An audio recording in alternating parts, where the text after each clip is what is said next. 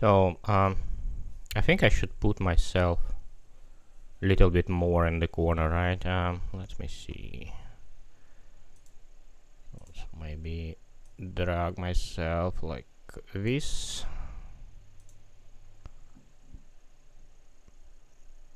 Okay, looks good.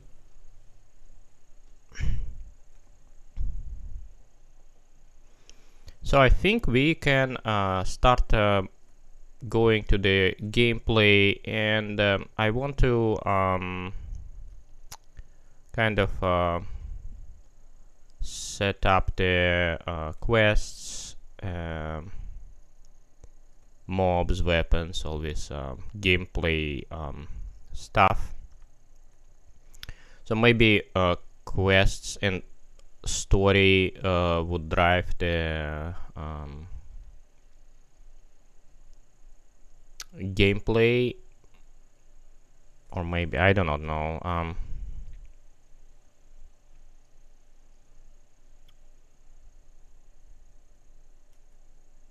So let me doing. Oh my God, what's going on? Guess I should do increment.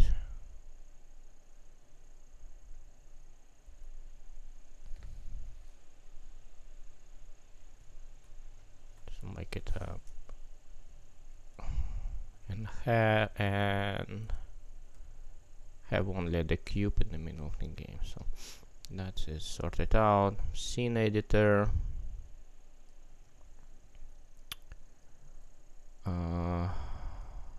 Miscellaneous.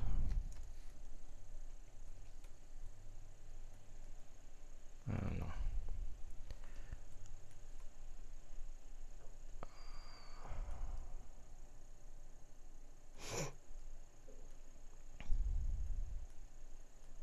Oh, point light is fixed. Yeah. So I guess I'll rearrange the stuff so it will not confuse. So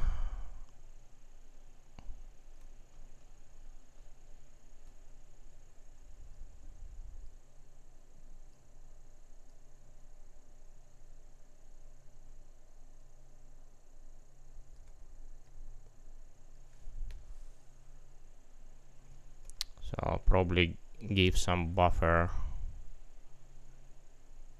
here.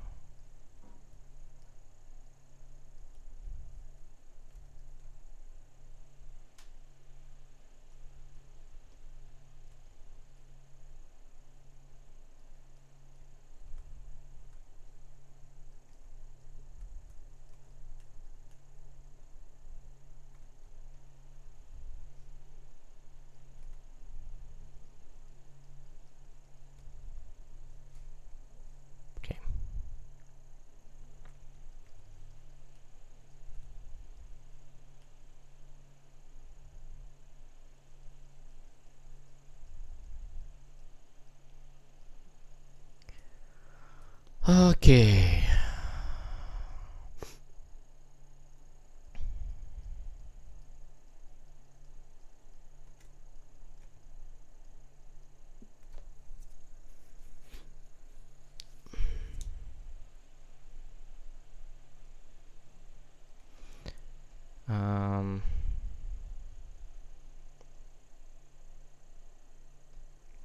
So I have kind of my previous attempt, which I start doing in Unreal Engine, then, right? And what I want to take from here is the parameters. So let's see. Game 025, not the assets, documentation, right? So I'm going to make the GGG file, code name game 025,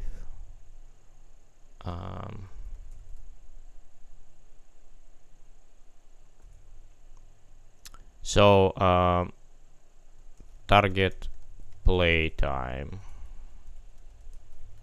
for 6 hours.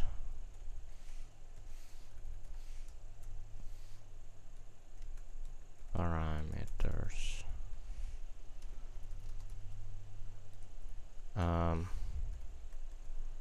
Number of quests.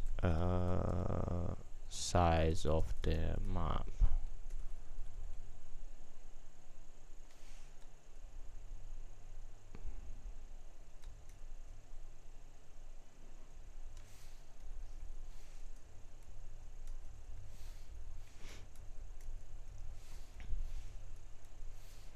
Number of mobs. Number of bosses.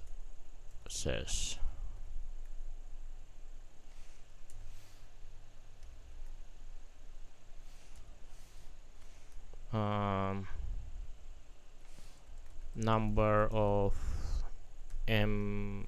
NPCs. Number of OSTs. Number of cutscenes.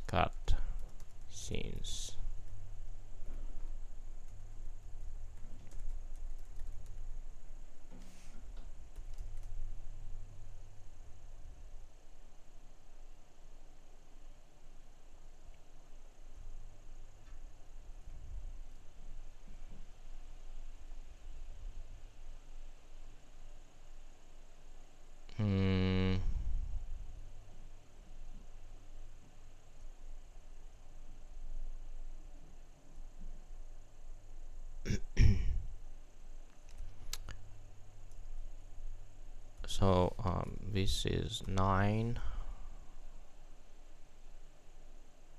I guess 8.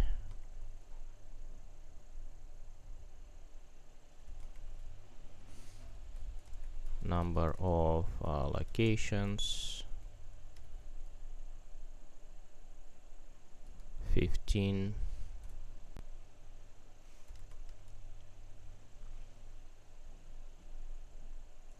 Number of quests. 12.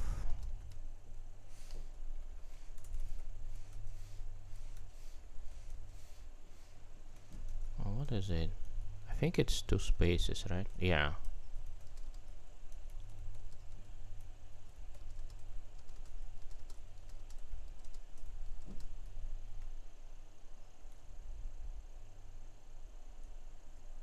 Quests.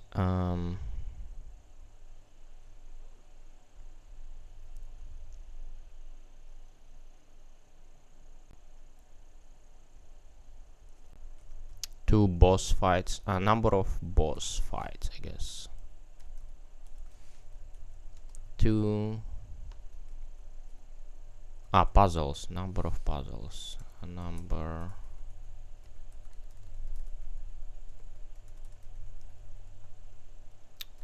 Four.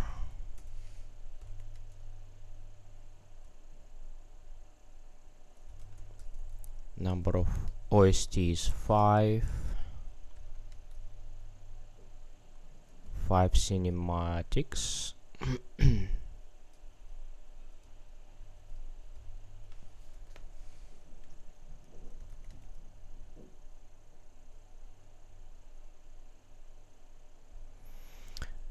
That's that's too long, like 2.5 minutes. Where did it go like always?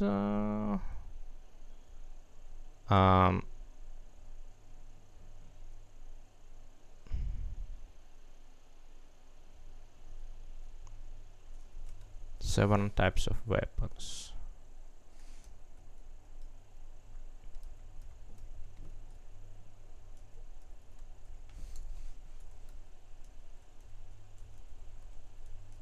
So I think I can get rid of this thing. It's understandable. This is number, right? Because I put number here.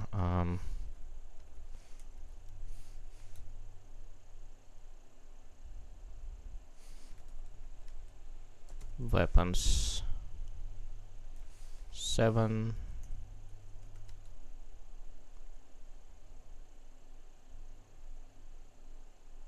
mobs 12, types of mobs.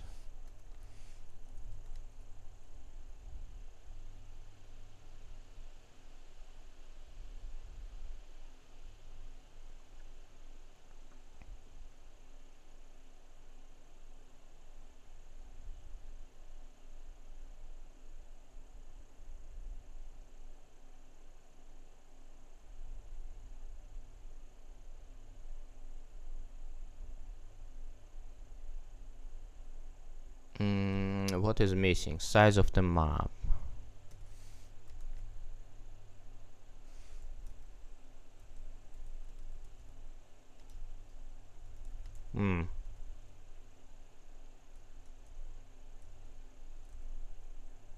Oh, scope. Okay, so it's a scope. Scope. 10 key characters.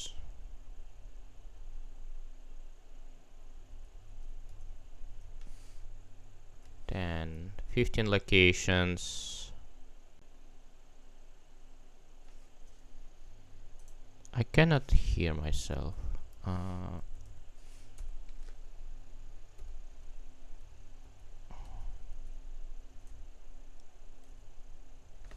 1, 2, 3, 1, 2, 3, 1, 2, 3, 1, 2, 3, 1, 2, 3. 1, 2, 3. Hello, hello, hello. 1, 2, 3, 1, 2, 3. I'm not sure.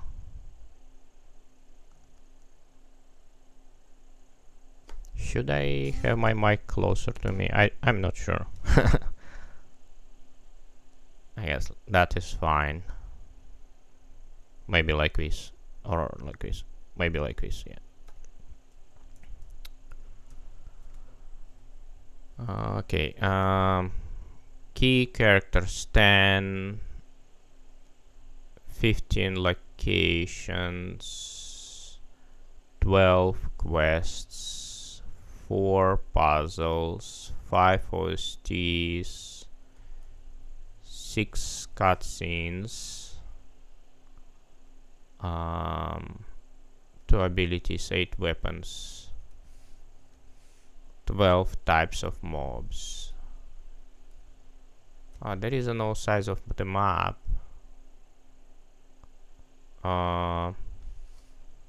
2 kilometers square.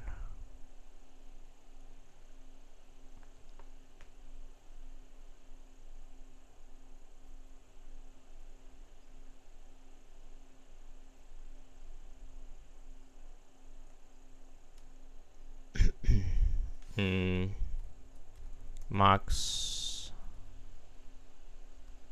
level.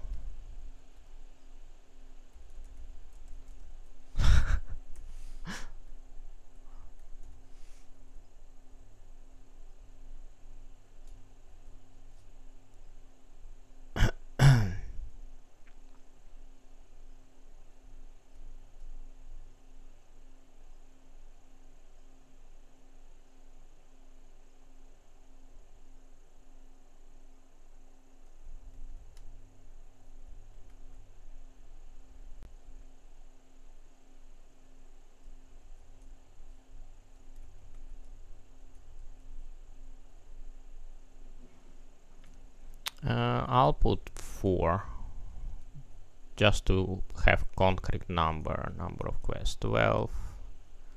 Size of the map.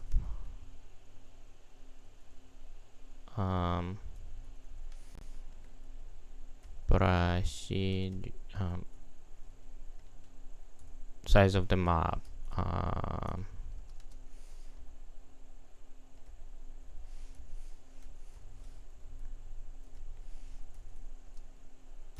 Baked 2 and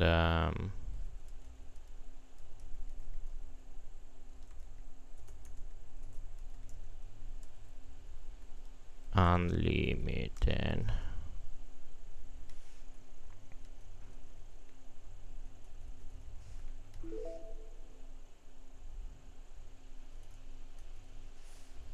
Procedurally generated. Unlimited. 2 square kilometers. Oh, that's fancy.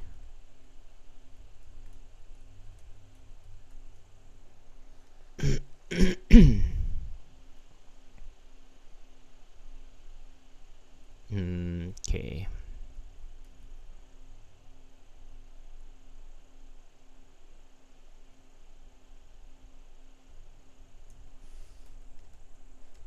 Premise. I think I have premise.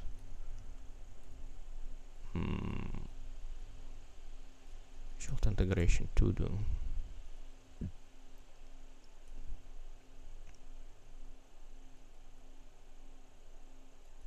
Oh yeah, rate casting. Probably, but it's should be easy to implement.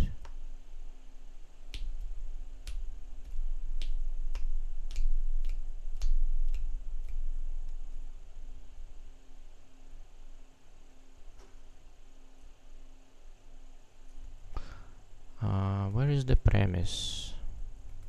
So let me write premise. I think this is everything what I need from my Godot. So let's close all these documents.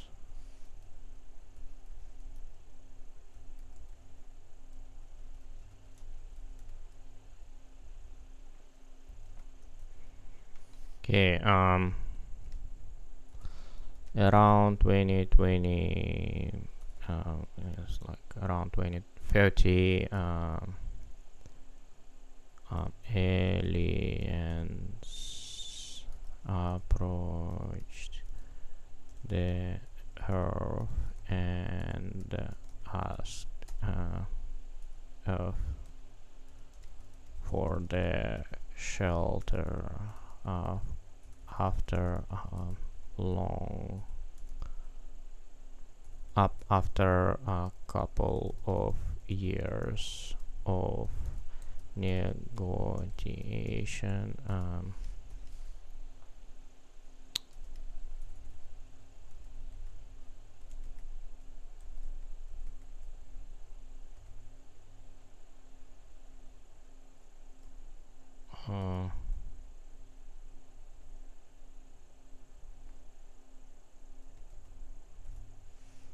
For a couple of years of negotiation, both sides reached what is it? Agreement. Aliens will give humanity cure from cancer. In exchange, they can live under ground on the Earth, off the Earth. Around 2030, aliens approached the Earth and asked for shelter. After a couple of years of negotiation, both sides reached an agreement. The aliens would give humanity a cure for cancer in exchange for being allowed to live underground on Earth.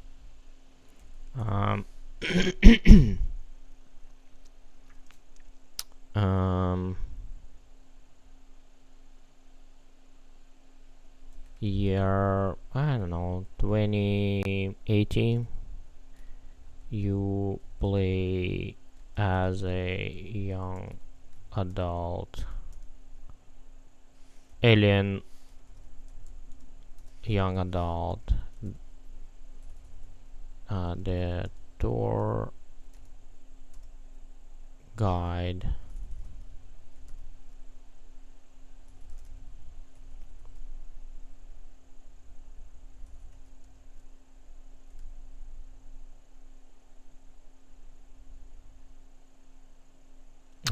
for the humans on alien underground city called Kara Den. You are your aliens have three races: alien, while dwarves, and chrome forge. While look like elves, with bluish tone skin, tall,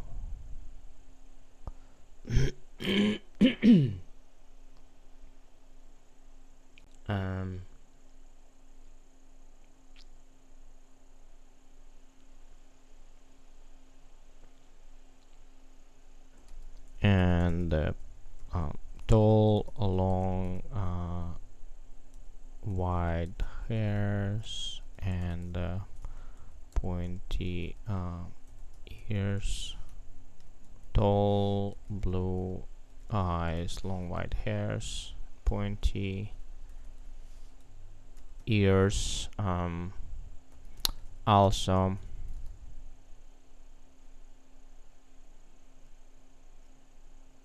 have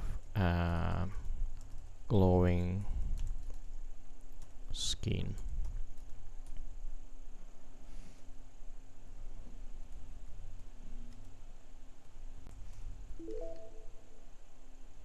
Year 2080. You play as a young adult from an alien species. The tour guide for humans is located in the alien underground city called Karaden.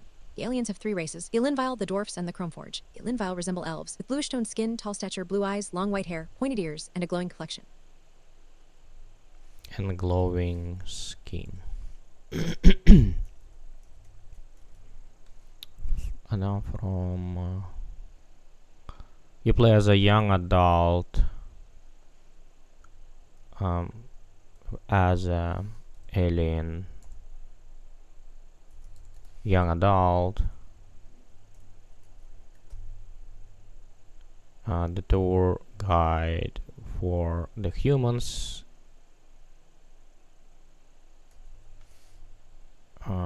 you are the tour guide for the humans to show the alien underground city called Karadan. The aliens have three races: the alien, violet dwarves, Cromfords. The dwarves are looking like classic dwarves, short, a lot of facial hairs, red hairs, potato nose.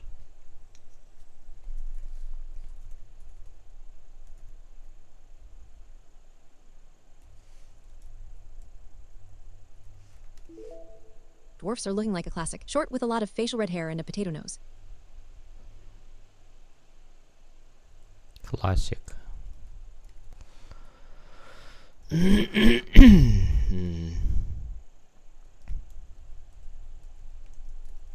Is are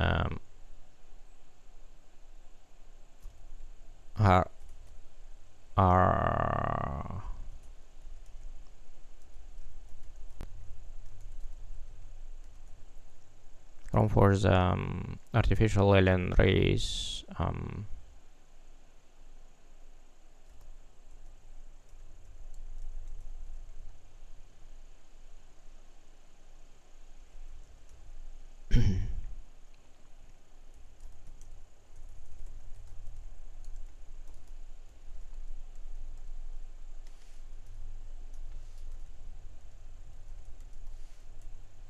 metallic shine, rounded features.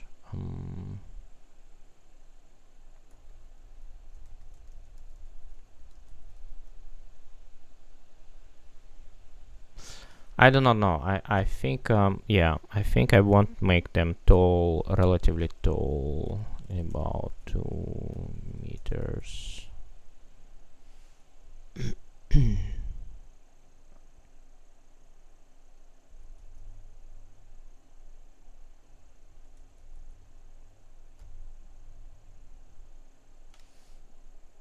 And strong.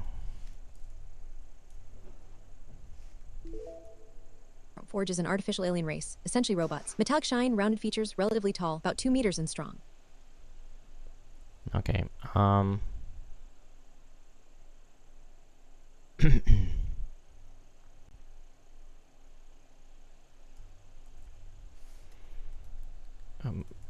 Aliens are not allowed on the Earth surface. In general, right? Aliens in general are not allowed on the Earth's surface.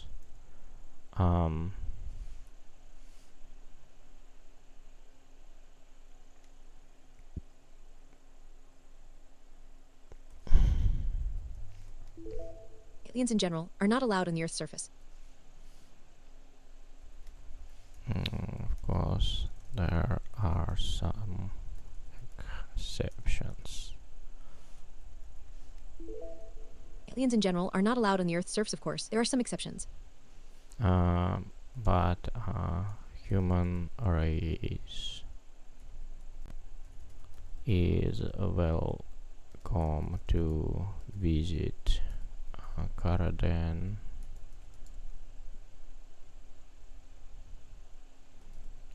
There is a hub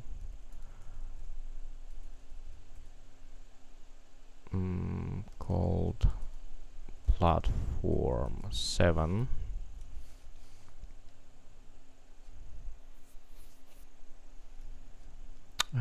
where human can get to the underground city Karaden. There's a hub called Platform 7 where humans can get to the underground city of Karaden.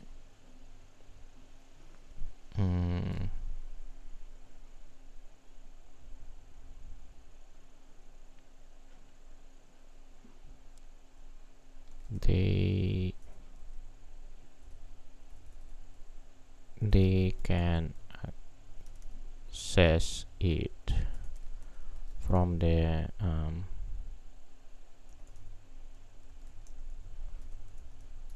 system. 10 elevators are arranged in the circle. They can access it from the elevator system. 10 elevators arranged in a circle.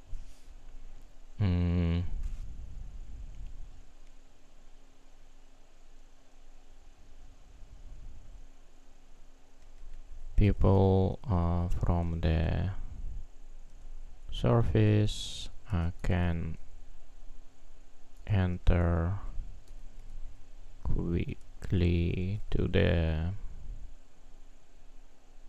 hub, but there are human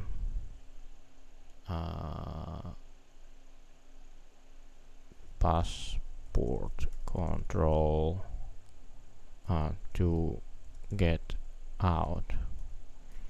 Also, human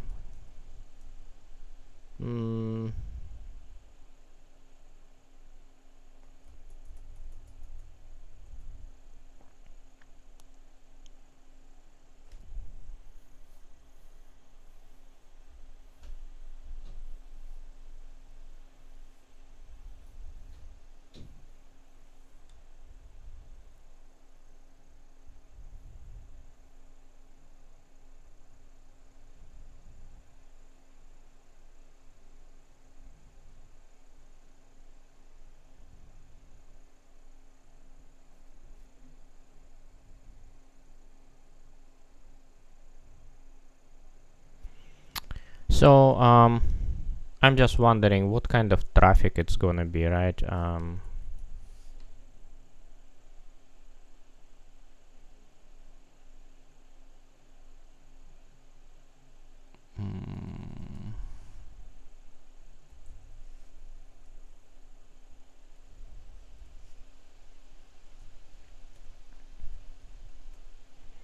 So this is the area, right? So I'm pretty sure. Yeah, I put the.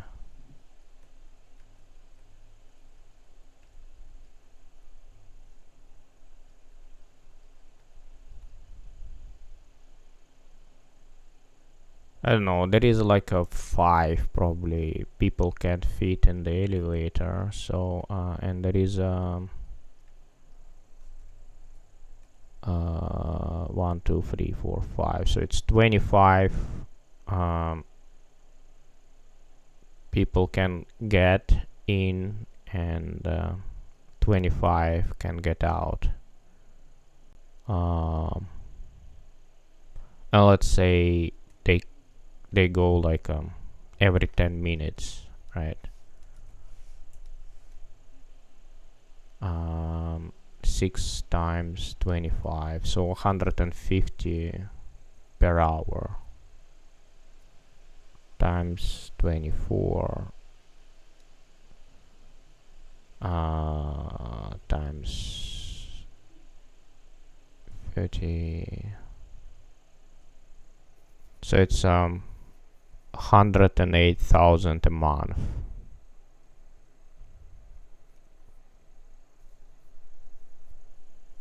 Yeah, it definitely feels low.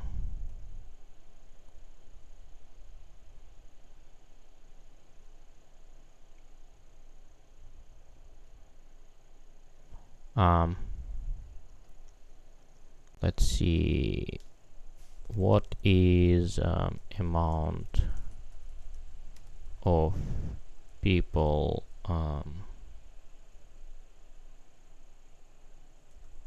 traveling through LAX airport?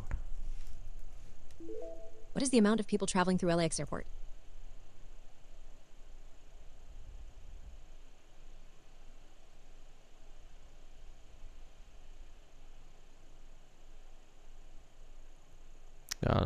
One of the busiest travel hubs occurs that from 20 approximately 73 million passengers.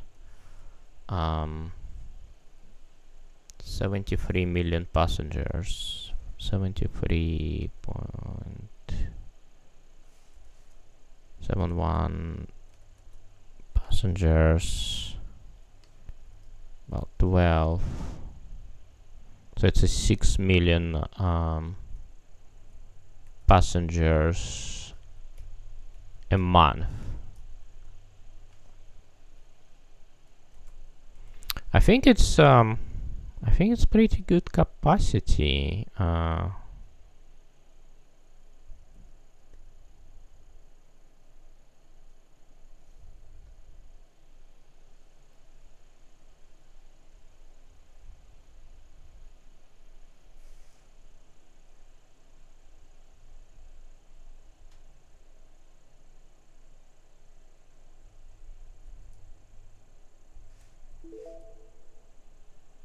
Aliens in general are not allowed on the Earth's surface, of course. There are some exceptions, but human race is welcome to visit Karadan.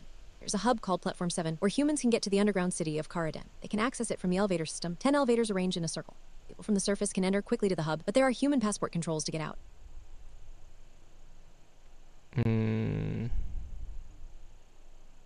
Okay. 5 elevators.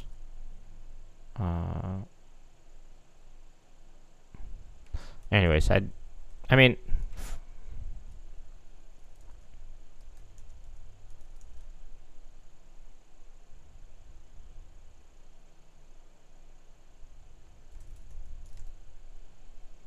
one side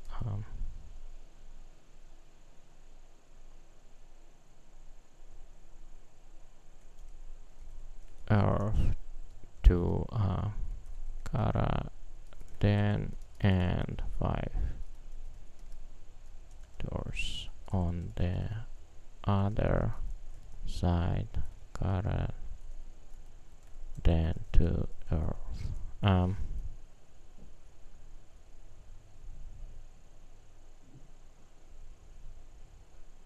On the size garden, so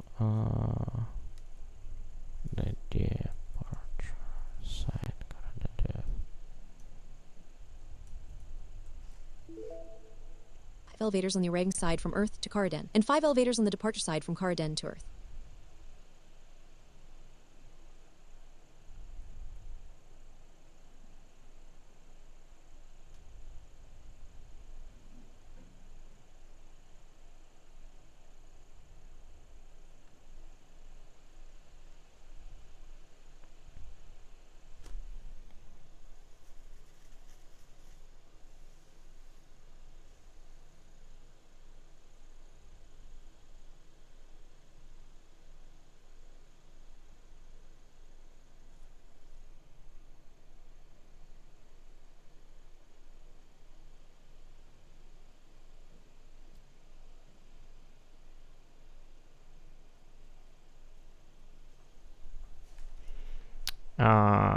So essentially it is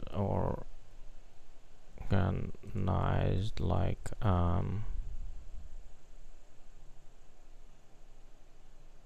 border, I guess, like not essentially, but what the world, also like a border between USA and Canada.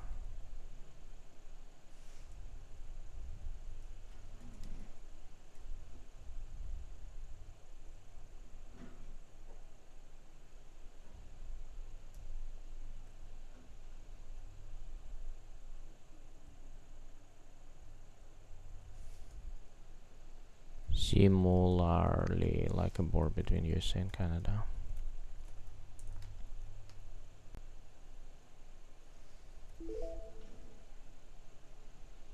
Aliens in general are not allowed on the Earth's surface, of course. There are some exceptions, but the human race is welcome to visit Karaden. There's a hub called Platform 7 where humans can access the underground city of Karaden. They can access it from the elevator system, 10 elevators arranged in a circle. People from the surface can enter quickly to the hub, but there are human passport controls to exit. 5 elevators on the arriving side from Earth to Karaden, and 5 elevators on the departure side from Karaden to Earth. It is organized similarly to a border between the USA and Canada.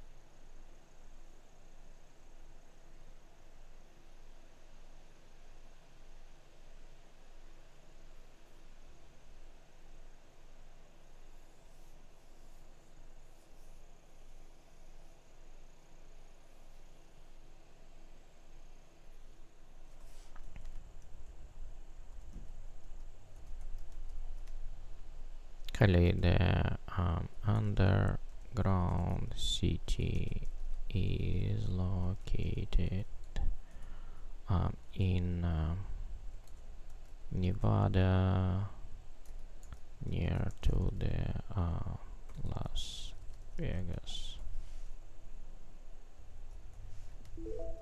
Geographically, the underground city is located in Nevada, near Las Vegas. Okay.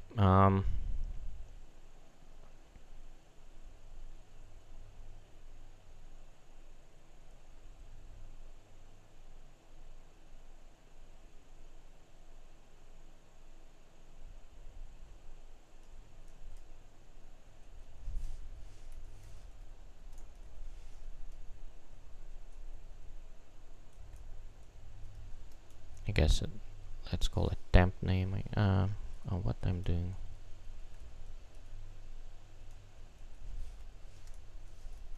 Temp name.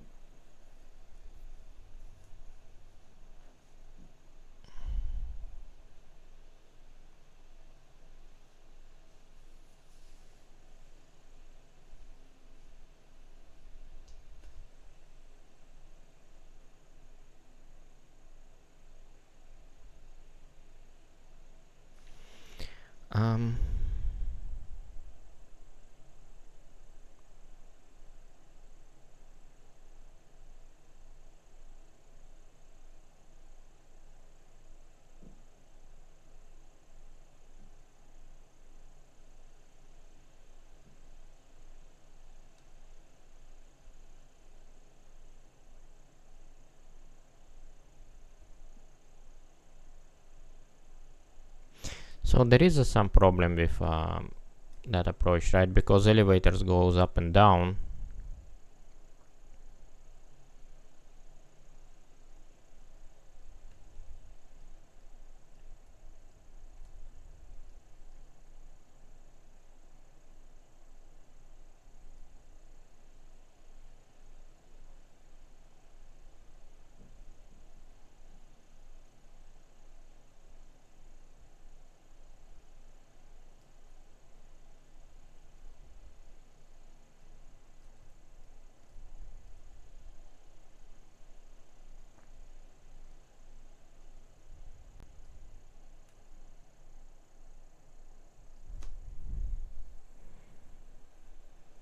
So elevators can go up and down, but if I split this thing in 5, right, like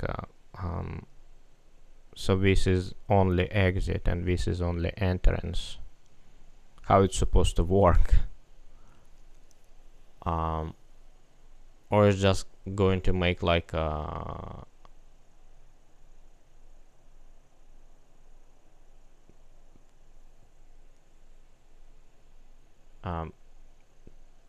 empty trips up, maybe, I don't know. It seems to be wasteful.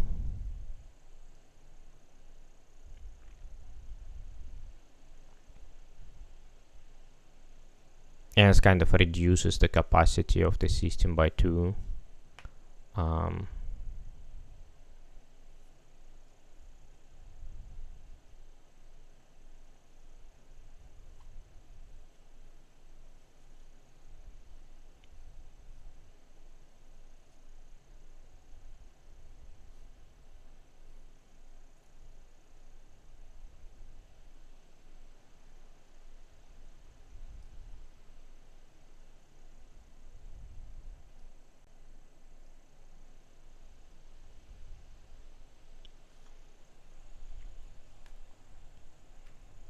So as well, I'm thinking maybe I should make the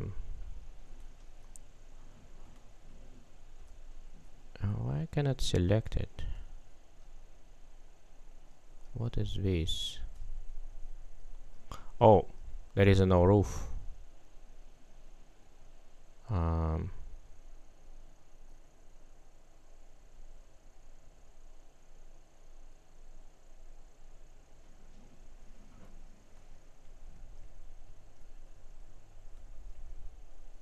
So probably I should put it. Okay, let me.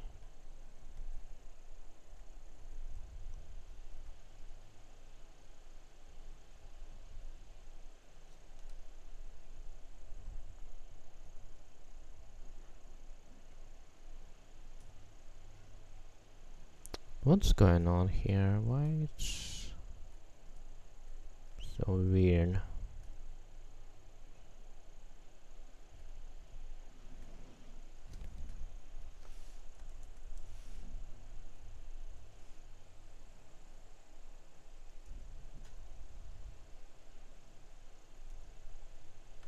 What's going on? Why it's gonna do the thing? Are they not connected, maybe?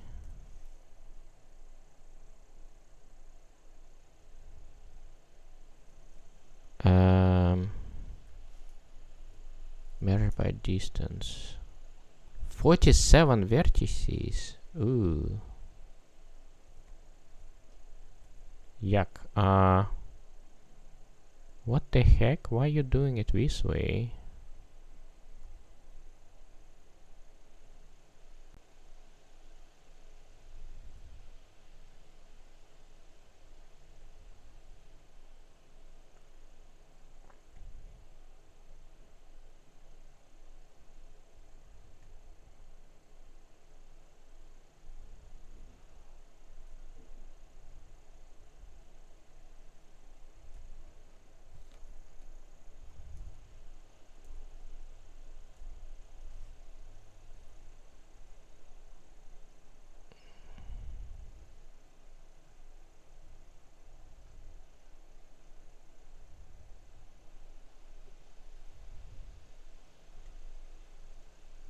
So essentially I want to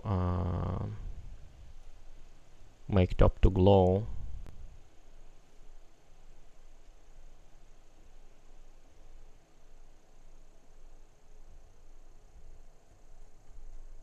Right.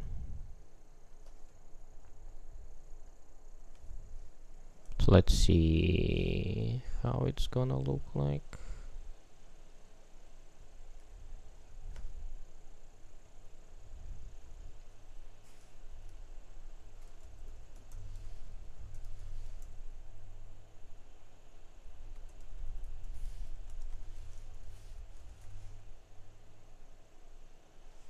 Oh, it's not glowing.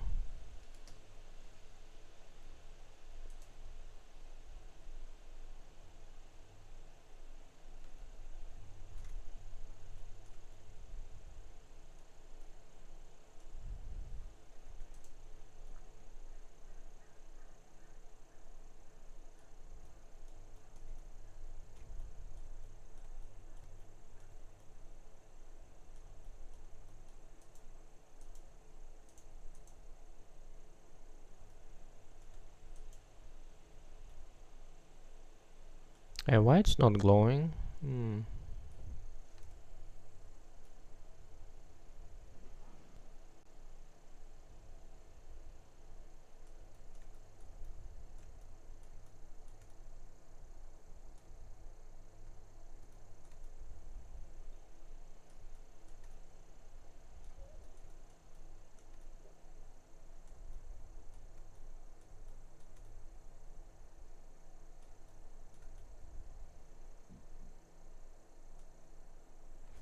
Why you're not glowing?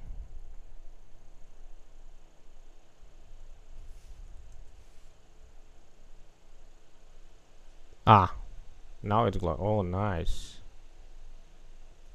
It actually gives like a really nice vibe.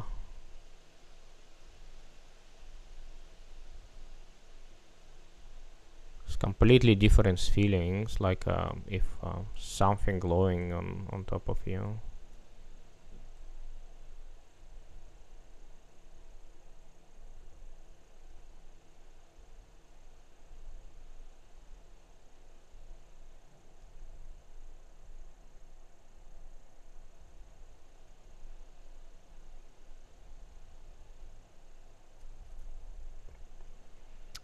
So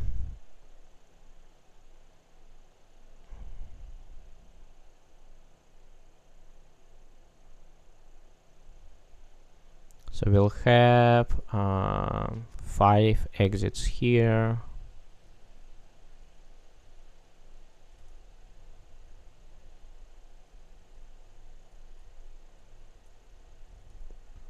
Five entrances here.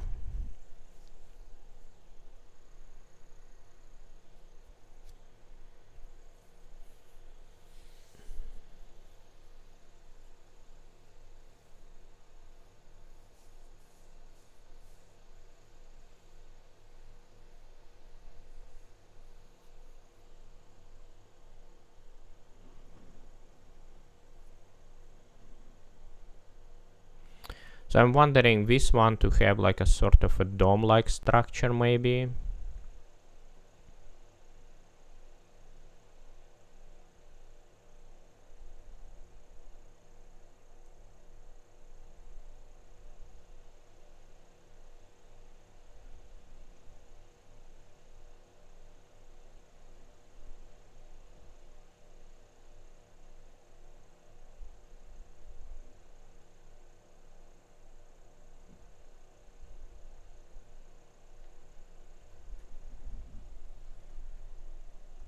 Okay,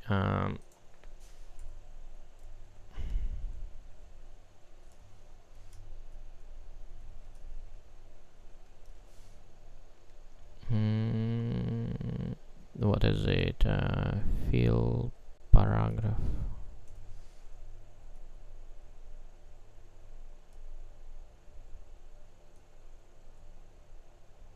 Okay, premise.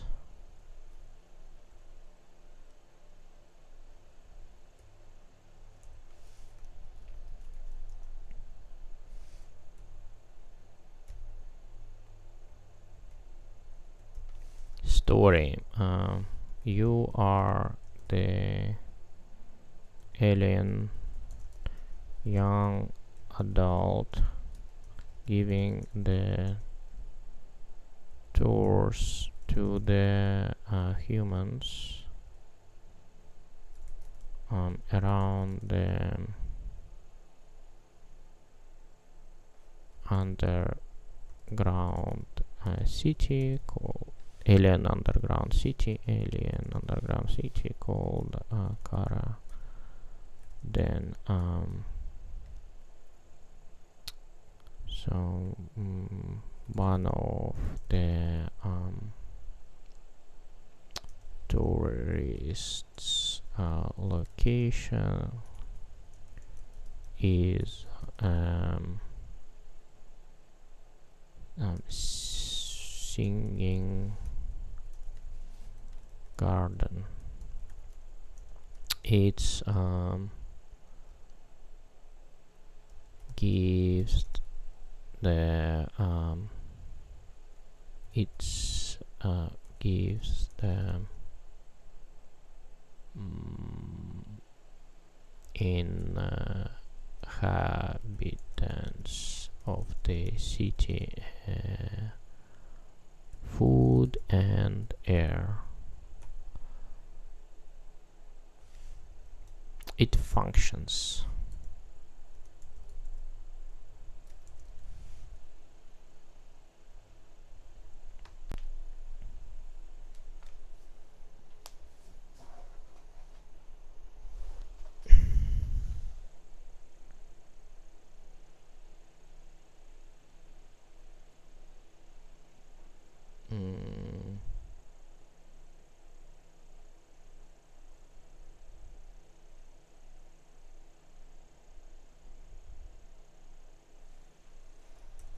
So the short cut scene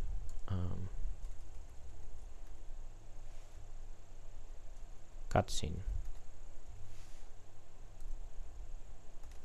You are making a live stream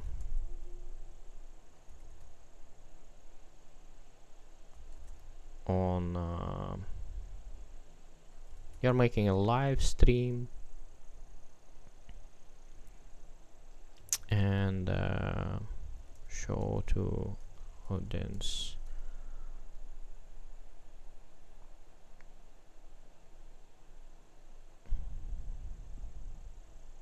the wonders of the underground city. During the live stream there are brief interaction with the tourists.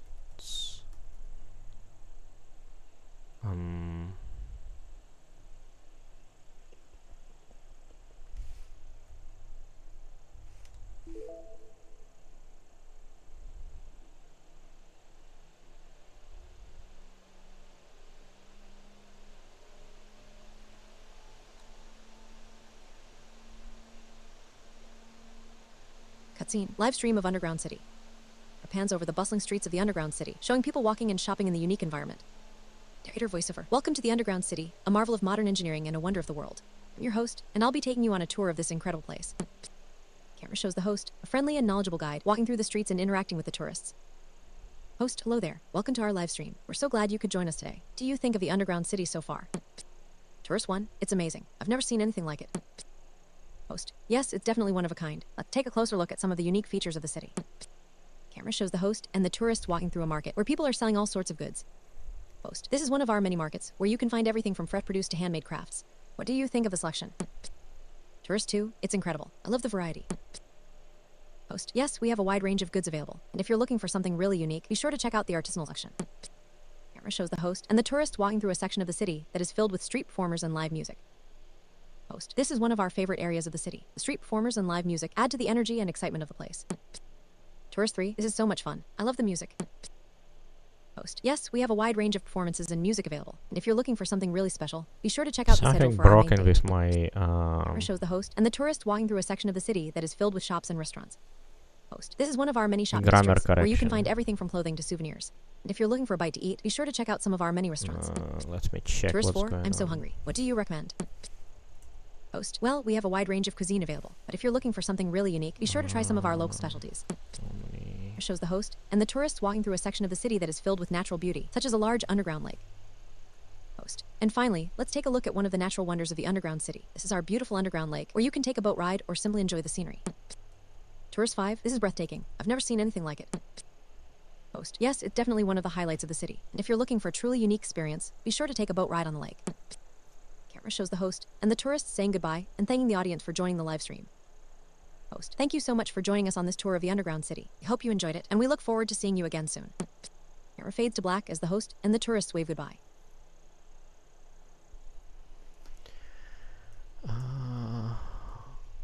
Current model.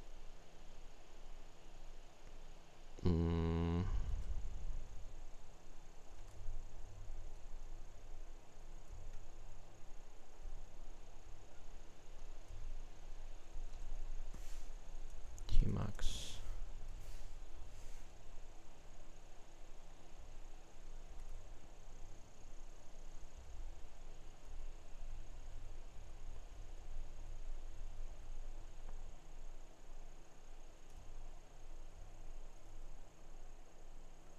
So I was doing completion. Yeah, it did do completion, not the chat.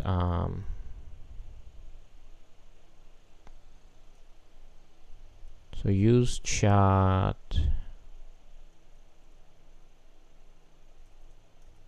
So this is the completion.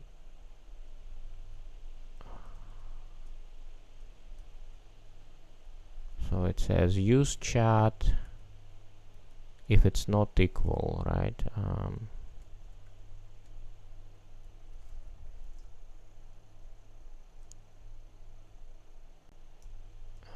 And it was doing completion all the time.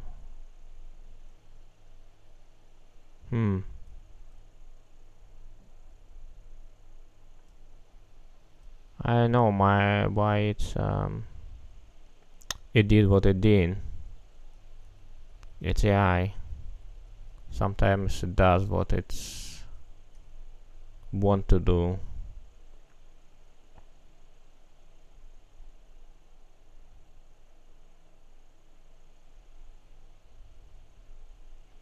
I'm wondering if I should upgrade, right? So right now on instruct model.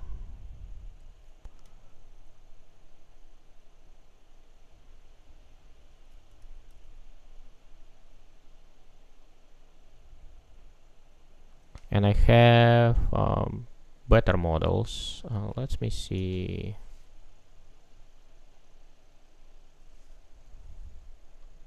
What models do I have?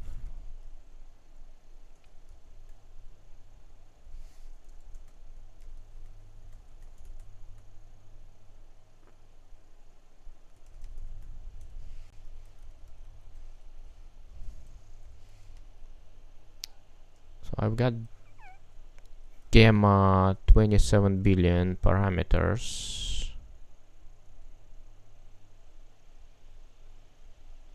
mmproj model. I don't know what is mmproj. It's like what I recently download. Quen. Yeah, Quen is great. So maybe I should use Quen.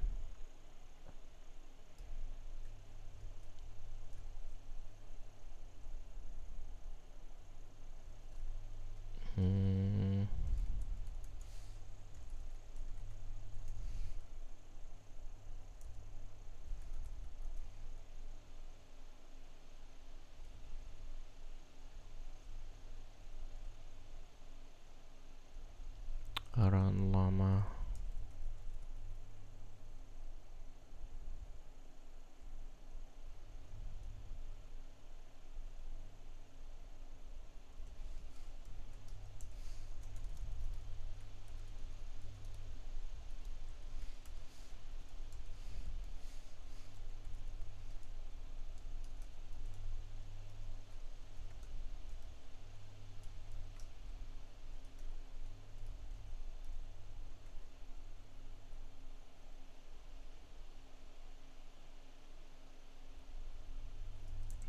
I think I should disable reasoning, but I do not remember how to do it. Hmm.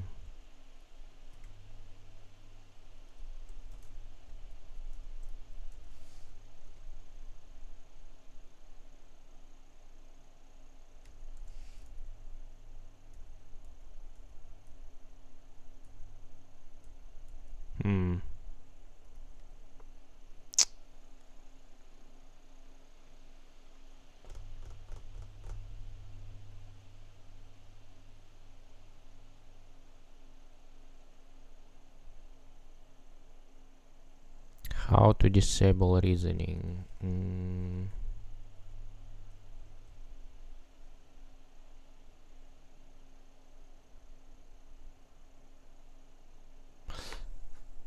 Yeah, 1 second.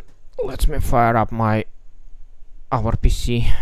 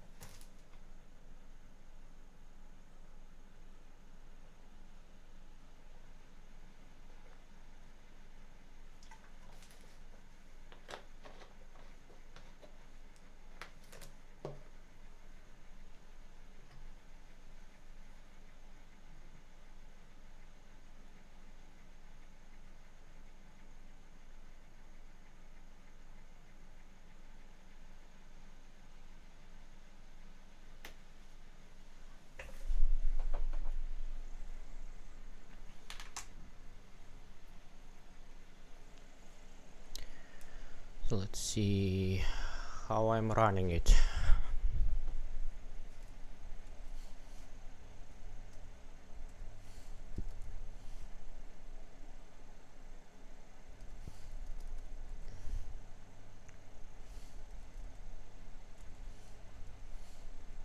Hmm.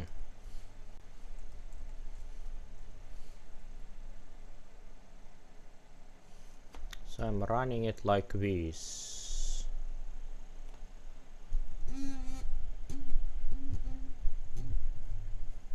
So let me copy all these parameters.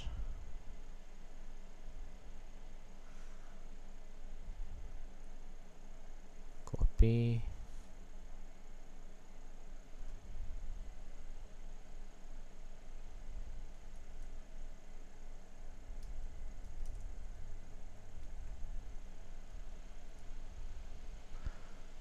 F auto M quen ngl. I don't think I need these.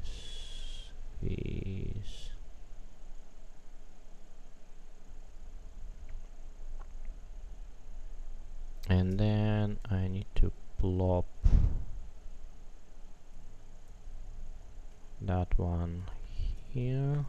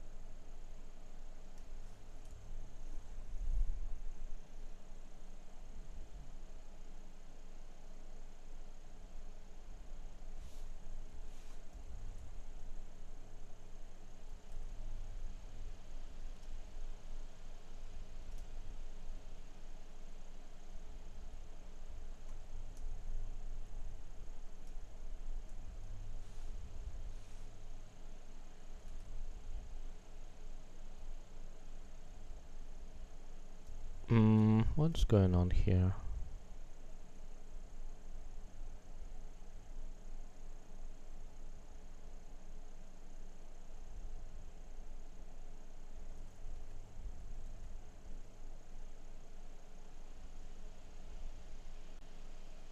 I do not understand what's going on here.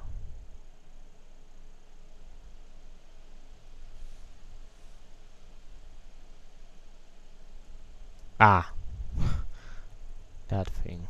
Okay. And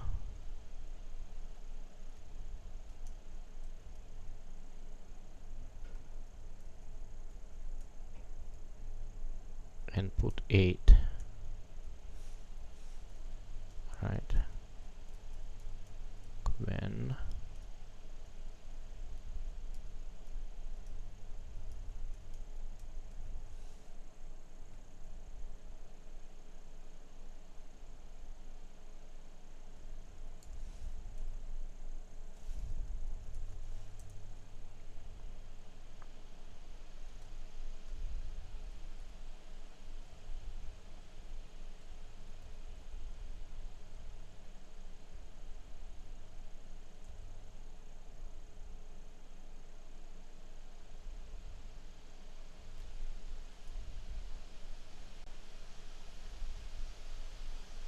okay, it's loading Quen model.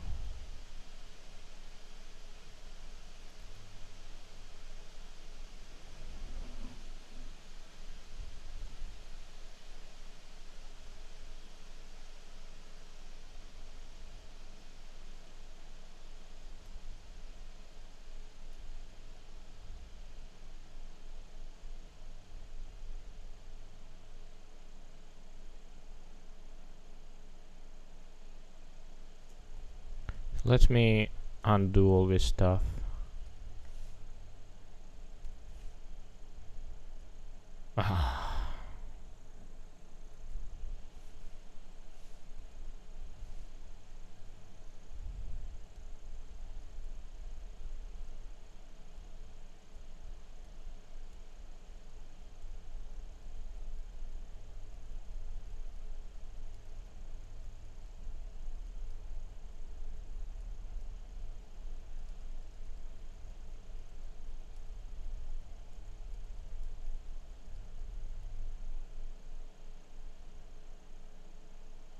We are making a live stream and show to our audience the wonder of the underground city. During the live stream, there is a brief interaction with the tourists.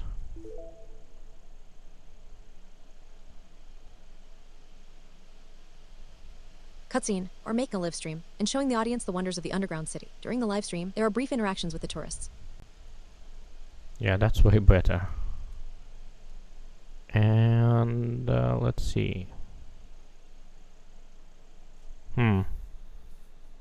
Still calling the completion though.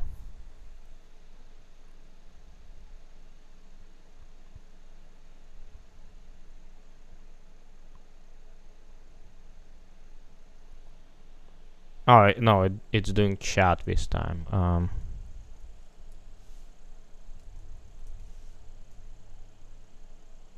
Oh, it was doing chat as well in the previous attempts. Ah, maybe this is the problem. It was doing chat. Anyways. Let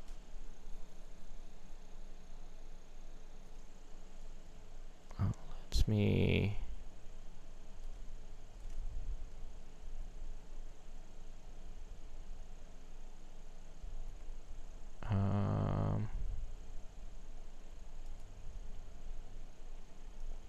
I'll keep this thing.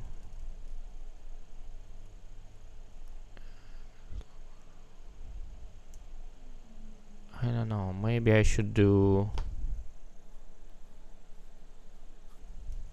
get current model.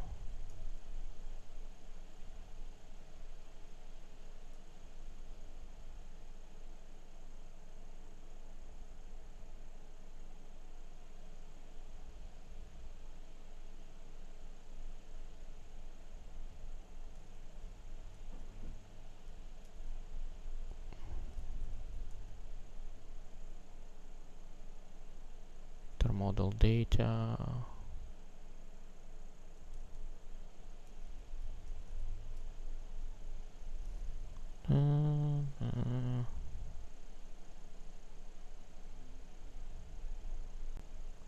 localhost.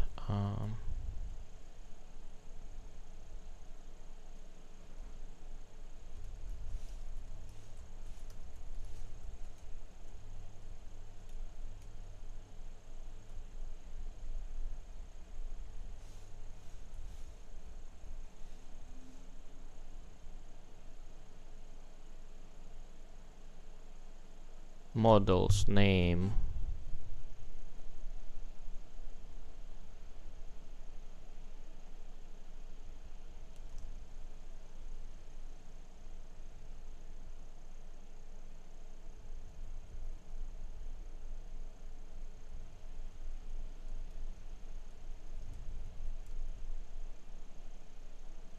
Data string ID. Does it have ID? Oh, it does have.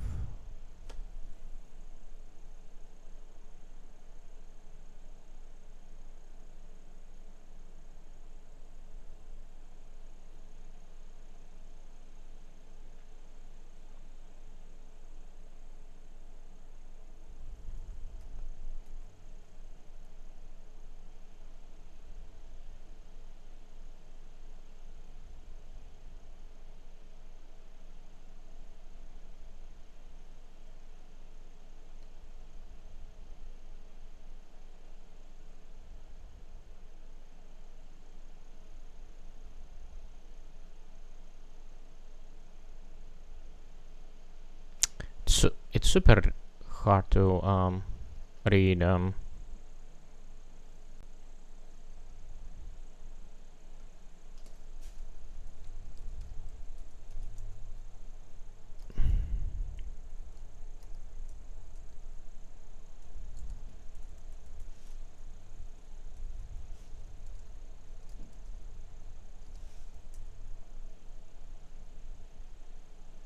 JQ.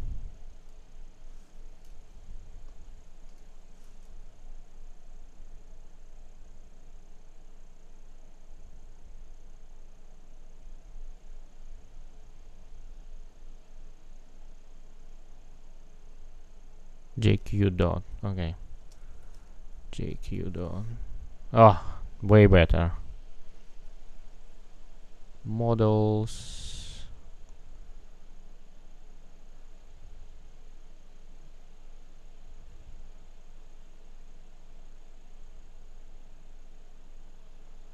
So there is a no ID, so it's a lie. There is a data. So am I looking at data or I'm looking at data. Okay, so there is ID, but check is incorrect. So it's a full path. It should be like this.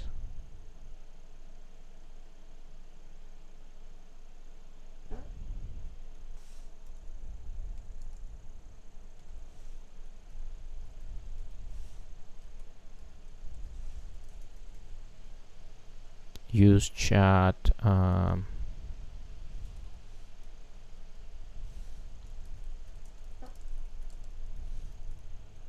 So I think that way.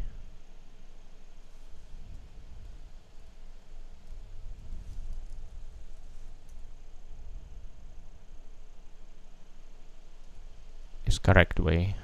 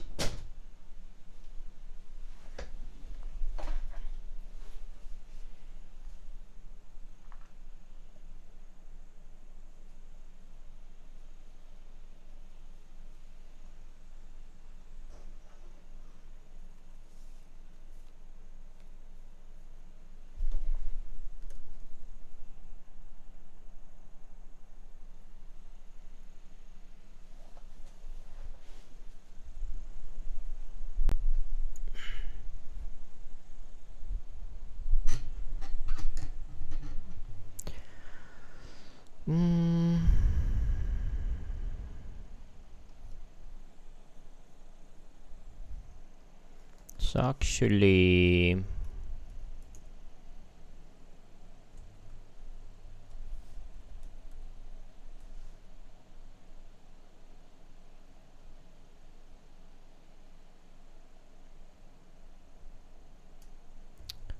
let me look at the models list LLMs.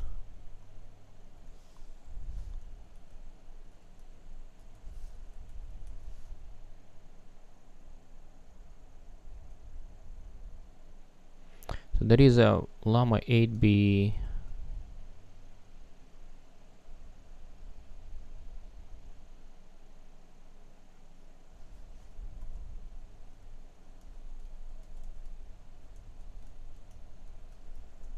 Use chat if it's not a Llama 8B.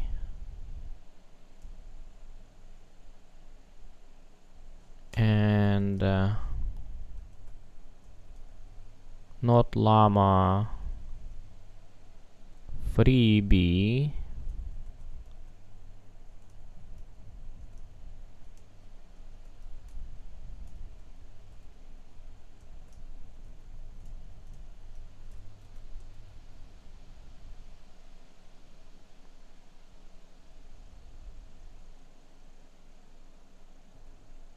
It should be not Llama V8B.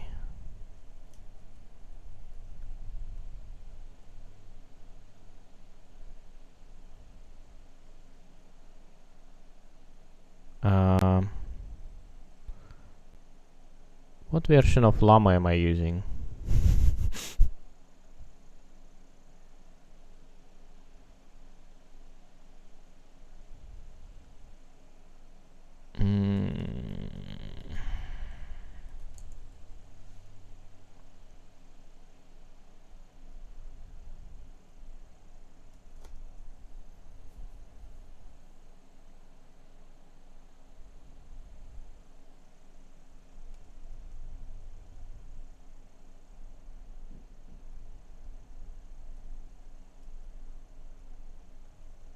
So I'm using that version.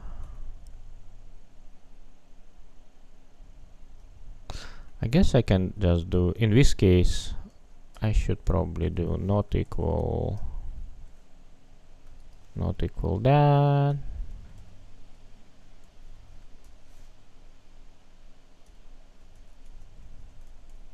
And not equal that.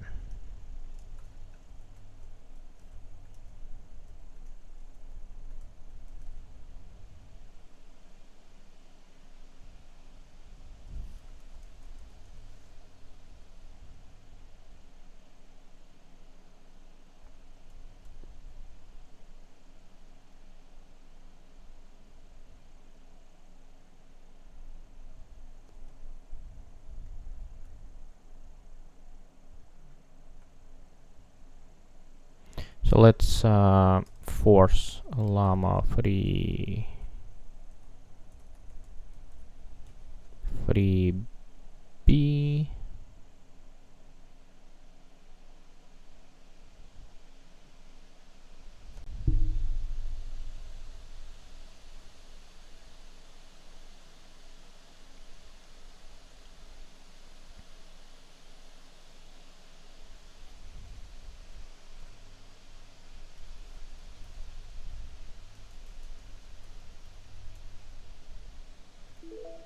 To create a file, visit it with CXCF and enter text into its buffer.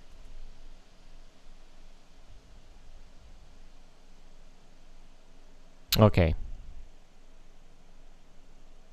It's doing right thing. So let's switch back to Quen.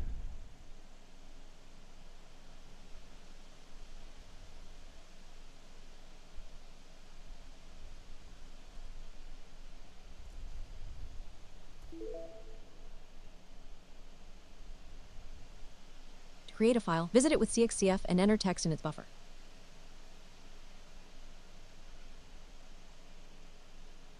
And Quen did better.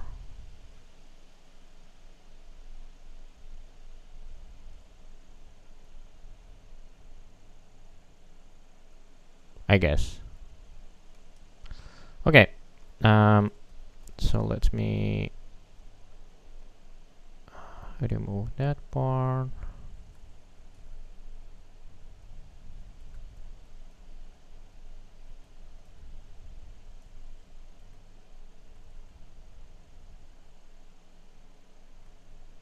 Um,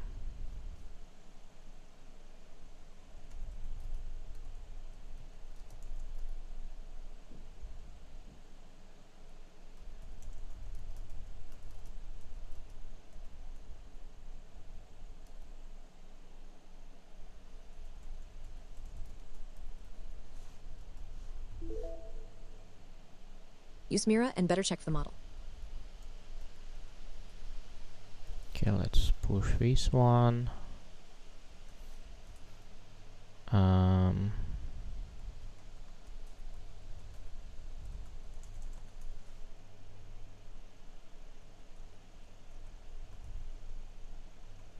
I don't know what is this.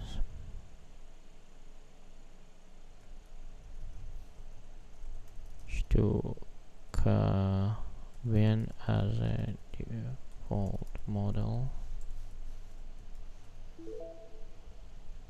Switch QN as the default model. Gwen.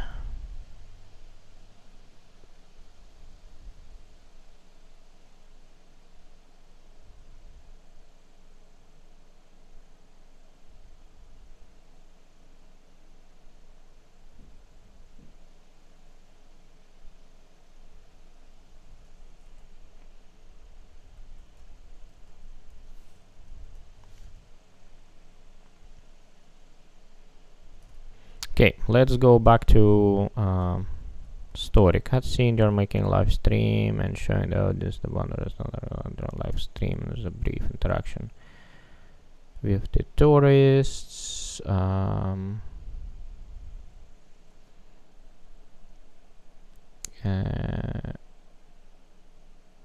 don't know. It was like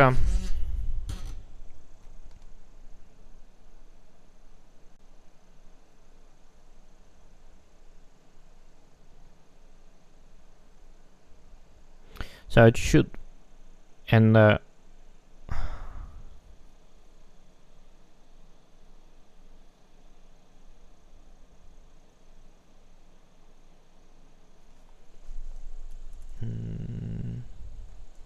game starts. Tourists are left. You have got the first quest, pest control. You need to go to the singing garden and get rid of pests.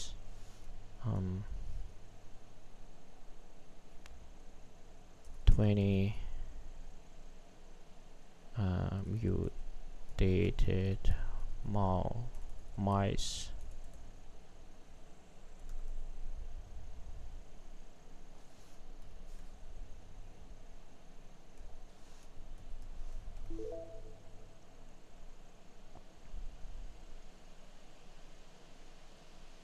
Game starts. Tourists leave. You have got the first quest, pest control. You need to go to the Sing Garden and get rid of 20 mutated mice.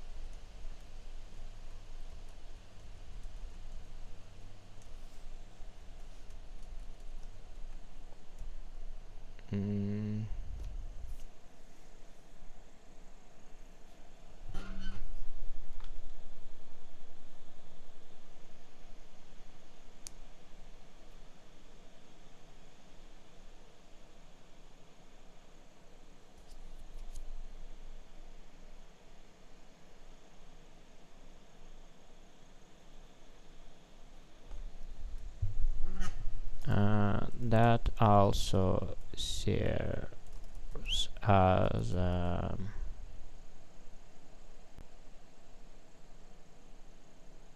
tutorial.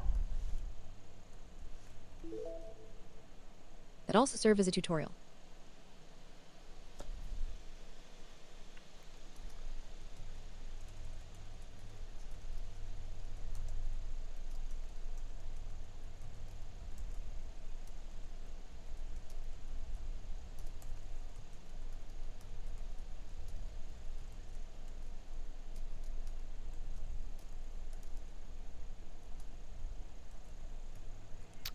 Got the call from your dad. You're a young adult.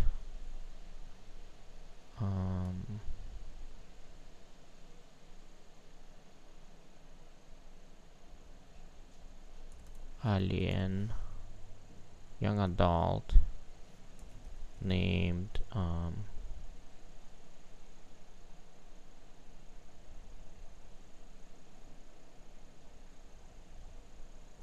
Kira, giving the tour from your dad.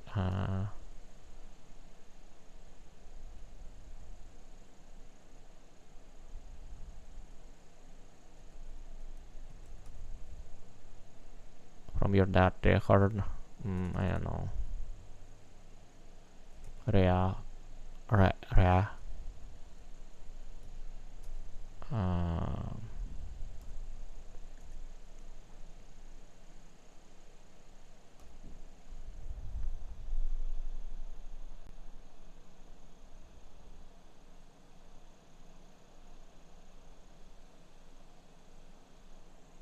So maybe not a call, text message.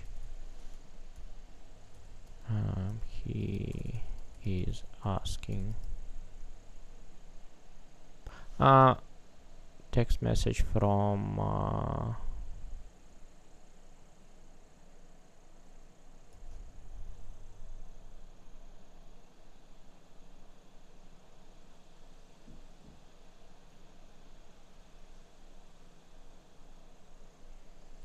your dad's doctor.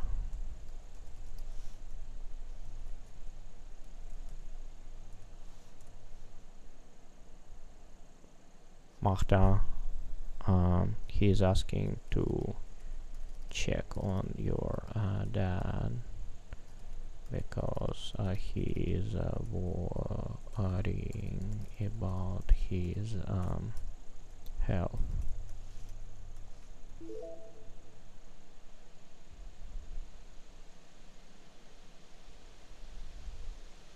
You finished the tutorial, and like 20 mutated mice, you got a text message from your dad's doctor, Mata. He's asking you to check on your dad because he is worrying about his health. And killed 20 mutated mice.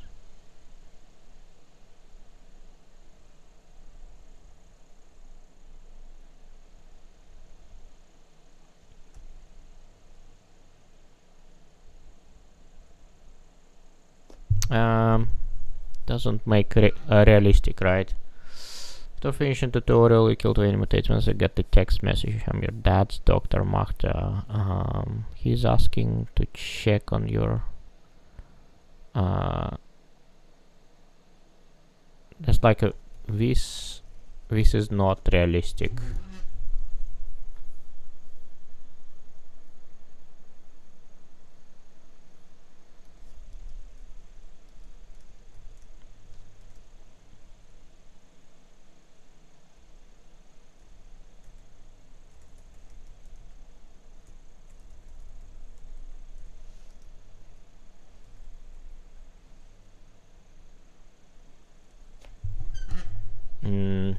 How to make you to go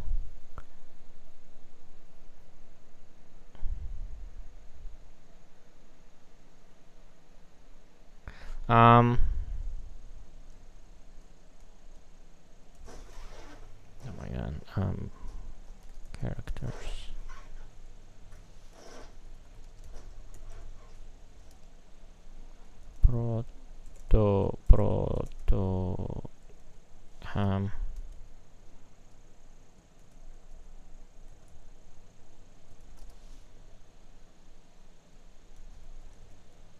Main hero of the game, the player playing that. doctor.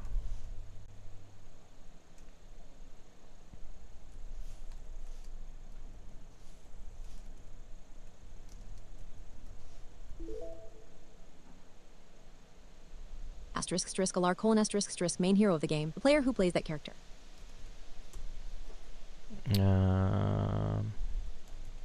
Macht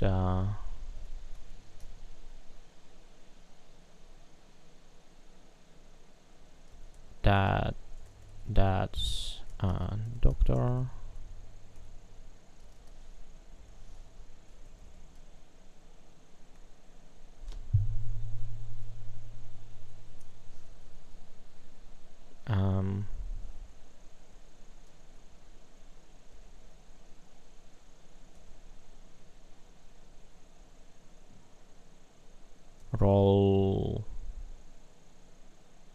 Roland.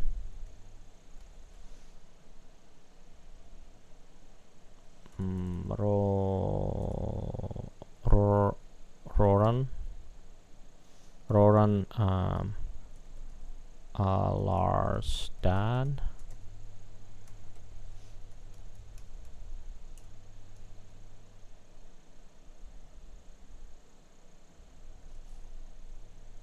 Roran's doctor. Mira.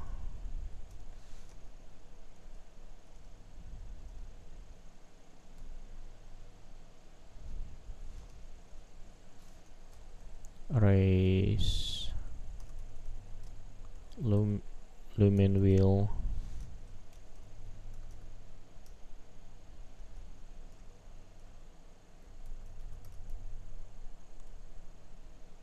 Ellenville. Ellenville.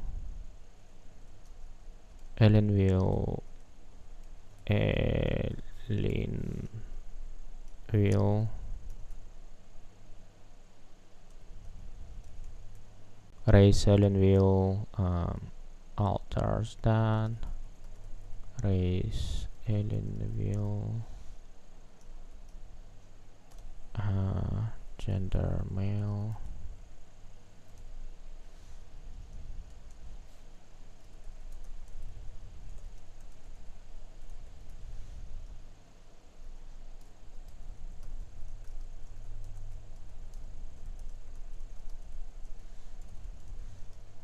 Mira,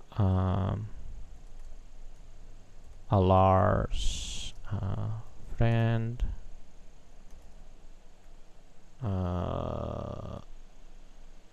souvenir shop owner, race human, gender female.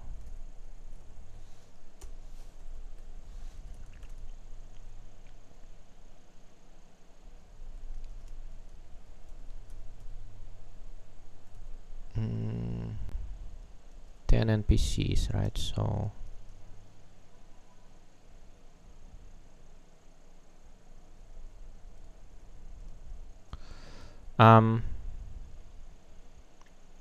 you got the text message from your dad, Roran.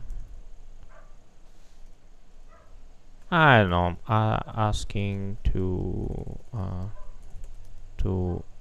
visit him.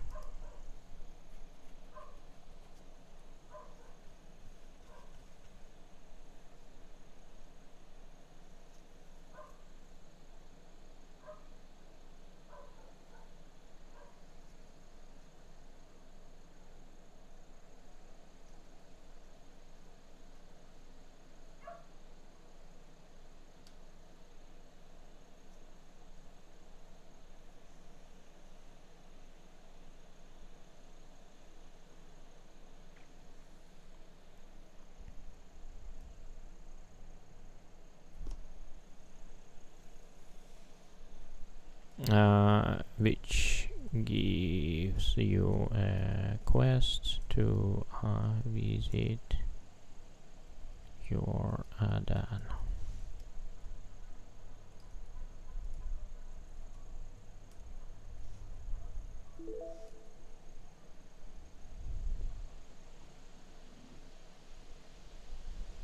you finished the tutorial and killed 20 mutated mice, you got a text message from your dad, Roran, asking to visit him, which gives you a quest to visit your dad.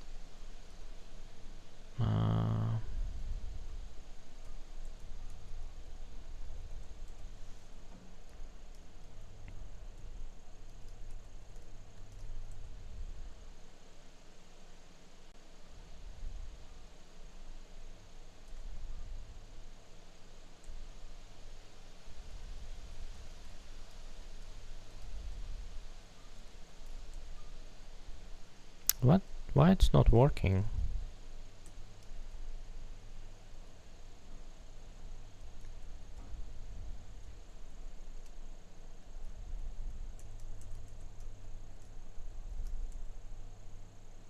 Hmm.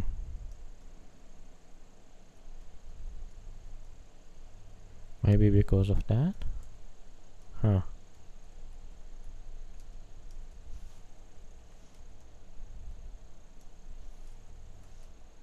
Oh, wait a second.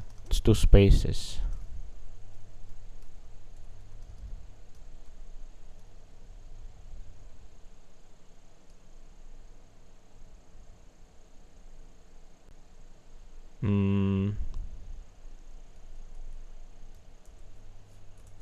You go, I visit your dad.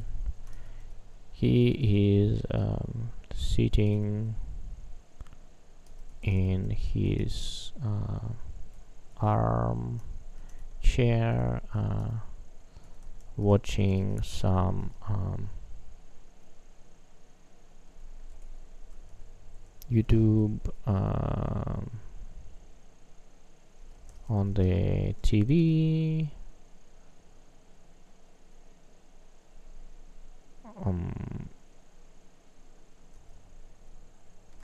Bubble thought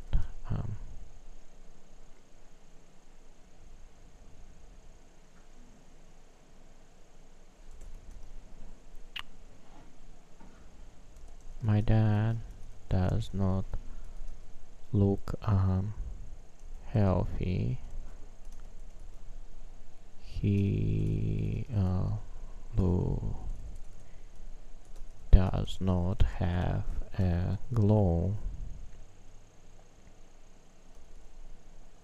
Maybe I should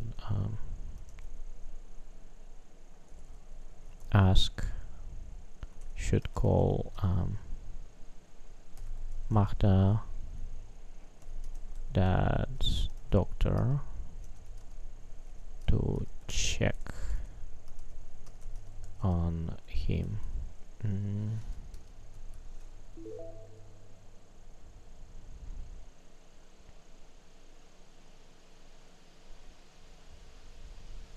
You go visit your dad. He is sitting in his armchair watching some YouTube on the TV. But although my dad does not look healthy, he does not have a glow. Maybe I should call Mata, Dad's doctor, to check on him.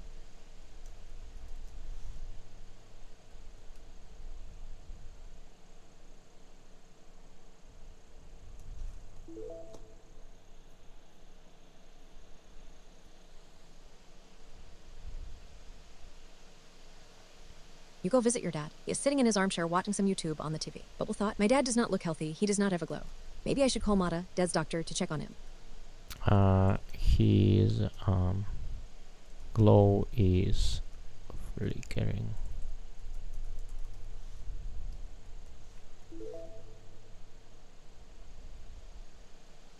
You go visit your dad. He is sitting in his armchair watching some YouTube on the TV. His glow is flickering.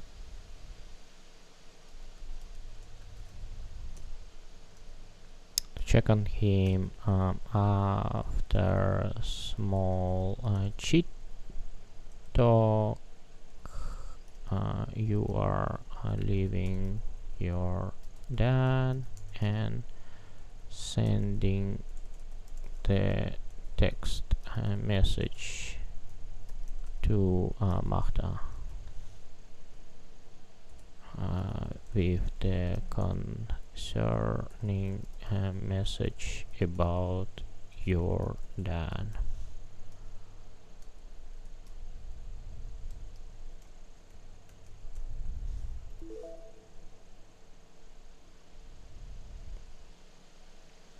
After After a small chat, you are living with your dad and sending text message to Mata with a concerning message about your dad.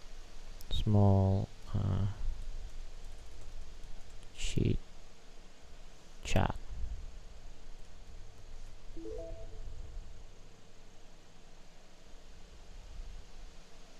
After a small cheat chat, you are living with your dad and sending text message to Mata with a concerning message about your dad. Mata.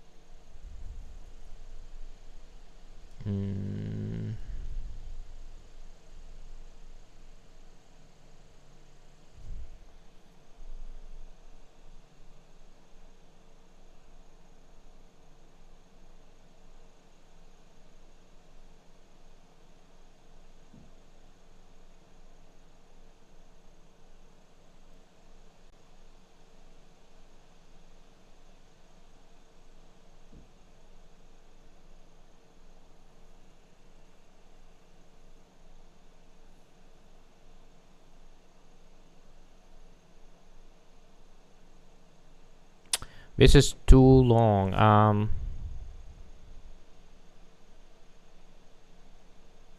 So I think maybe I'll just receive the message from Mata to escort my dad.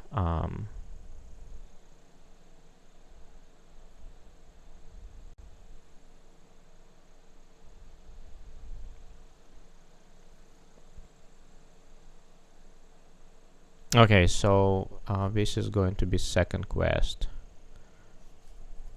Quests.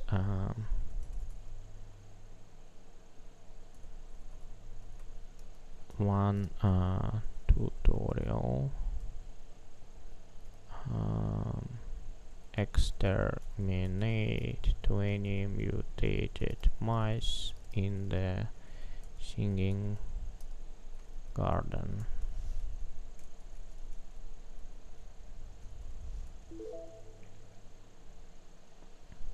One tutorial. Eliminate 20 mutated mice in the Sing Garden. 2 escort your dad Alar to his doctor Roran.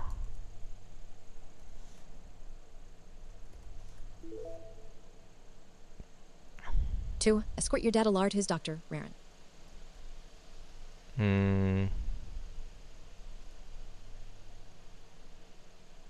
First change, you got the text message from Magda, your dad's doctor, who is asking you to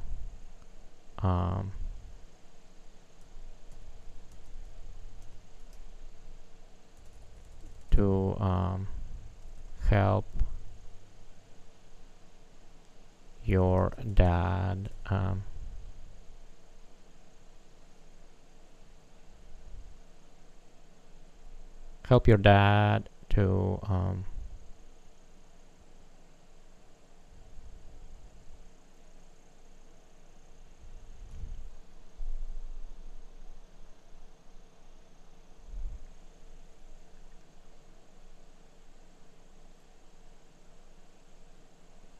visit Magda in his office.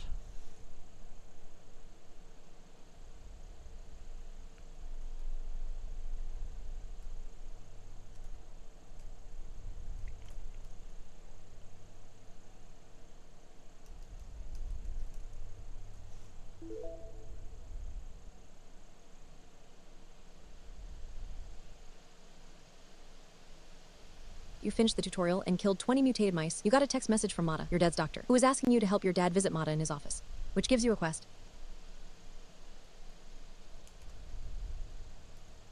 You visit your dad. He is sitting in his armchair watching some YouTube on the TV. His glow is flickering. His glow is flickering. That we do not need.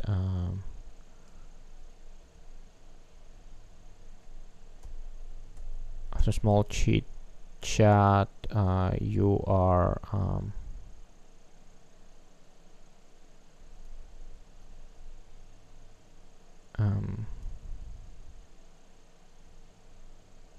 flickering.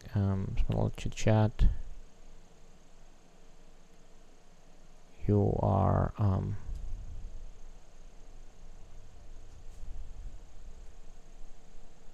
your dad, and you are going to Magda's office. In the office, Magda tries to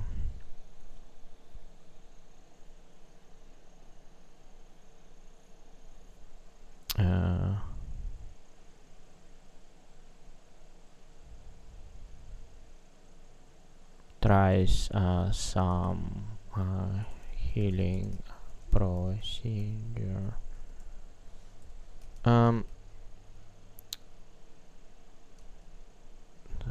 The text message from Magda, your dad's doctor. He's saying your dad got sick, and he's asking you to help your dad visit Magda in his quest.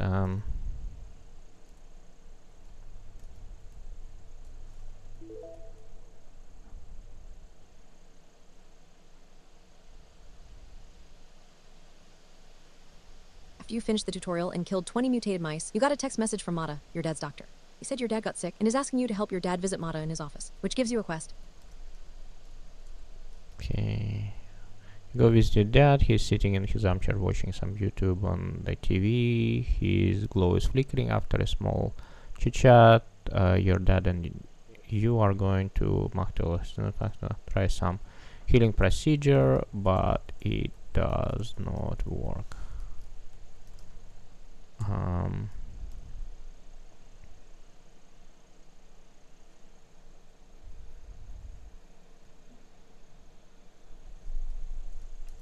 You escort your dad back to his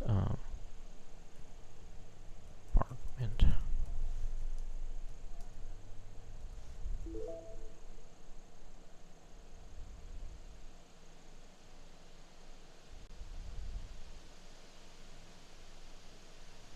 You go visit your dad. He is sitting in his armchair watching some YouTube on the TV. His glow is flickering. After a small cheat chat, your dad and you go to Mata's office. In the office, Mata tries some healing procedure, but it does not work. You escort your dad back to his apartment.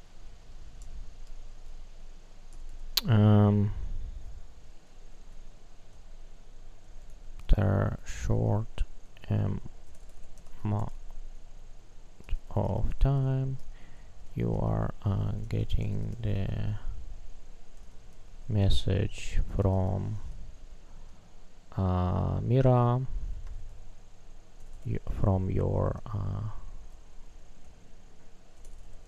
human friend Mira. She stating she learned about yours dad sickness, and said she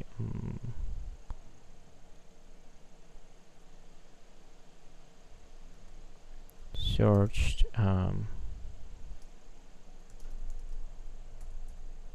she ran some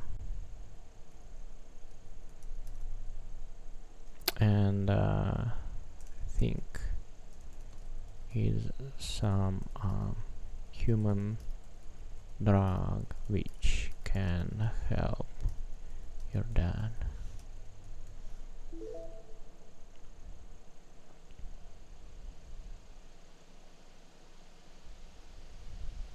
short amount of time, you are getting the message from your human friend Mira. She stated she learned about your dad's sickness and said she ran some research and thinks there is some human drug which can help your dad.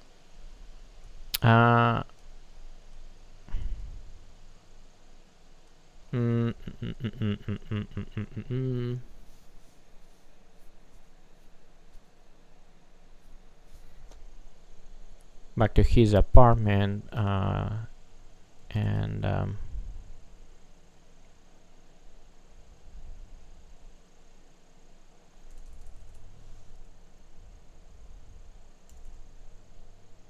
sometimes getting message from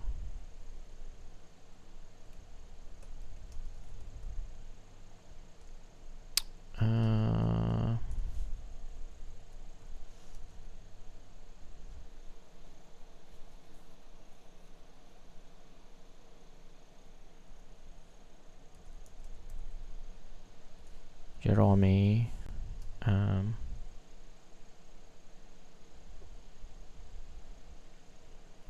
Chrome Forge race, Chrome Forge gender,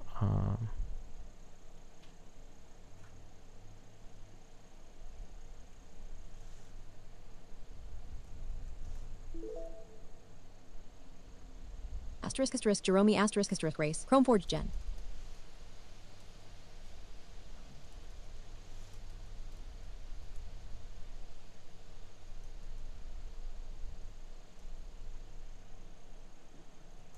no gender.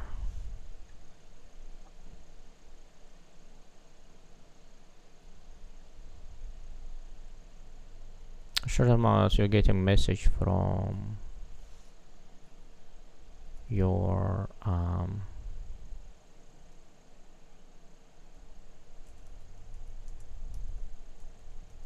Jerome, they stated they learned about your dad's sickness. I don't know. I guess I don't know.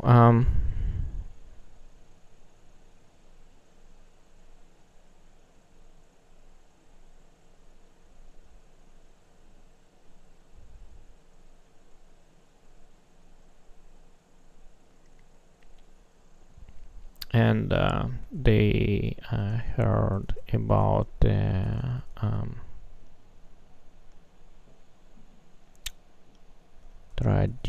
traditional healer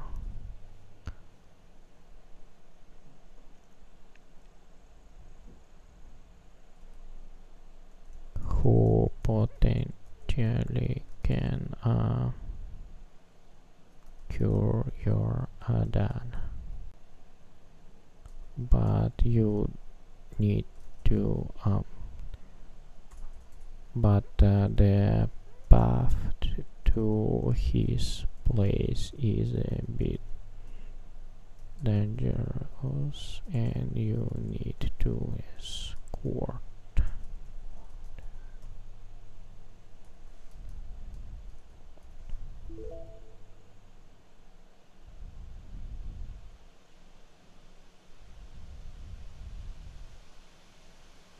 After a short amount of time, you are getting a message from your friend Jerome. Stated they learned about your dad's sickness, and they heard about the traditional healer who potentially can cure your dad.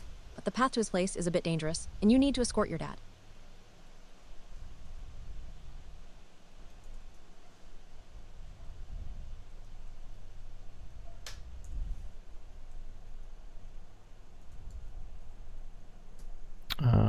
Traditional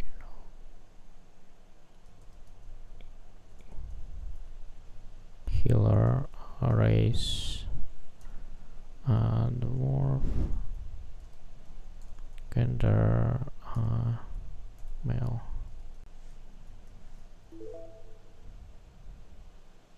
Asterisk asterisk Worgen asterisk asterisk traditional healer race. Dwarf gender, male.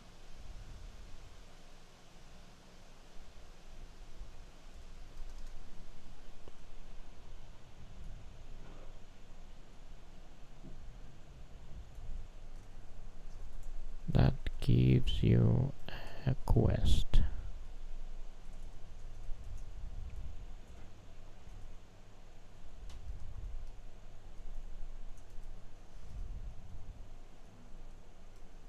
So your dad, after a small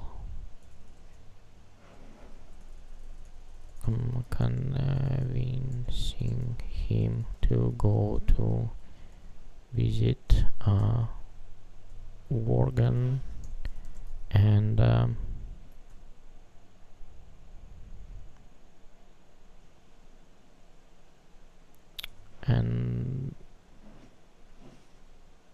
you and your dad go to Worgen place. The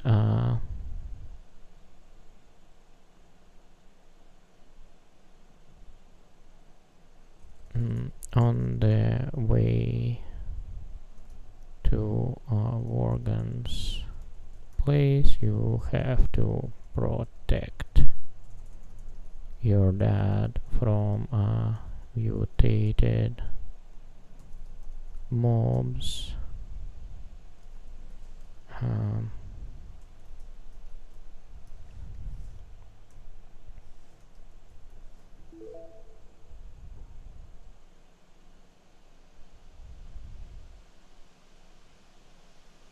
You go visit your dad, convincing him to go visit Worgen, and you and your dad go to Worg's place.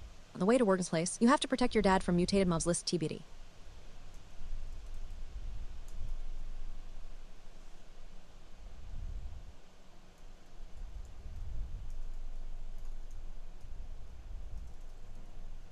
Quest.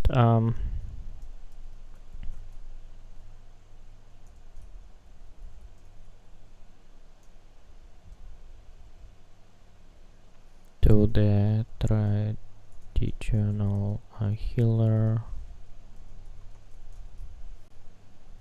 Worgen.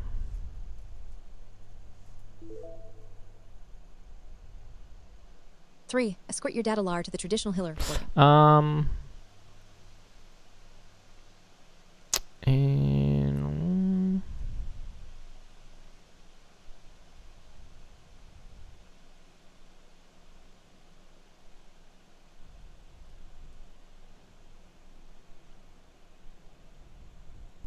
from your friend Jeremy, who states that your Chrome Forge friend Jeremy, they stated they learned about your dad's sickness and heard about the traditional healer Worgen who potentially can cure your dad. Let's give you a quest to visit Worgen.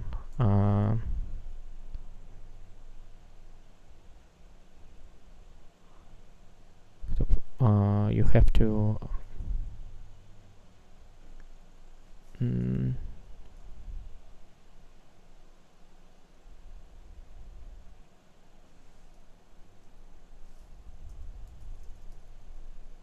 if mobs list mobs list TBD.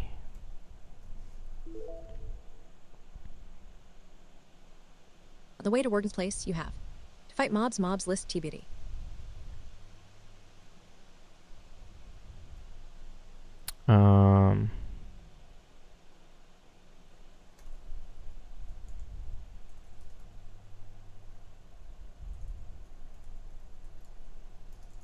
Needs some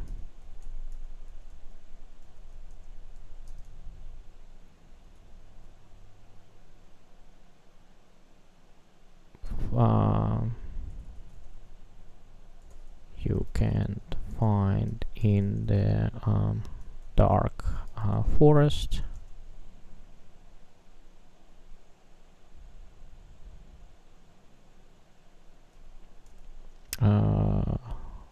Free dark mushrooms and 2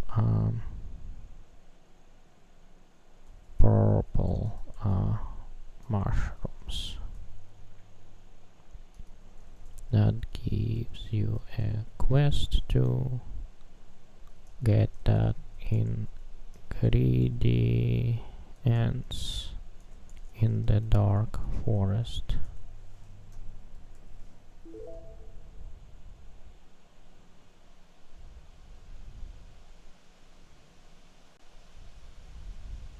On the way to Worgen Place, you have to fight Mob's list TBD. Worgen needs some ingredients you can find in the dark forest. 3 dark mushrooms and 2 purple mushrooms. That gives you a quest to get those ingredients in the dark forest.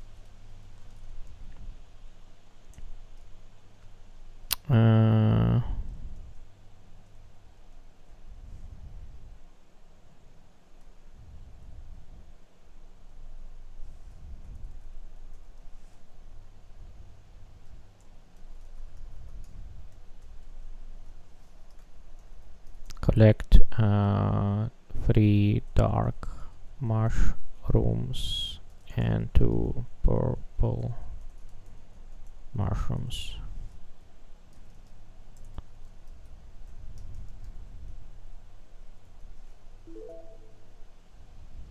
Collect 3 dark mushrooms and 2 purple mushrooms.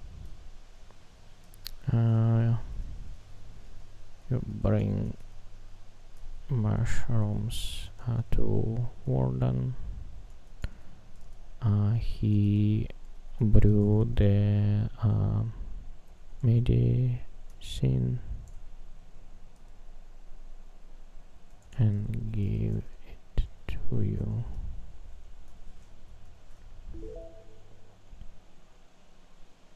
You bring mushrooms to Worgen. He brews the medicine and gives it to you. You bring the medicine to your father. He tries it, but it for a short time his glow stabilizing, but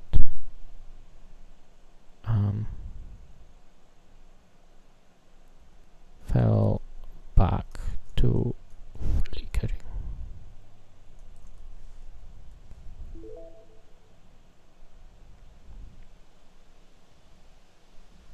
You bring the medicine to your father. He tries it. For a short time, his glow stabilizes, but falls back to flickering. Treasure's getting message from your human friend Mira. She stated she learned about your dad's sickness and said she ran some research and thinks there is some human drug which can help you dad. This gives you a quest to find some human illegal to find the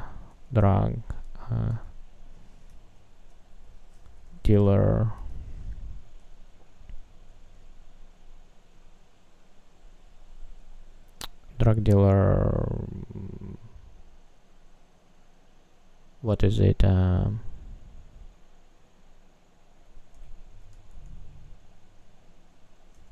Keen.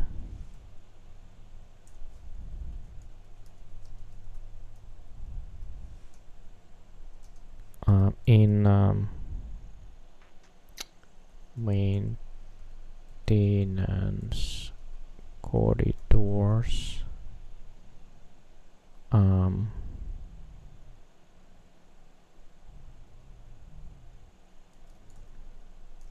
And maintenance corridors.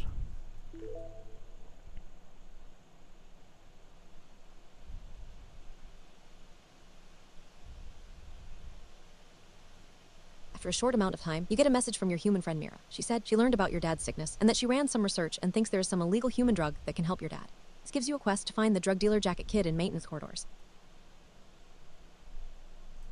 Jacket Kid, drug dealer, race human, gender male.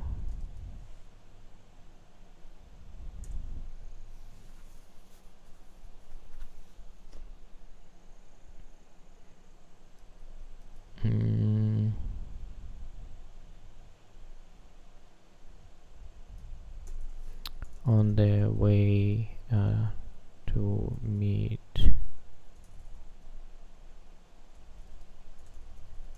with Jacket Keen, you have to fight mobs list to be defined.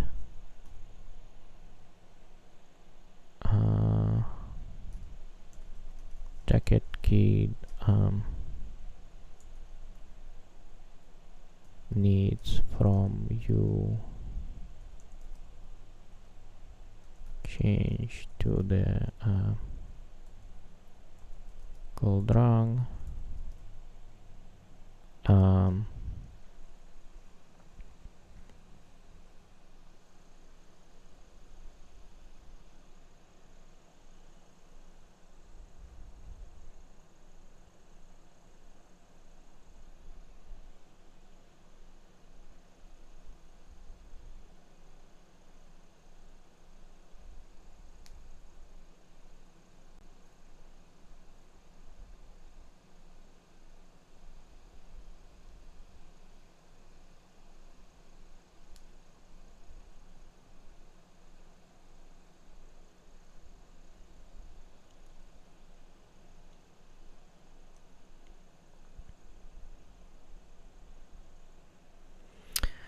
What needs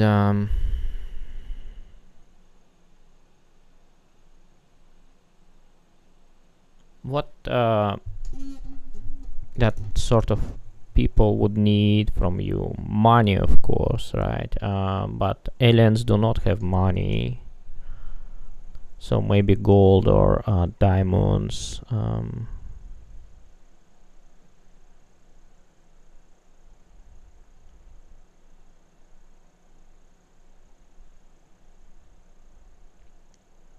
Or gems.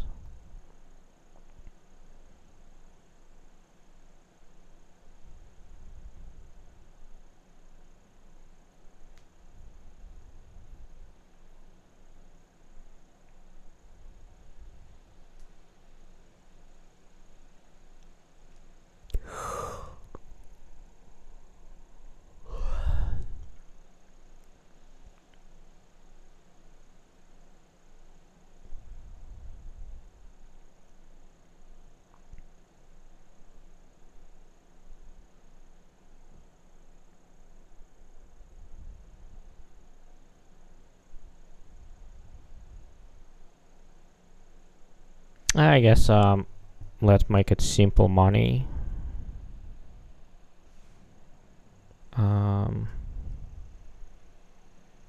$5,000.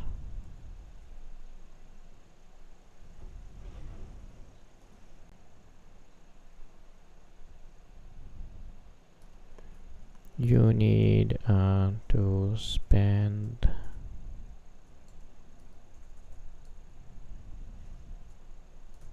some time farming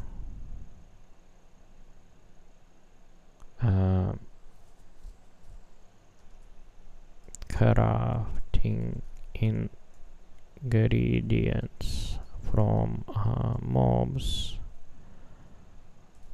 craft and sell. Also take care about a singing garden.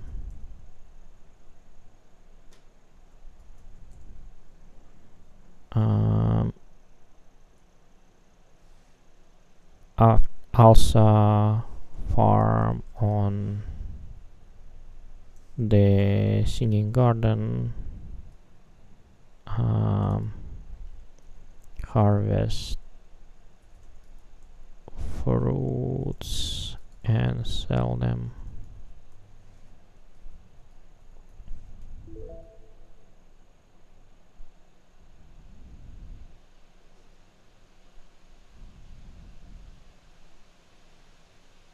On the way to meet Jack Kidd, you have to fight Mozmov's list TBD. Jack Kidd needs from you, in exchange for illegal drug $5,000.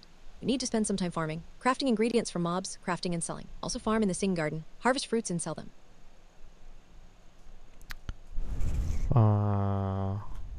Sometime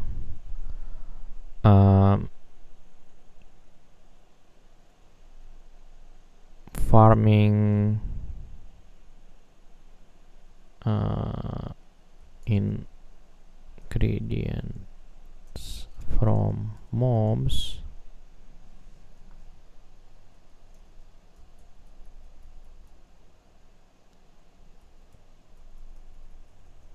Farming, crafting ingredients from mobs, crafting, selling, and selling also farm on the singing garden.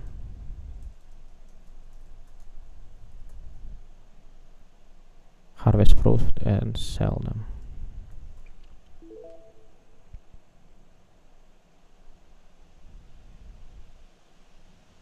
You need to spend some time farming, crafting ingredients from mobs, crafting, and selling. Also farm in the singing garden, harvest fruits, and sell them. Time farming, crafting ingredients from mobs, crafting and selling. Also farming on singing gardens. So vendor.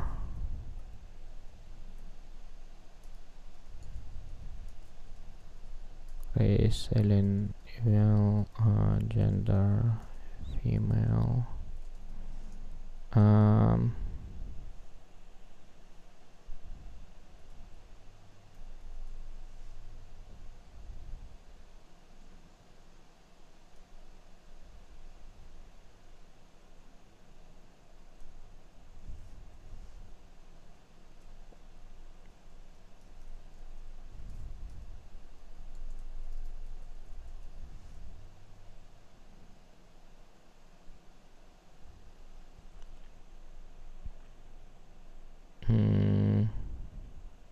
How many characters we have? 1, 2, 3, 4, 5, 6, 7.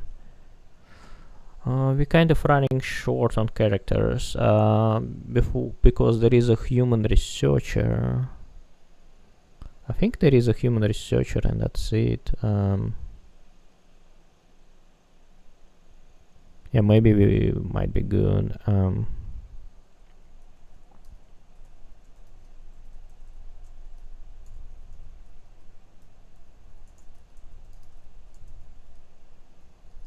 You getting drag from jacket kid. Oh, did I put the jacket kit here? Yeah, from jacket kit. Give it to Dan. It shows initially. It shows more promising results. His glow is stabilizing for longer time than from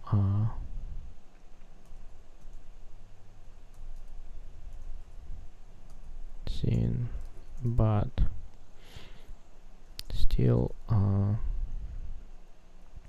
falls back to flickering.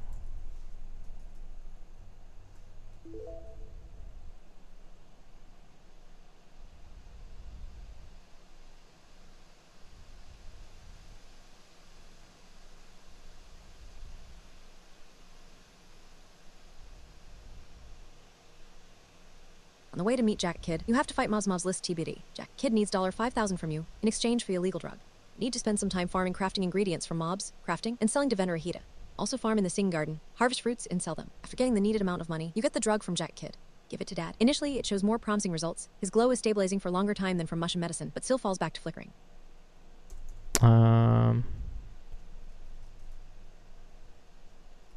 You are getting the message. Collect for dash.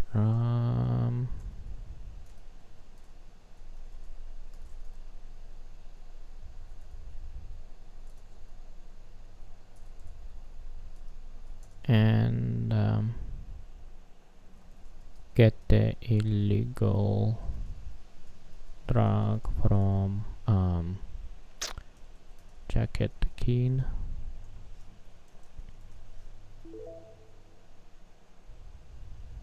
Collect $5,000 and get the illegal drug from Jack Kidd. So you're getting the message from Morgan.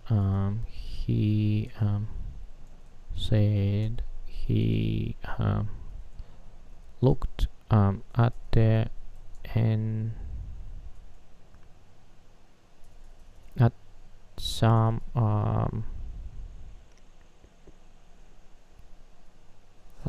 what is the timeline?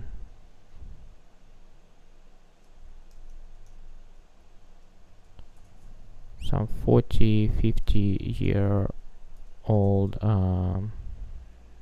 journals, and he find some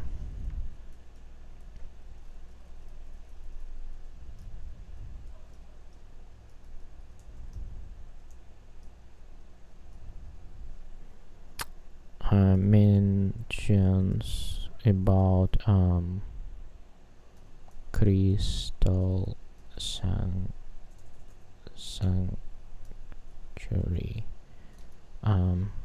The frequencies from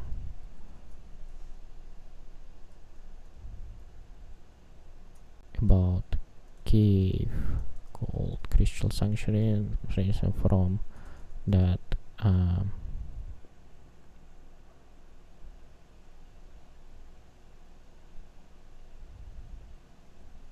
crystal structures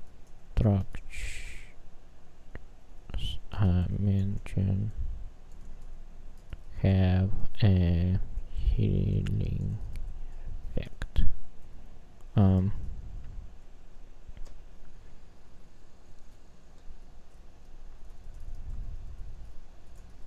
The quest to find the crystal shooting.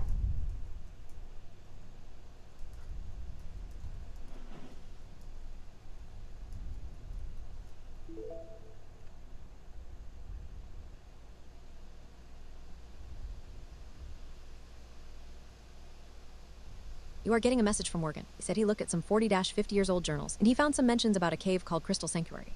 The frequencies from that crystal structures mentioned have a healing effect that gives you the quest to find a crystal sanctuary.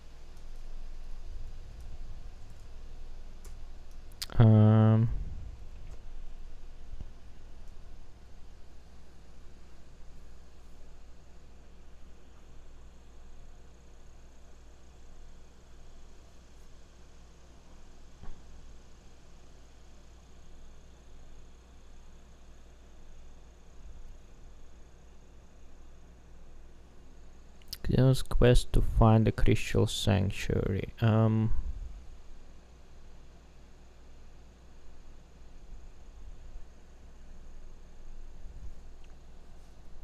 how many quests we plan to have?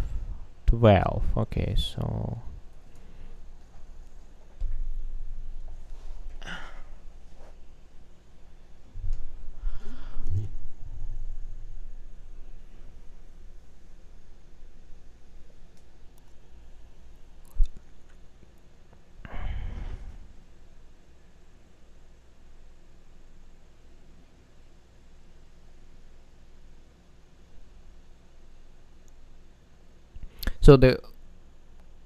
this is the kind of final quest to find the crystal sanctuary.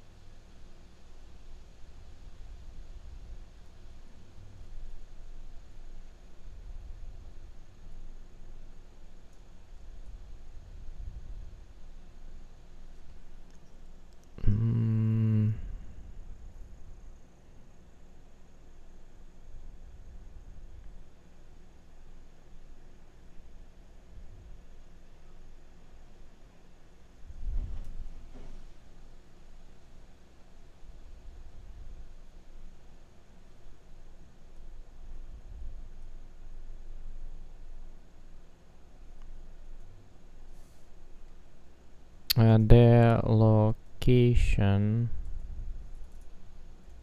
is unknown, but there is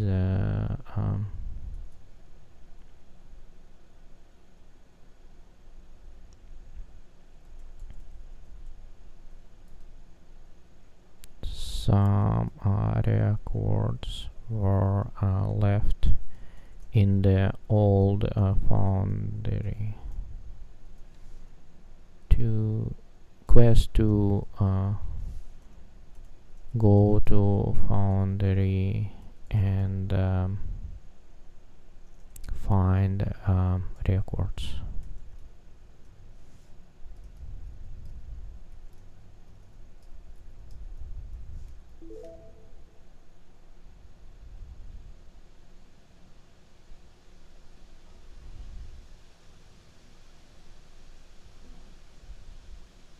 You are getting a message from Morgan. He said he looked at some 40-50 years old journals, and he found some mentions about a cave called Crystal Sanctuary.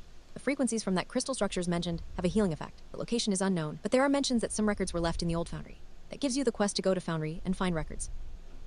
So go to old foundry and look for old records.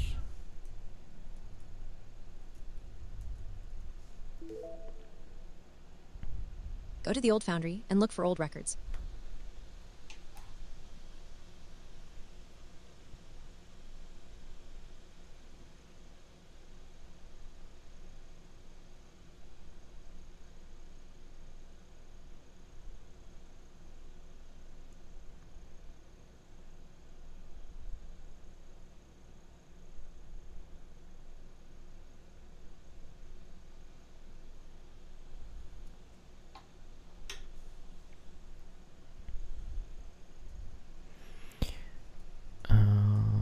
Okay.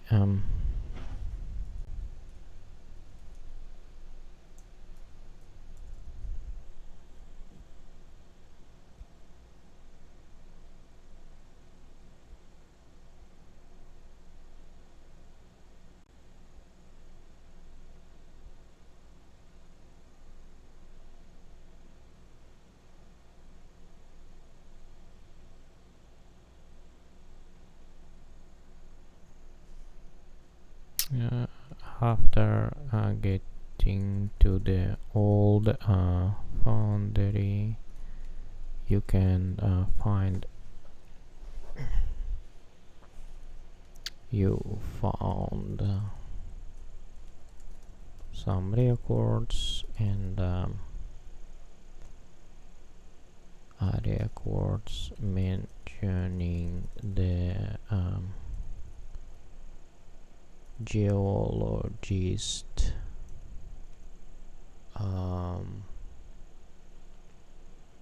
so it's going to be female geologist human named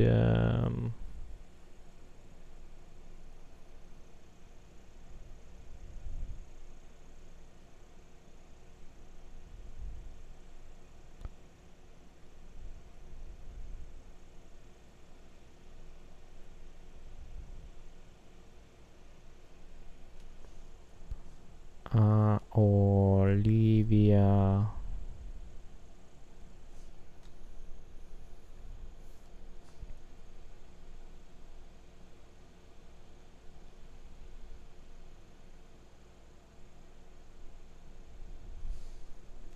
Parker, mentioning geologist Olivia Parker.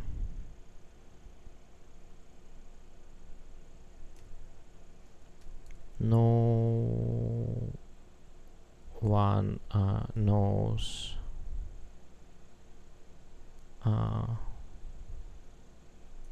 where is she. Last mentions about her were 20 years, let's say 10 years ago. She was working um,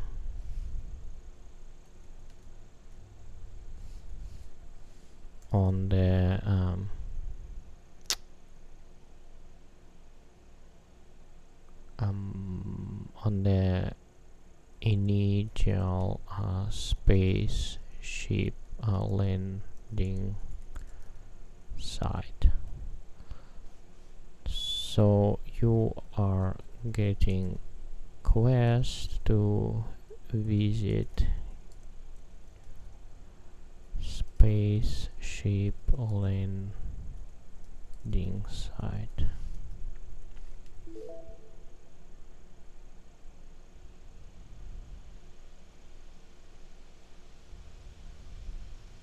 After getting to the old foundry, you found some records mentioning geologist Olivia Parker. Last mentions about her were 10 years ago. She was working on the initial spaceship landing site. You are getting a quest to visit the initial spaceship landing site. Okay.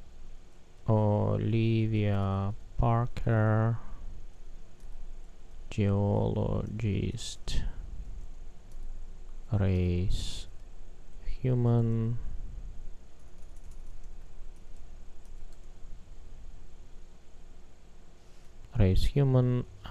gender female,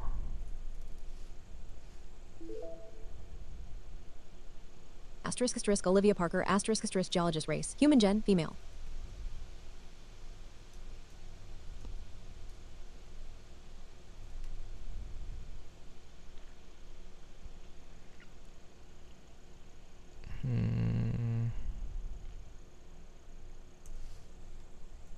go to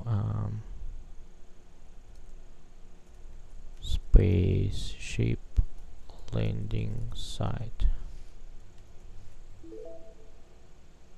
7. Go to the spaceship landing site.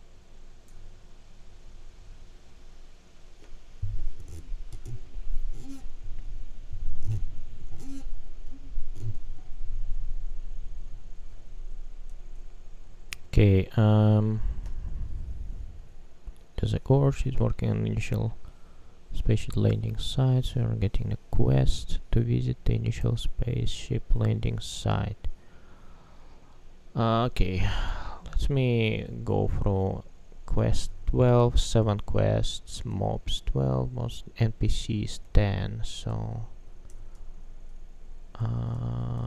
1, 2, 3, 4, 5, 6, 7, 8, 9.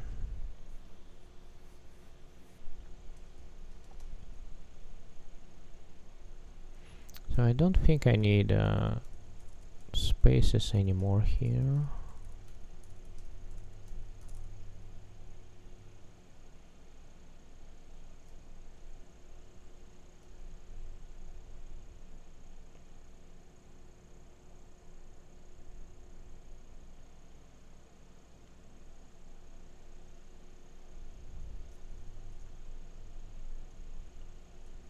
Limited weapons, puzzles, locations, 15 locations, cutscenes, OST, NPCs, 2 boss fights, mobs, target playtime.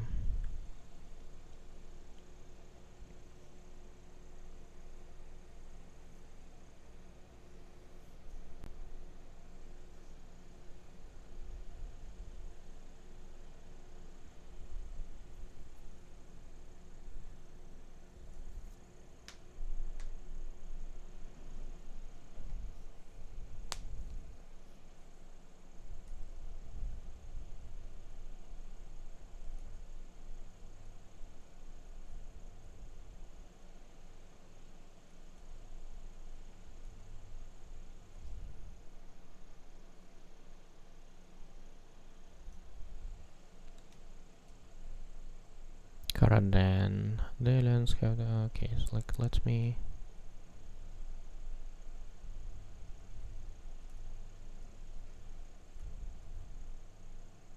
Game 025 scope. Target playtime. 4 hours quests, 12 mobs, 12 boss fights, 2 NPC, 10 OST, 5 cutscenes, 6 locations, 15 puzzles, 4 weapons, 8 size of the map baked, 2 square kilometers procedurally generated, unlimited premise. Around 2030, aliens approached the Earth and asked for shelter.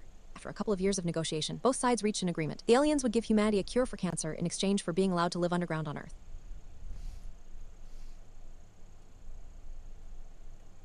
Year 2080, you play as an alien young adult, or the tour guide for humans, to show the alien underground city called Caradan. The aliens have 3 races: the Ilinvile, the Dwarfs, and the Chromeforge. The Ilinvile resemble elves, with bluish-toned skin, tall stature, blue eyes, long white hair, pointed ears, and a glowing skin. Dwarfs are looking like a classic dwarfs, short, with a lot of facial red hair and a potato nose. Chromeforge is an artificial alien race, essentially robots. Metallic shine, rounded features, relatively tall, about 2 meters and strong. Aliens in general are not allowed on the Earth's surface, of course. There are some exceptions, but the human race is welcome to visit Caradan. There's a hub called Temporal Name Platform 7, where humans can access the underground city of Caradan. They can access it from the elevator system, 10 elevators arranged in a circle. People from the surface can enter quickly to the hub, but there are human passport controls to exit. 5 elevators on the arriving side from Earth to Caradan, and 5 elevators on the departure side from Caradan to Earth. It is organized similarly to a border between the USA and Canada. Geographically, the underground city is located in Nevada, near Las Vegas. Story: you are the alien young adult named Kira giving the tours to the humans around in the alien underground city called Caradan. One of the tourist locations is a sing garden, functions to give the inhabitants of the city a food and air. Cutscene, or making a live stream, and showing the audience the wonders of the underground city. During the live stream, there are brief interactions with the tourists. Game starts, tourists leave. You have got the first quest, pest control. You need to go to the sing garden and get rid of 20 mutated mice. That also served as a tutorial. After you finished the tutorial and killed 20 mutated mice, you got a text message from Mata, your dad's doctor. He said your dad got sick and is asking you to help your dad visit Mata in his office, which gives you a quest. You go visit your dad. He is sitting in his armchair watching some YouTube on the TV. His glow is flickering. After a small cheat chat, your dad and you go to Mata's office. In the office, Mata tries some healing procedure, but it does not work. You escort your dad back to his apartment. After a short amount of time, you are getting a message from your Chromeforge friend Jerome. Stated they learned about your dad's sickness, and they heard about the traditional healer Worgen who potentially can cure your dad. That give you a quest to visit Worgen. On the way to Worgen Place, you have to fight mobs list TBD. Worgen needs some ingredients you can find in the Dark Forest. 3 dark mushrooms and 2 purple mushrooms. That gives you a quest to get those ingredients in the Dark Forest. You bring mushrooms to Worgen, he brews the medicine and gives it to you. You bring the medicine to your father, he tries it. For a short time his glow stabilizes, but falls back to flickering. After a short amount of time, you get a message from your human friend Mira. She said she learned about your dad's sickness, and that she ran some research and thinks there is some illegal human drug that can help your dad. This gives you a quest to find the drug dealer Jacket Kid in maintenance corridors. On the way to meet Jacket Kid, you have to fight mobs list TBD. Jacket Kid needs $5,000 from you in exchange for the illegal drug. You need to spend some time farming crafting ingredients from mobs, crafting, and selling to vendor Ahita. Also farm in the Sing Garden, harvest fruits, and sell them. After getting the needed amount of money, you get the drug from Jacket Kid. Give it to Dad. Initially, it shows more promising results. His glow is stabilizing for longer time than from mushroom medicine, but still falls back to flickering. You are getting a message from Morgan. He said he looked at some 40-50 years old journals, and he found some mentions about a cave called Crystal Sanctuary. The frequencies from that crystal structures mentioned have a healing effect. The location is unknown, but there are mentions that some records were left in the old foundry. That gives you the quest to go to Foundry and find records. After getting to the old foundry, you found some records mentioning geologist Olivia Parker. Last mentions about her were 10 years ago. She was working on the initial spaceship landing site. You are getting a quest to visit the initial spaceship landing site.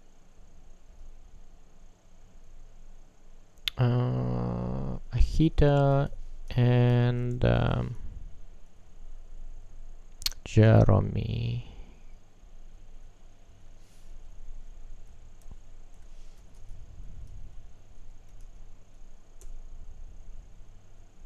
Okay, spaceship landing site.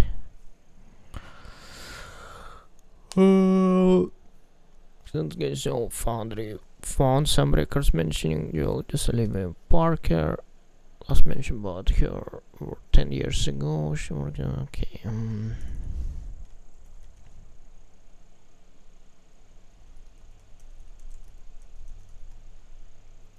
The spaceship landing site, and Olivia still working on that side. There are some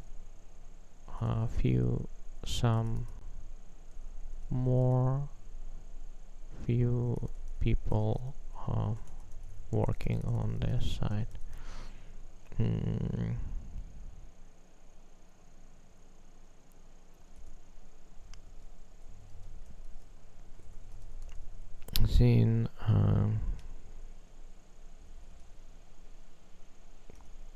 conversation with Olivia about Crystal Sanctuary.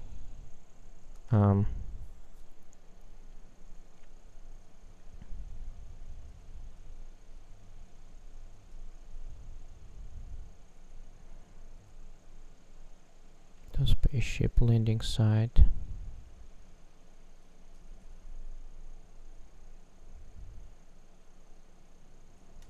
Hmm.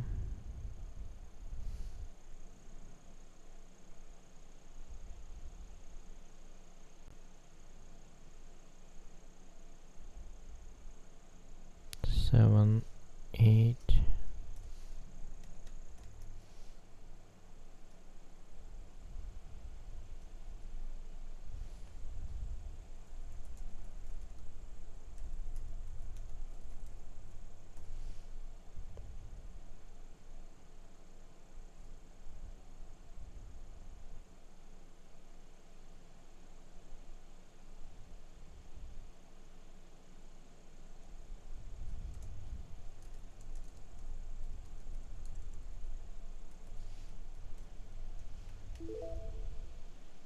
Fight with Jack Kidd and his minions.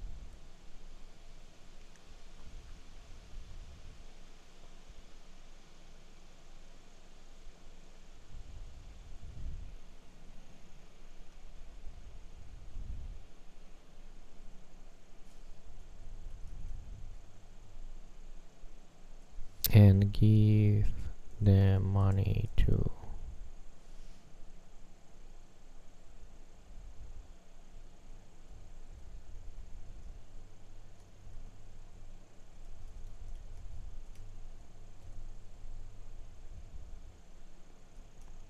okay, let me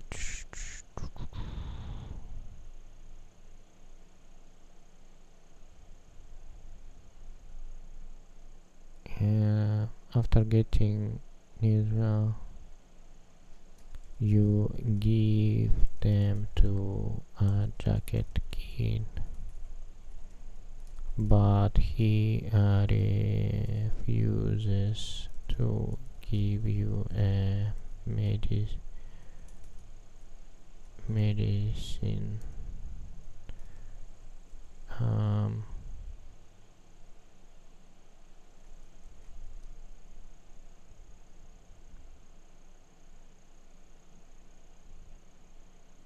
Have to fight with Jacket Kid and his minions to get the drug.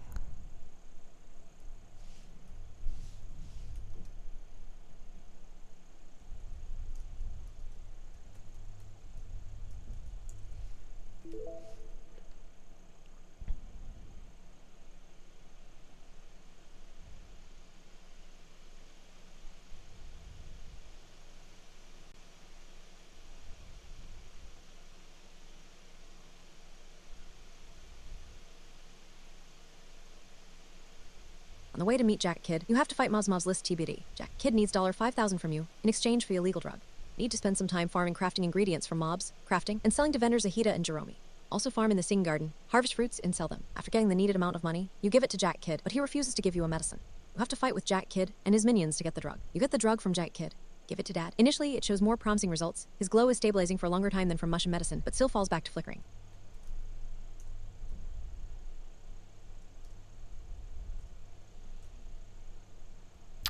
I guess it would not be collectors. Give my 500 and his minions get illegal drug.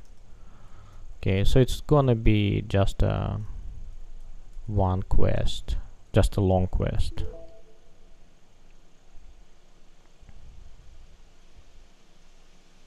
Collect $5,000 and give the money to Jack Kidd. Fight with Jack Kidd and his minions to get the illegal drugs from Jack Kidd.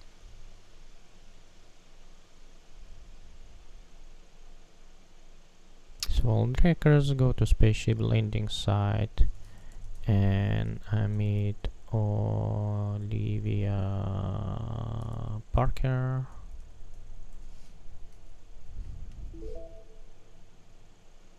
Go to the spaceship landing site and meet Olivia Parker.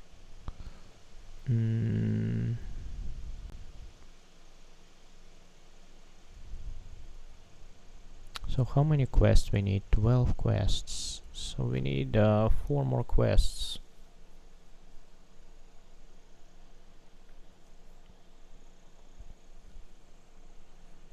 Oh,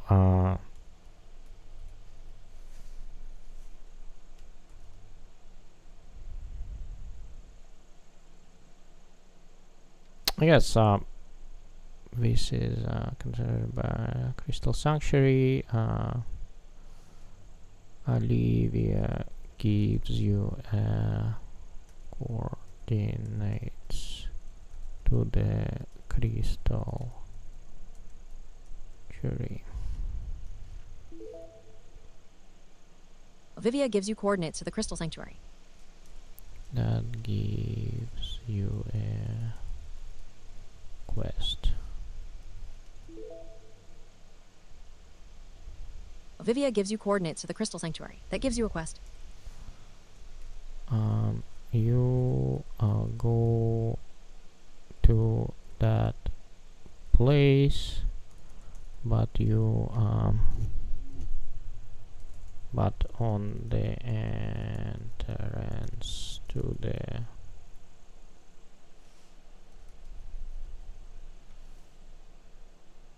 Crystal Sanctuary cave,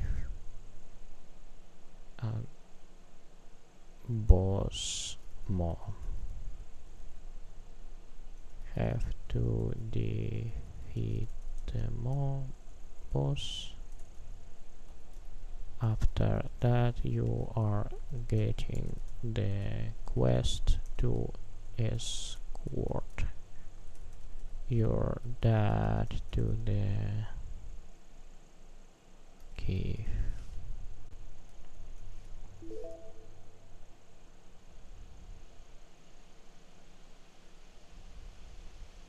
You go to that place, but on the entrance to the Crystal Sanctuary cave boss mob, you have to defeat that boss. After that, you get the quest to escort your dad to the cave.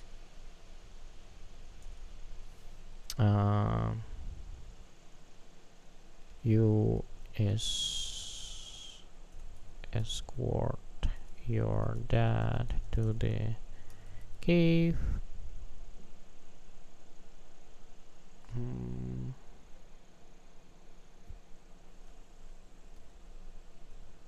Cause he cannot use the teleport because of his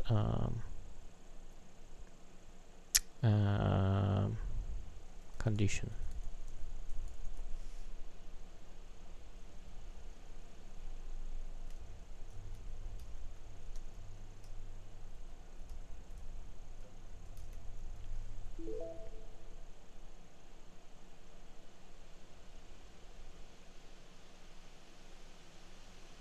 You go to that place, but on the entrance to the Crystal Sanctuary cave boss mob, you have to defeat that boss.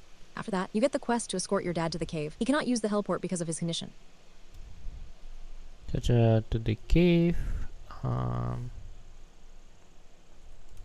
Dad enters the cave and getting fully cured from his sickness.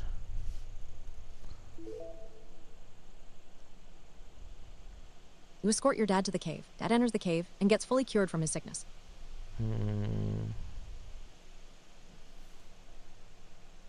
8. Find the crystal what? Crystal Sanctuary cave. 9 1 2 3 4 5 6 7 8 9.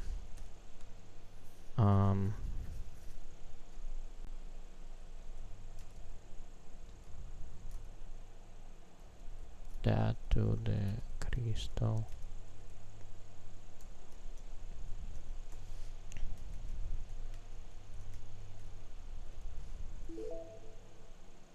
Escort Dad to the Crystal Sanctuary.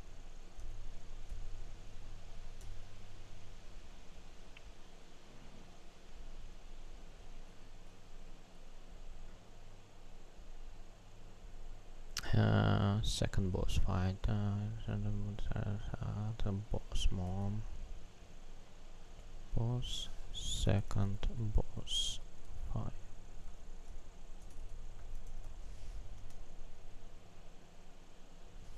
And he's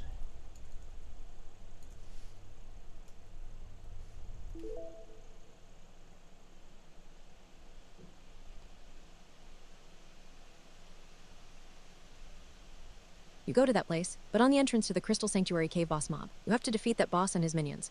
Second boss fight. After that, you get the quest to escort your dad to the cave. He cannot use the heliport because of his condition. okay.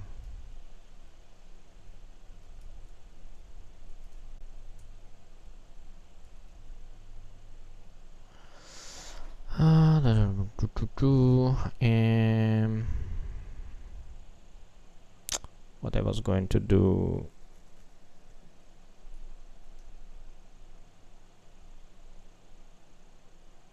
I forgot.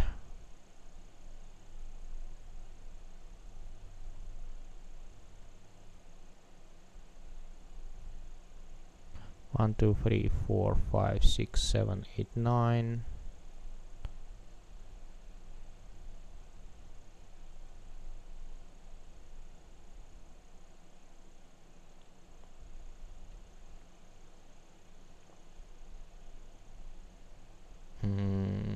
Quest mobs, boss fights.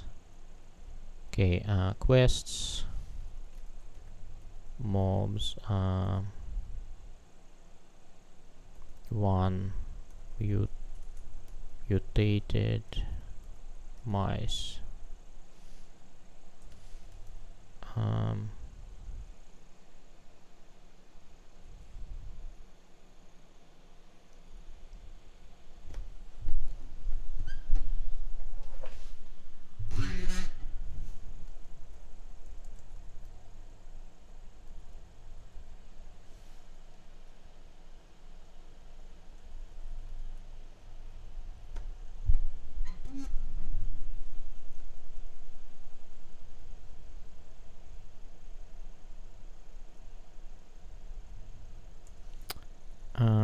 Gameplay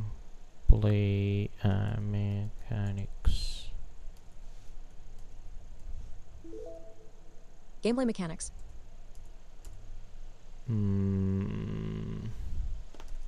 Classic action RPG.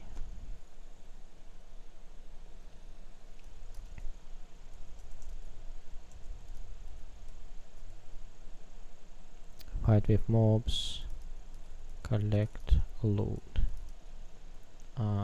There are only 4 types of loot.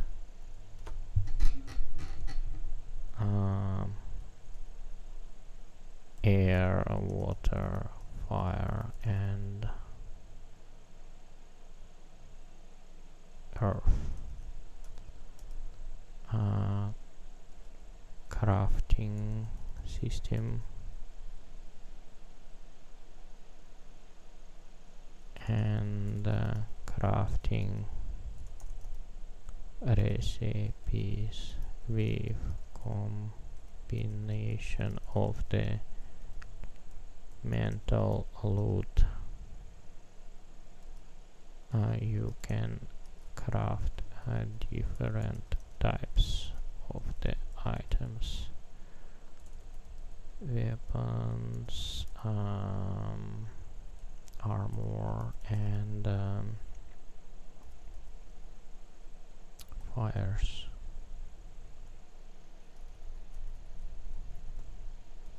I think it's called affixes, right?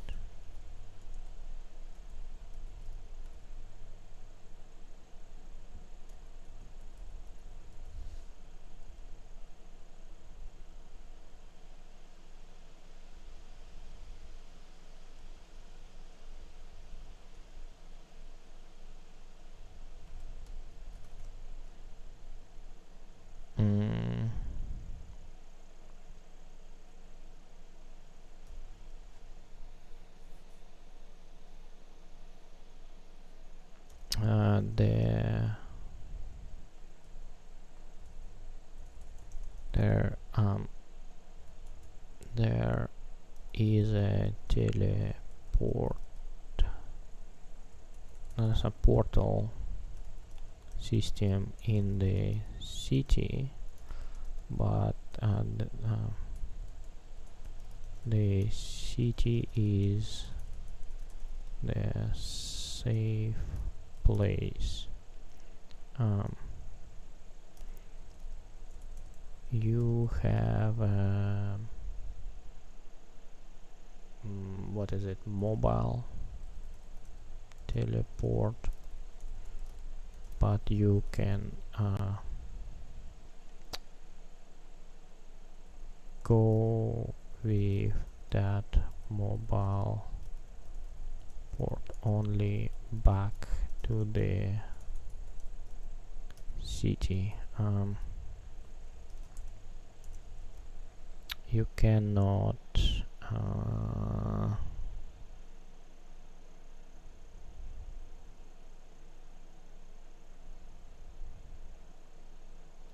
teleport between locations outside of the city.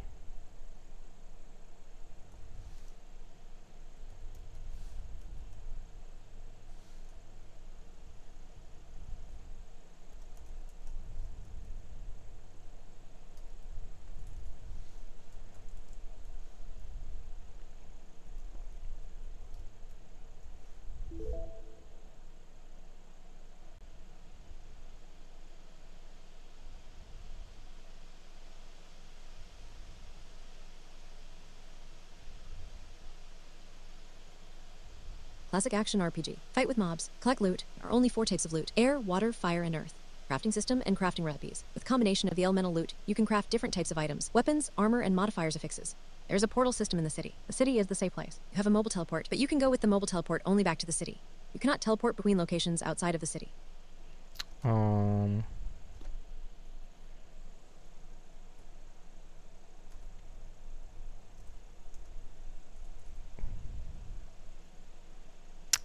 On the dev character does not lose anything, no money, no items,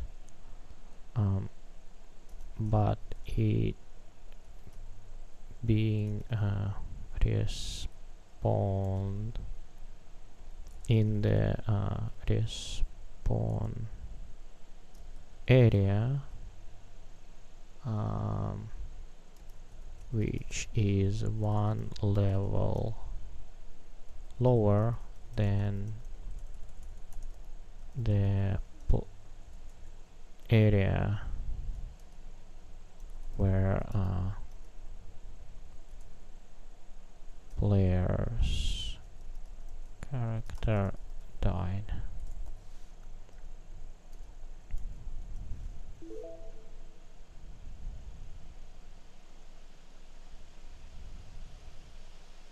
The depth character does not lose anything. No money, no items, but it being respawned in the respawn area, which is 1 level lower than the area where the player's character died.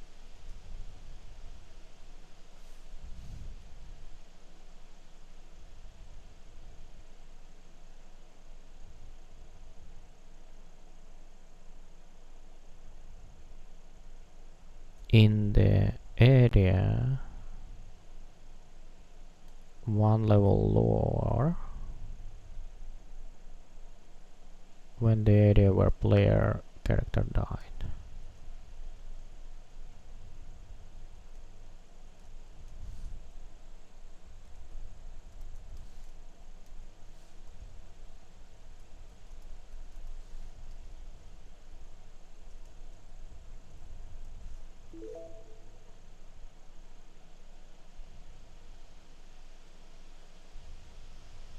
The depth character does not lose anything. No loss of money, no loss of items, but it is respawned in an area 1 level lower than the area where the player's character died.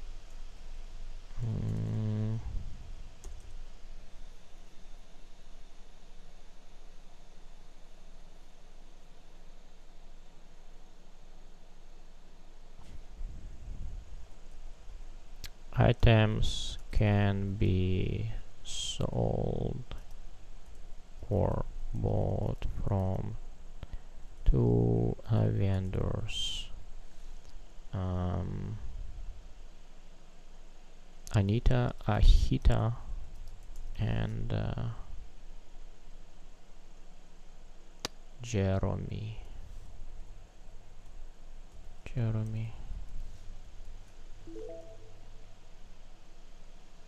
Items can be sold or bought from two vendors, Ahita and Jerome.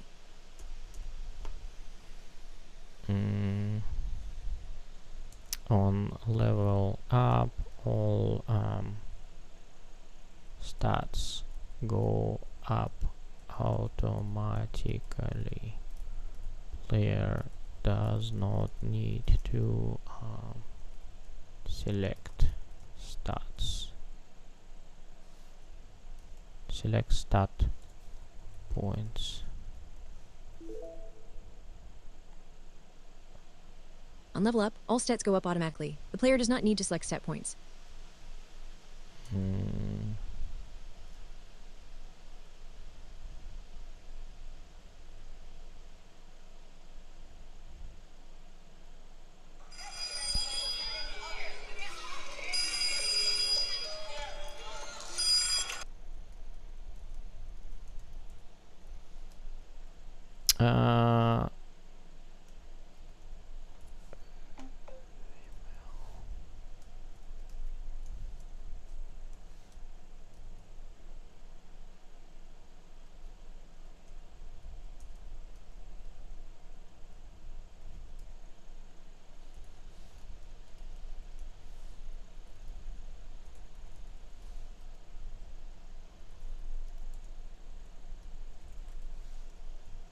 One, two, 3, 4, 5, 6, 7, 8. Alara.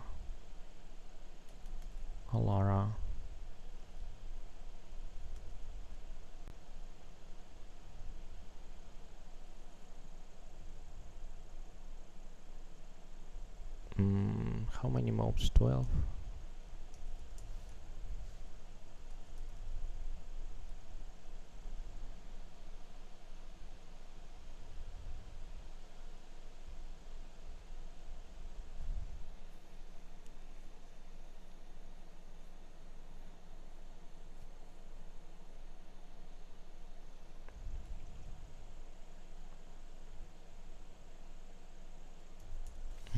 Inventory infinite. Inventory is infinite.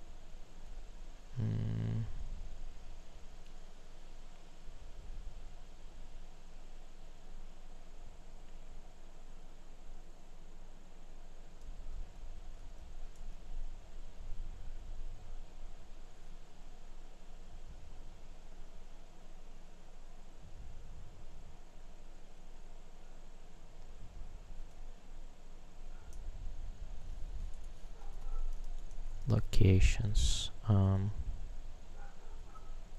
1 platform 7, 2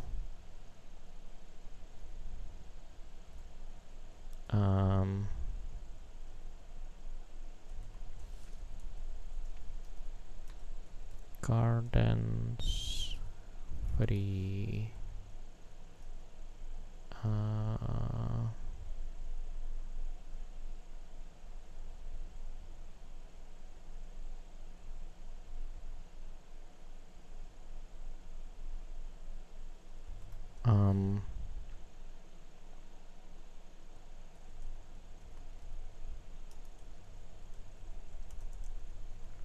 4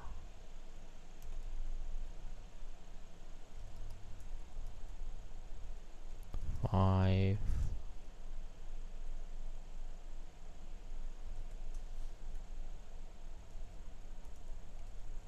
Miss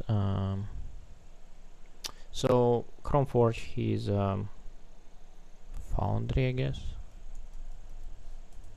6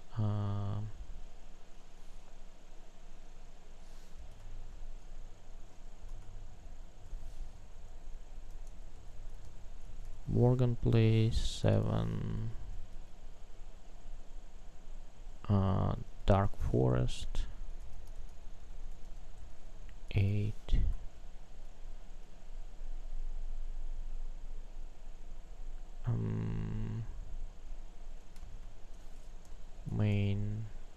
Maintenance corridors. 9.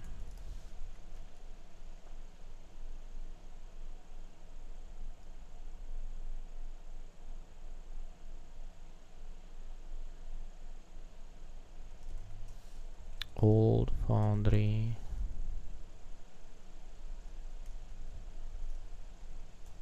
10.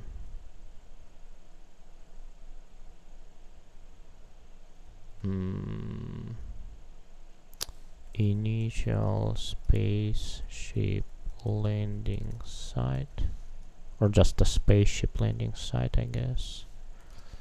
11.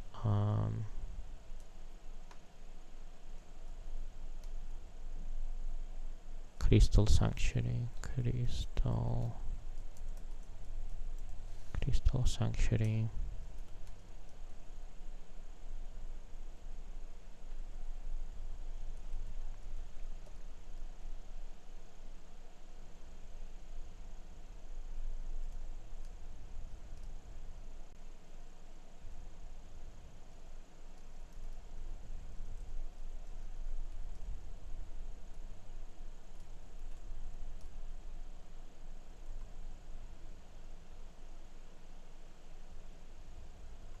Okay, so I'm going to give it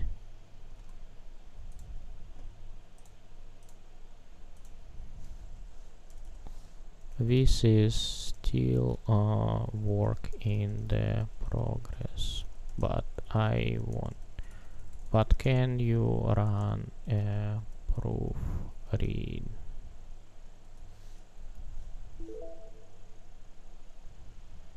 This is still work in progress, but can you run a proofread?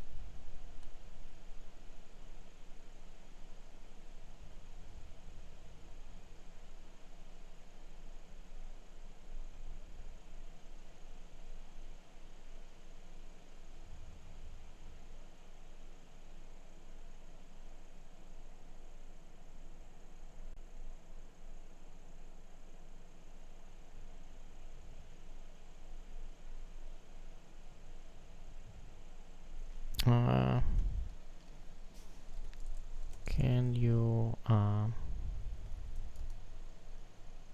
write for me the full text? Sure. Please provide the text you'd like me to correct.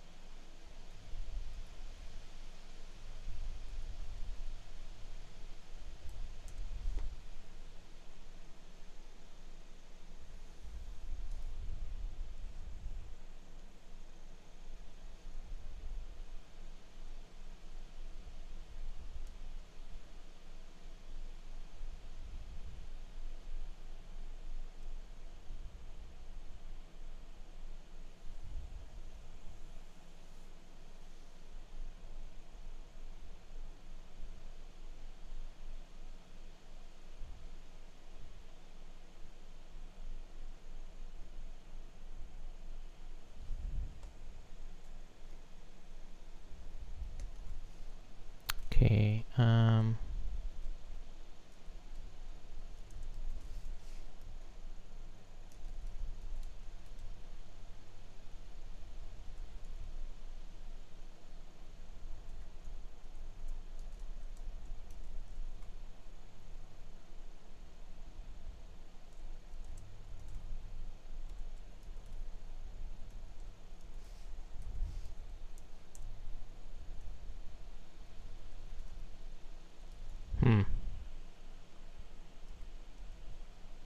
Still not matching. I wonder why.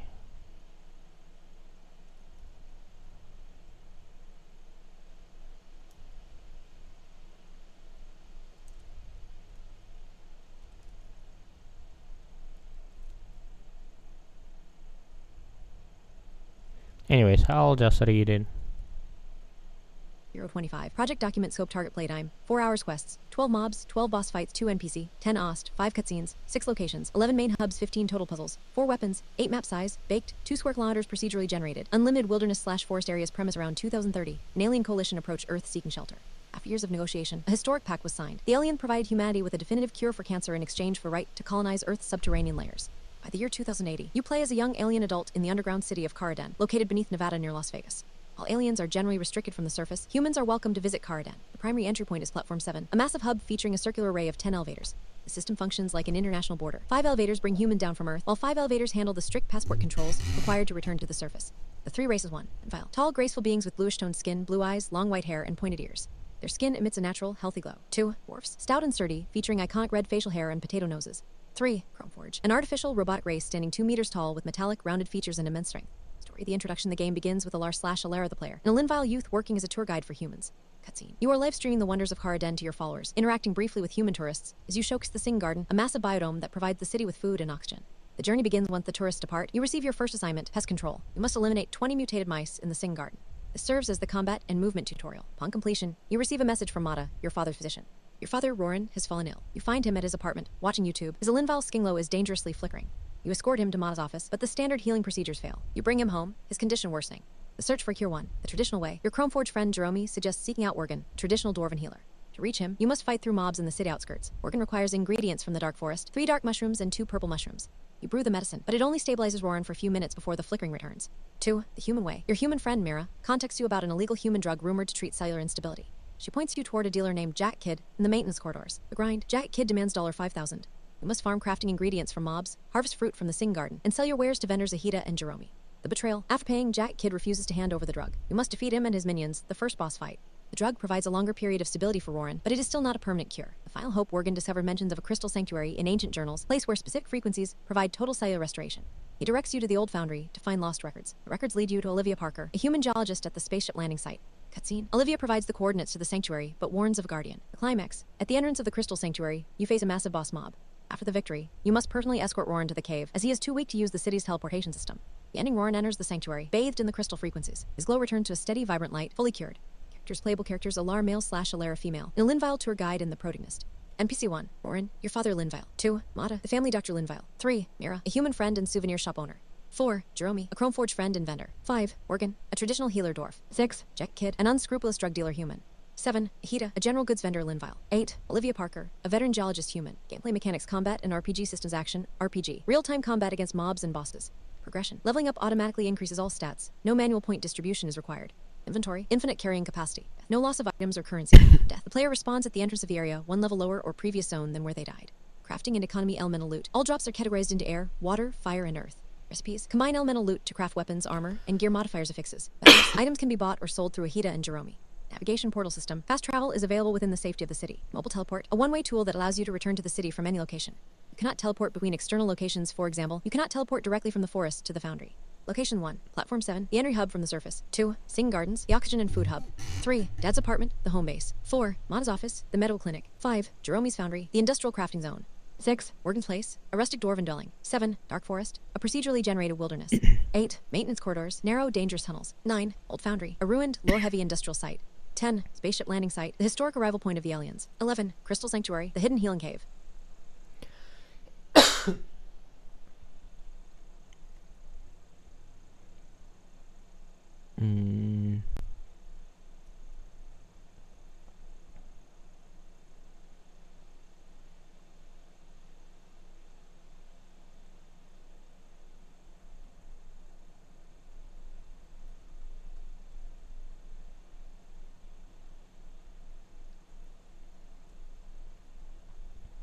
Some slash receive message from Magda, your father's physician. Your father often has fallen ill.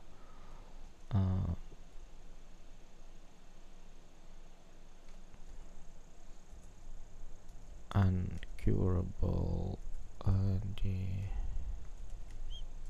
disease.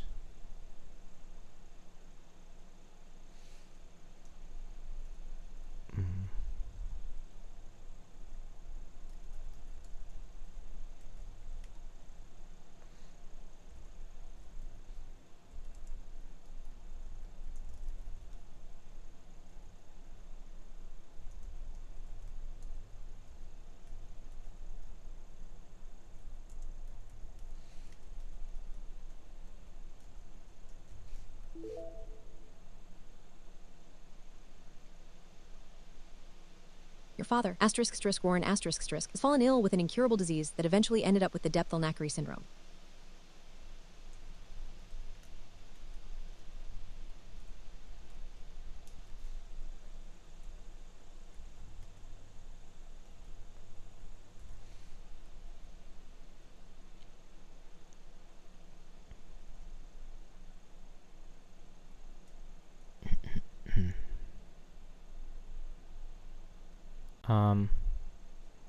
Vendors.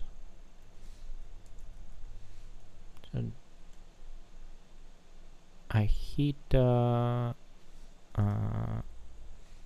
Mira and Jeremy.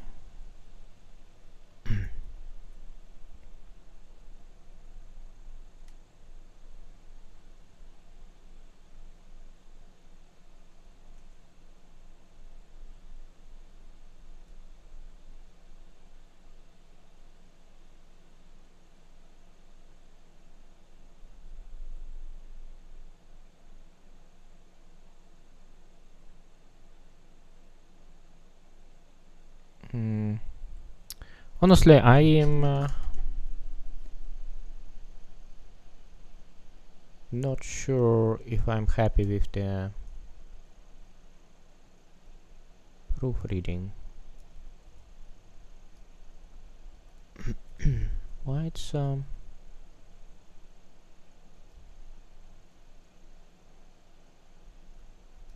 mutated mice, mobs, mutated mice.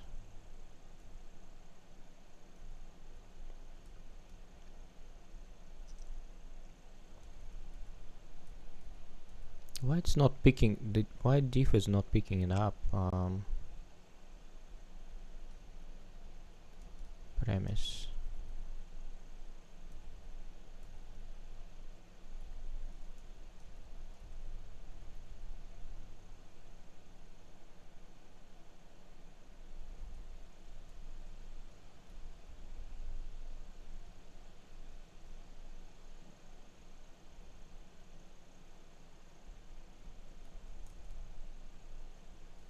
I don't know. So let me revert it back.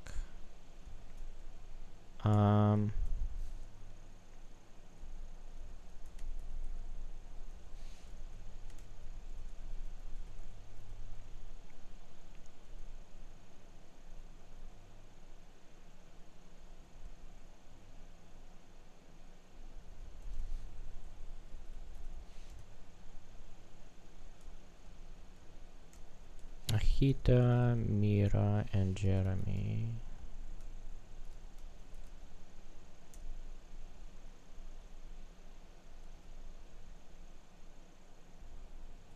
I'm wondering if I should use that guy.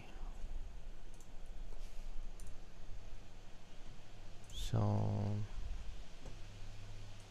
kind of not happy what Gemini did.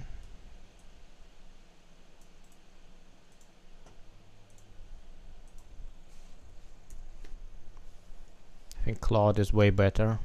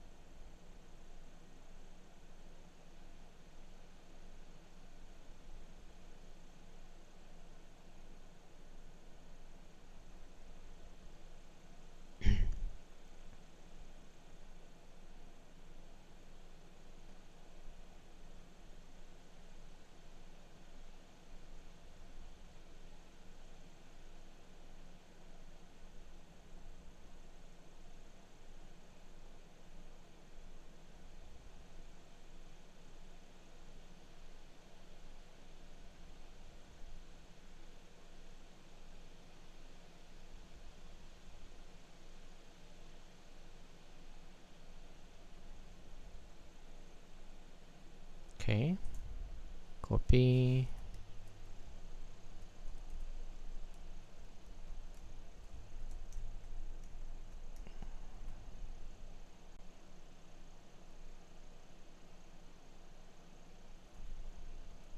Okay.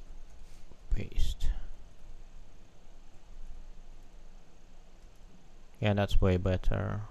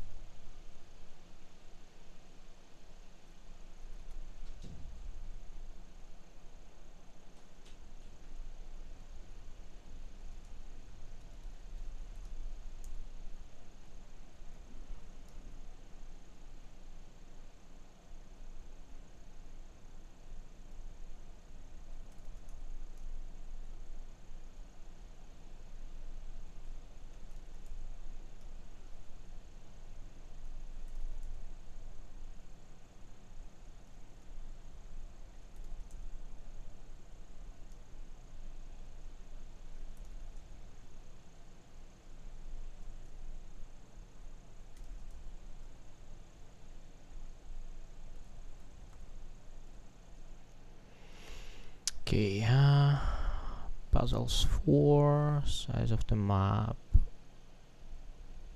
bake 2, premise, aliens approached Earth and asked for shelter. After a couple of years of negotiation, both sides reached agreement. Aliens would give humanity cure for cancer.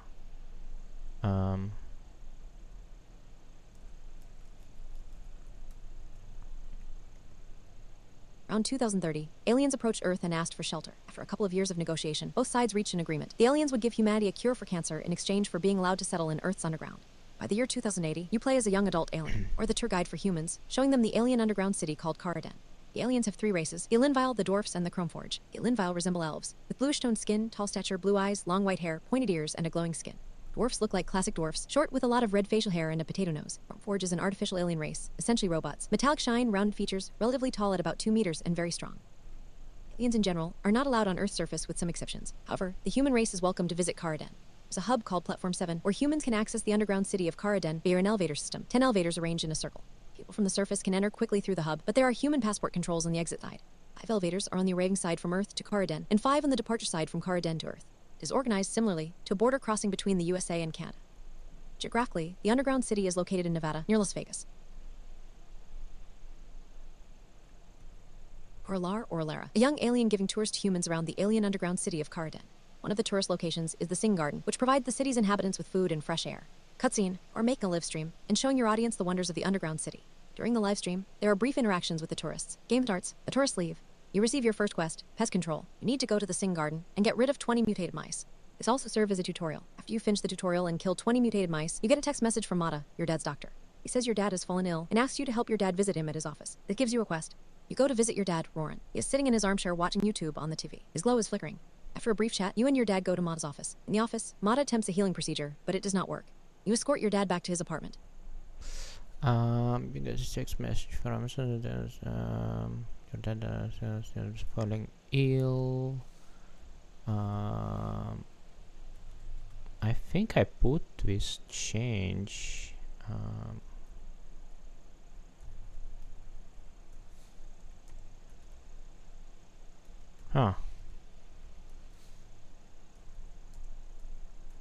This is gone. Falling ill with uncurable deadly disease called Alan-Hardy syndrome.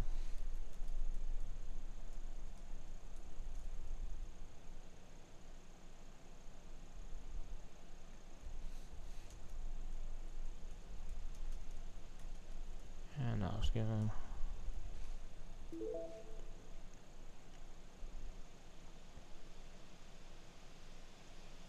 He says your dad has fallen ill with an incurable deadly disease called Elanry syndrome and asks you to help your dad visit him at his office.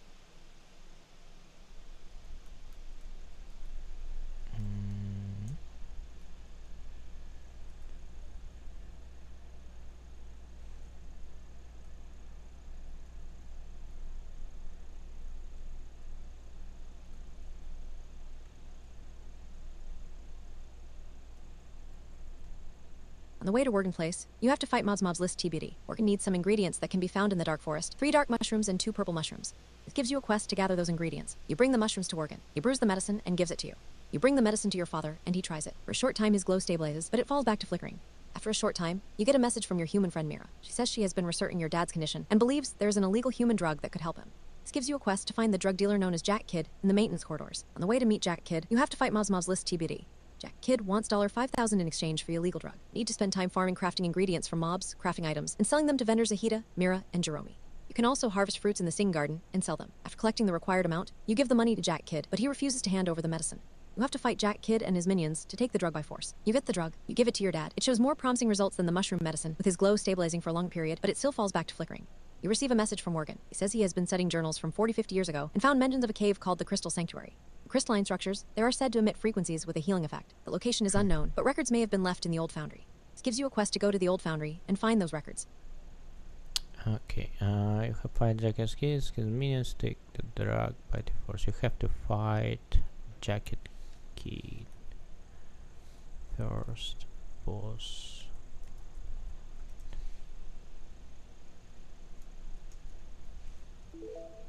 First boss fight.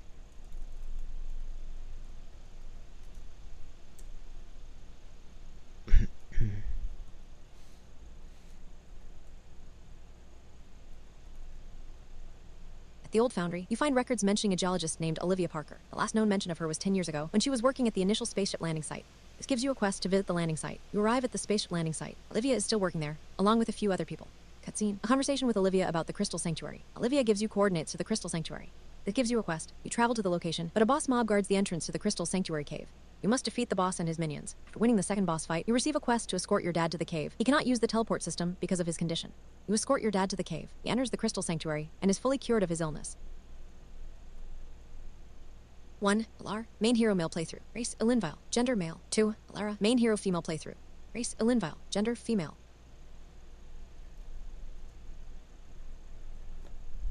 NPC 1. Warren, Alar's dad. Race Ilinvile, gender male. 2. Mata, Warren's doctor. Race Ilinvile, gender male. 3. Mira, Alar's friend and souvenir shop owner. Race human, gender female. 4. Jerome, Alar's friend and vendor. Race Chromeforge, gender none. 5. Worgen, traditional healer. Race dwarf, gender male. 6. Jack Kidd, drug dealer. Race human, gender male. 7. Hita vendor. Race Ilinvile, gender female. 8. Olivia Parker, geologist. Race human, gender female. 9. TBD 10. TBD.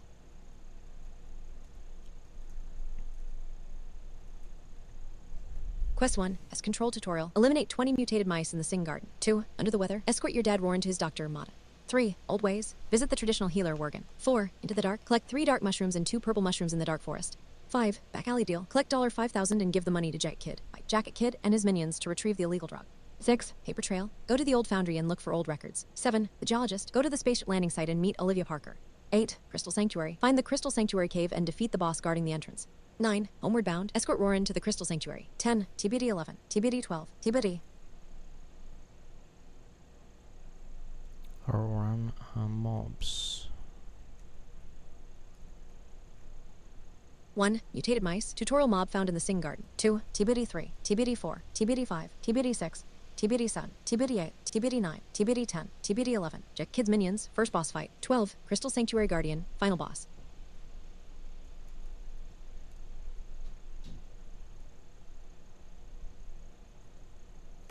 Classic action RPG. Fight mobs, collect loot, craft items. There are only 4 types of loot: air, water, fire, and earth. Using the crafting system, combinations of elemental loot can produce different types of items, weapons, armor, and modifiers affixes. There is a portal system within the city. The city itself is a save zone. The player has access to a mobile teleport, but it can only be used to return to the city. You cannot teleport between locations outside the city. On death, the character does not lose anything. No loss of money, no loss of items. The character respawns in the area, 1 level lower than the area where they died. Items can be sold to or bought from vendors Ahita and Jerome. Mira's souvenir shop also accepts certain items. On level up, all stats increase automatically. The player does not need to allocate stat points. Inventory is infinite.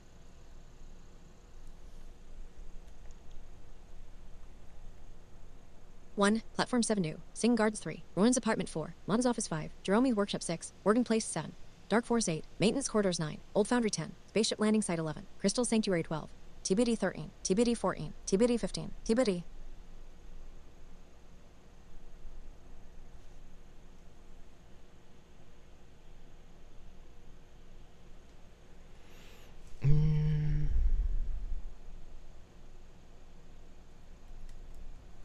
Okay, quests. 12 quests, mobs, 12 mobs.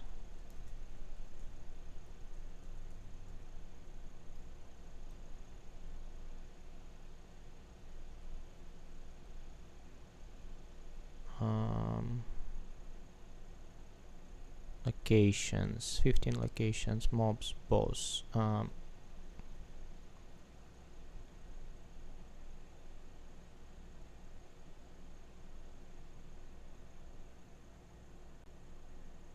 NPCs 10.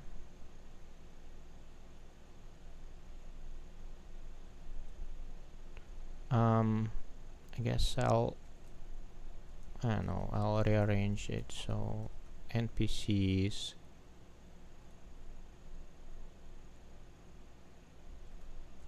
quests, quests, mobs,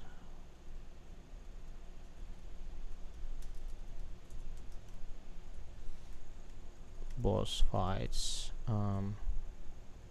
1 jacket, keen, 2 crystal sanctuary guardian,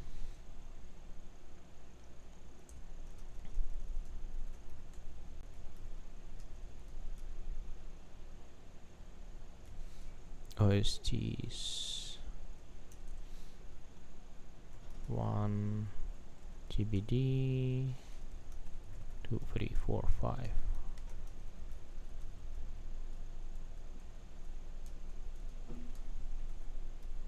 cutscenes.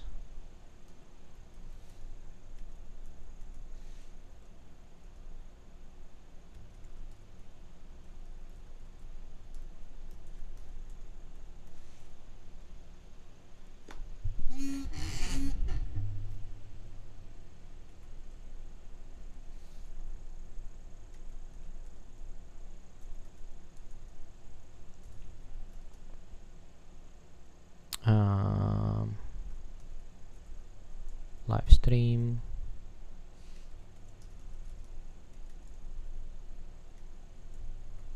to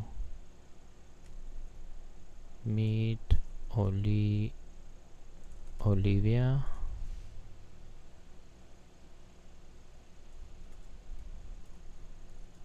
six, right?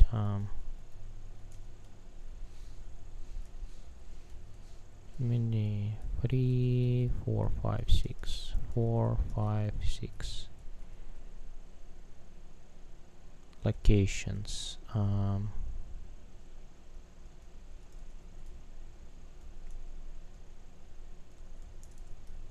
Locations,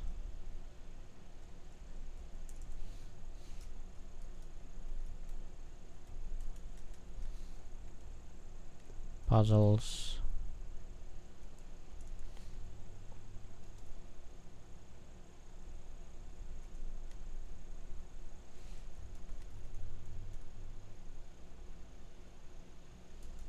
two, three, four,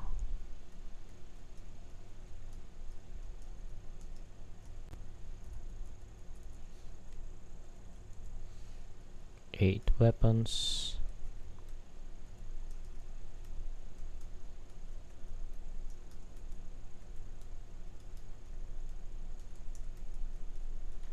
five, six, seven, eight.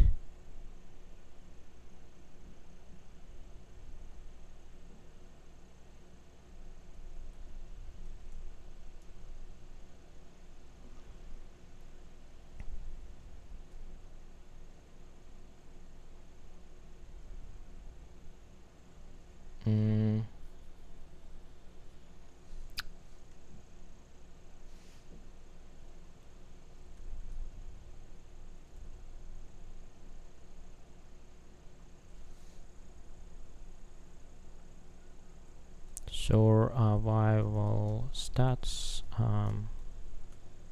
health,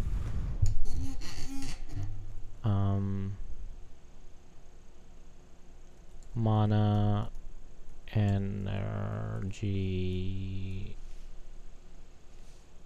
hunger, thirst.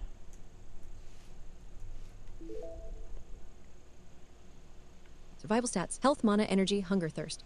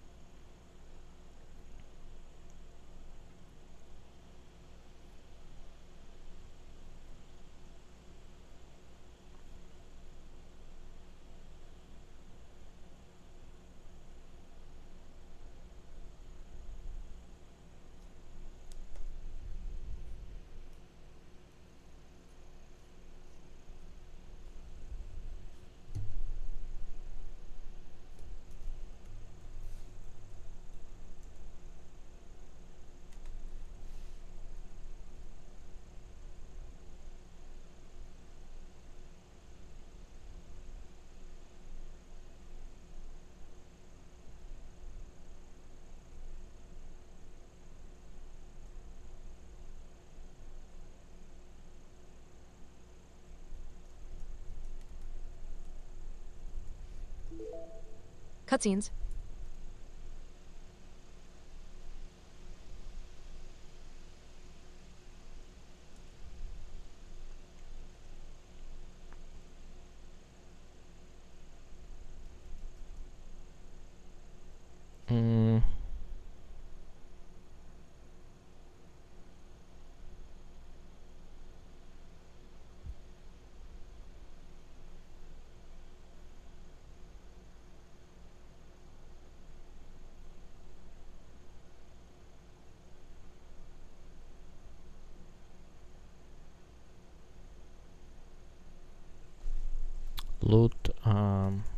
Loot falls from dead mobs in the same way as in the Minecraft, and being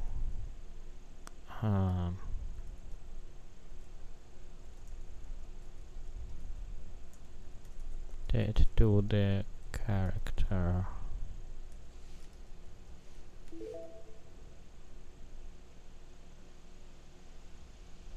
Loot falls from dead mobs in the same way as in Minecraft, and being gravitationally attracted to the character. No, not the chest mechanics like in World of Warcraft.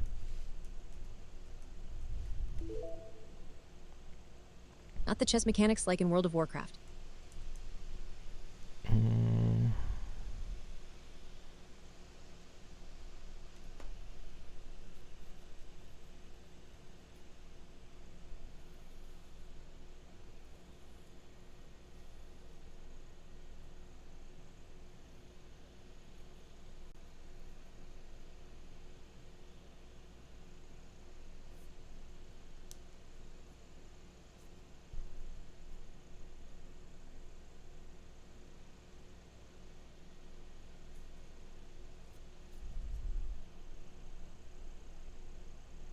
Let's see what Gemini said. A solid foundation. It's a solid foundation for a mid-sized action RPG. Have a clear hero's journey structure with a personal, emotional stake, saving the father that naturally introduces the player to different factions and zones. Proofread the design and identified a few logistical inconsistencies and areas where you can tighten the narrative. 1. Narrative and character consistency. The player name. In the story section, you refer to the player as Kira, but in the character section, you list them as Alar or Alara. You should stick to one naming convention. If Kira is the canon name, use that throughout. Dad and doctor names. In Quest 2, you wrote escort your dad Alar to his doctor Raren. However, your character list says the dad is Roran and the doctor is Mata. Correction. Escort your dead Warren to his doctor, Mata. The motivation, the cure for cancer trade, is a great backstory. It explains why humans and aliens are so intertwined. 2. Gameplay mechanics and economy, the death penalty. You mentioned. Respond in an area one level lower than the area where the player's character died. Feedback. Since your world is underground and likely vertical or interconnected, one level lower might be confusing. Does this mean physically lower in the city, or a previous map zone? In ARP, players usually prefer respawning at the start of the current zone, or the last checkpoint/portal to avoid tedious backtracking. The $5,000 grind, you have 12 quests for 4-hour playtime. Betting a large chunk of that farming for $5,000 might feel like padding boring filler. Suggestion. Make the farming part of a specific subquest, e.g. clear the infested mine for Jerome in exchange for credits, so it feels like progress rather than just repetitive killing. 3. World logic, the passport system, the hub. You compare the elevator system to the US/Canada border. Observation. If humans need a passport to exit return to Earth but can enter Carden quickly, it implies the aliens are very welcoming, but Earth is very strict about who comes back. It's a cool world-building detail. It suggests Earth might be afraid of alien contamination or smuggling. 4. Technical scope, check map size. 2 square kilometers is quite large for a 4-hour game, roughly the size of the Skyrim City of Solitude plus the surrounding countryside. Given you have 15 locations, this is plenty of space. Procedural generation. Unlimited procedural generation is a huge technical undertaking. For a 4-hour narrative game, you might want to limit the procedural parts to just the maintenance corridors or dark forest to keep the player focused on the story.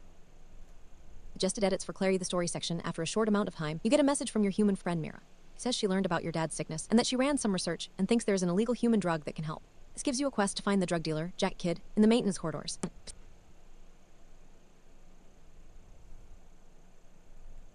Missing pieces to fill. The 12 mobs. You have mutated mice and Jack Kidd's minions. You need 10 more. Consider. Fail chrome scrap broken robots, fungi creatures in the dark forest, or rogue security drones. The 4 puzzles. Where do these fit? Usually. The old foundry or crystal sanctuary are great places for light-based or gear-based puzzles. Would you like me to help you brainstorm the remaining 10 mob types, or the specific 4 puzzles for these locations? Okay,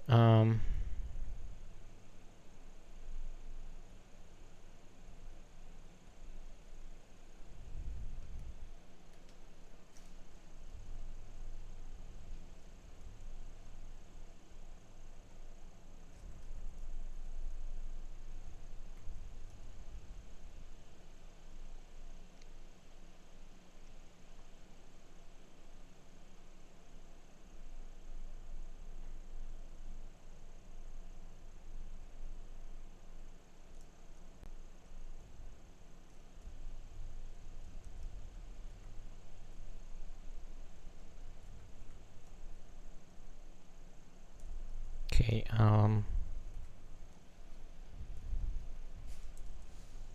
is that better?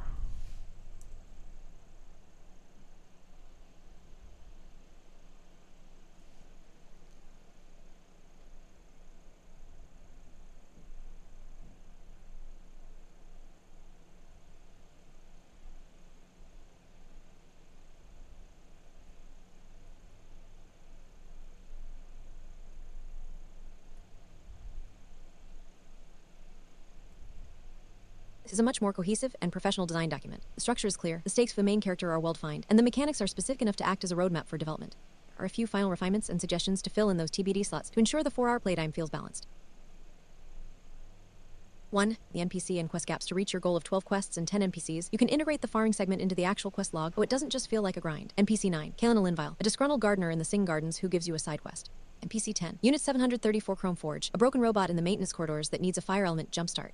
Quest 10. The biofilter occurs during the $5,000 grind. Help Kaelin clear spore reapers from the ventilation to earn a high-value elemental reward. Quest 11. Power grid. In the old foundry, solve a puzzle to restore power to the elevators to reach the lower levels where Olivia's records are kept. Quest 12. The final preparation. A short quest to craft a specific earth/water medicine to keep Roran stable for the final trek to the sanctuary. 2. Refine the mob and element list. Since you have 4 elements, you can categorize your 12 mobs to ensure a balanced drop rate. Element mobs examples: earth mutated mice, cavern beetle, stone crag dwarf maid golem, air steam wasp maintenance, ghostly echo old foundry, sonic bat fire spark drone Jerome's rogue units, magma slime, molten scrap water toxic sludge maintenance, fungal horror dark forest, mist. 3. The 4 TBDS to add variety to the action RPG combat. These could be environmental obstacles, the garden irrigation, redirect water pipes, using a rotating tile puzzle to grow the bridge to the back of the Sing Garden.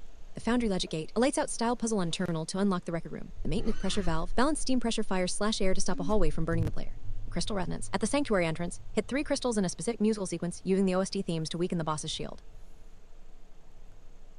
4. Gameplay logic correction. Respawns in the area 1 level lower than the area where they died. In your world design, 1 level lower usually implies getting closer to the sanctuary. Usually, in RPG, a death penalty sends you farther back. Suggestion. Change this to respawns at the nearest platform 7 elevator or safe zone. This makes the walk back the penalty, which fits your 4-hour target perfectly.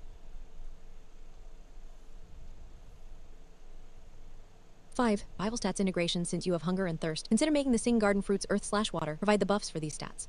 It gives the player a mechanical reason to return to the garden often, reinforcing its importance in the lore. Next step, would you like me to draft the 8 weapons? I can design them around your 4-element crafting system, for example an earth hammer, a firecaster, etc., so they feel integrated into the world. Okay, that's not the most the same as or else that's skill monster. The hunger, thirst, hunger, thirst,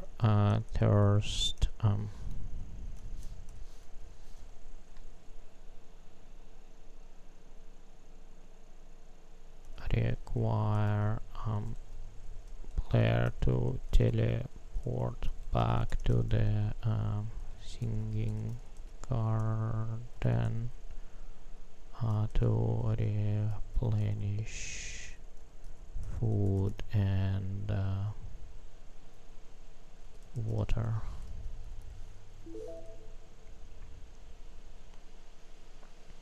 Thirst require player to teleport back to the Sing Garden to replenish food and water.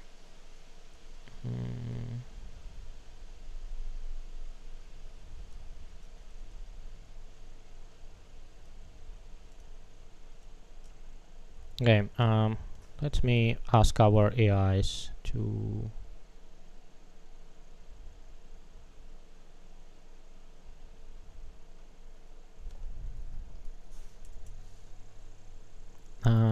this is still a work in progress, but can you review this game design document?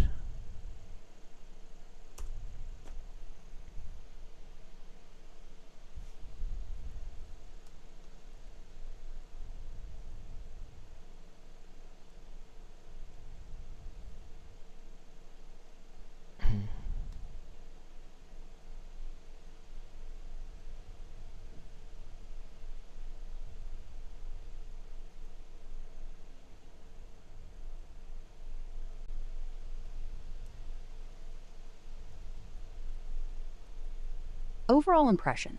This is a solid foundation for a compact action RPG with a heartfelt story driving the progression.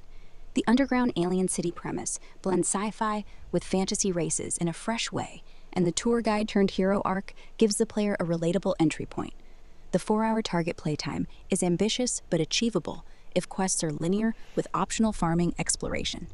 Emotional stakes, curing Dad's illness, provide strong motivation, and mechanics like elemental crafting and no lost death keep it accessible for casual players. Strengths: tight narrative. Story beats escalate logically from tutorial to bosses, with escalating cure attempts building tension. Thematic cohesion: aliens versus humans, underground versus surface, traditional versus modern medicine, mirrors real-world tensions. Player-friendly design: infinite inventory, auto-leveling stats, no death penalties, lower barriers. Scope control: baked 2-kilometer square map, plus procedural unlimited areas allow replayability without bloating dev time. Areas for improvement: incomplete sections, many TBDs. Instead, 812 mobs, all puzzles, weapons, and OSTs risk scope creep. Prioritize filling these to hit targets. Pacing risks: farming 5k does could feel grindy in a 4-hour game. Balance with engaging combat crafting. Depth gaps: puzzles 04 done and weapon 08 need definition to differentiate from classic ARPG. Immersion tweaks: live stream cutscene is cool but underutilized. Tie it to side content. Estimated playtime breakdown based on current outline. You can look at the table in the conversation history. Story and quests review: plot holes, consistency. Dad's glow stabilizes, then flickers after each cure. Great tension builder, but clarify why in lore. E.g., syndrome suppresses glow, symbolizing life force. Escort quests: Dad to doctor, cave. Since city is safe plus portals, why can't Dad teleport? Tied to condition blocks tech for logic. Human friend Mira researches alien disease. Lean into interspecies tension, e.g., she risks deportation. Ending feels abrupt. Add epilogue cutscene, e.g., Dad joins a tour for closure. Use one TBD cutscene here. Quest feedback: strong main chain, 912 done. TBD quests, 1012 could be side content. 1. Tourist troubles: help Mira with rowdy humans at platform 7. Introduces combat variety, ties to livestream. 2. Forge favor: Jerome quest, Craft a gadget for him using new loot. Teaches crafting deeply. 3. Dwarf Debts. Clear Worgen's rival pests in a mini-dungeon. Unlocks dwarf vendor discount. Add branching. Fail farming. Alternative. Steal from Jacket Kid's stash via puzzle. You can look at the table in the conversation history. Characters review 10 NPCs target met, with 2 BTD. Great diversity across races. TBD. Ideas 9. Tourist guide rival. Elinville. Male. Snarky competitor who mocks your side quests. Gives jealousy subplot. 10 platform guard. Chromeforge. None. Enforces rules. Quests for smuggled items. You can look at the table in the conversation history. Gameplay mechanics. Review. Core loop. Fight loot elements. Craft sell progress. Fun. Minecrafty drops. Strengths. Elemental system simple. 4 types combos. Hunger thirst forces garden returns. Good hub flow. Issues. Survival stats. Hunger thirst in 4-hour game. Make optional or auto regen slowly. Teleport. City only return is smart. Prevent skipping content. Respawn. 1 level lower. Clarify level. Zone tier. Ensure procedural areas scale. Enhancements. Crafting examples. Fill weapons armor. Armor mods equals air close water equals dodge boots plus speed affix. Combat. Add dodge and parry for depth. Mobs drop 1 to 2 elements. Puzzles. 4 TBD. Tie to progression. Non-frustrating. 1. Dark Forest. Match mushroom glow patterns. Light puzzle. 2. Old Foundry. Rotate gears to align records. Mech puzzle. 3.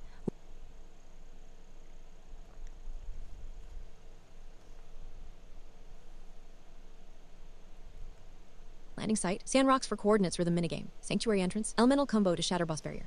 Mods review 12 target 1 / 12 done plus 1 boss. Need variety for procedural areas. Suggestions scale by zone. Mutated mice tutorial. Weak swarm. Glowing spiders dark forest. Wood traps. Rogue drones maintenance. Homing missiles. Burrowing worms foundry. Pop-up attacks. Feral dwarfs Worgen side quest. Tanky. Human smugglers corridors. Guns. Crystal shards sanctuary pre-boss. Reflect projectiles. Procedural variants. Mutated plus elements e.g. Fire mice explode. 9-11. Fill with above variants. Crystal guardian boss. Phases shield with ads. Then melee frenzy.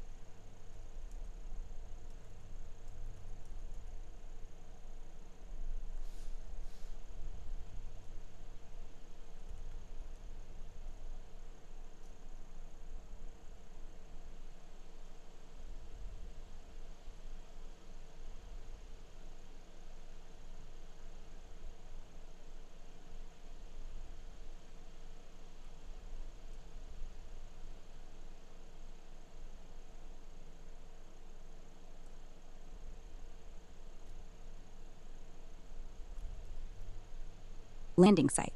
Scan rocks for coordinates. Rhythm minigame. 4. Sanctuary entrance. Elemental combo to shatter boss barrier.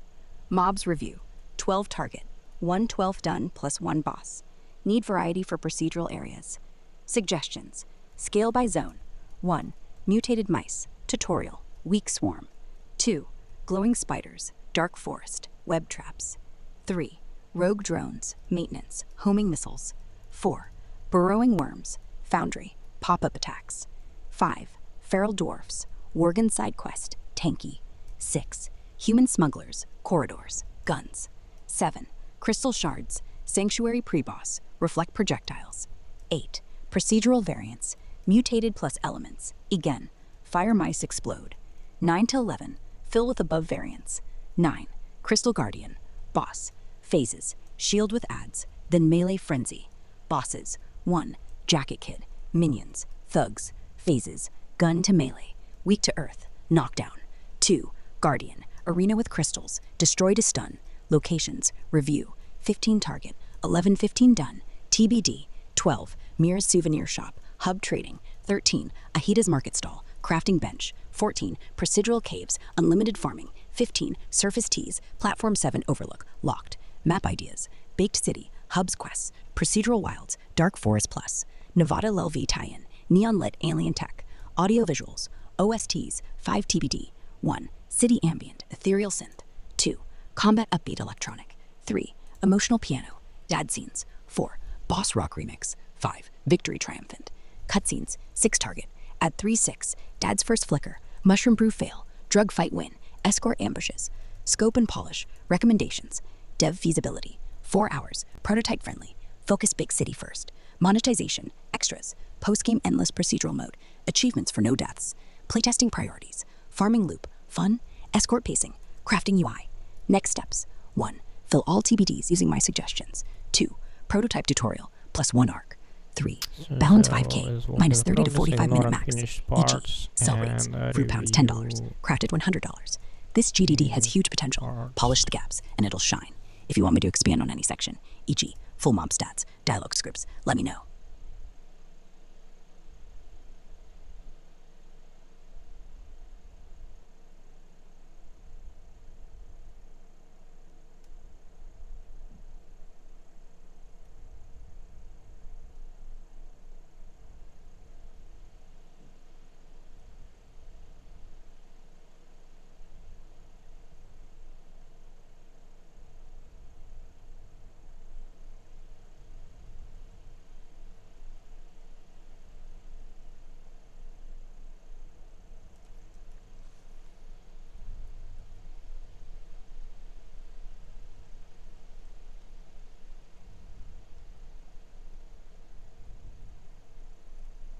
I'll review the existing, completed parts of your GDD. Here's my feedback. What's working really well, the premise is genuinely fresh.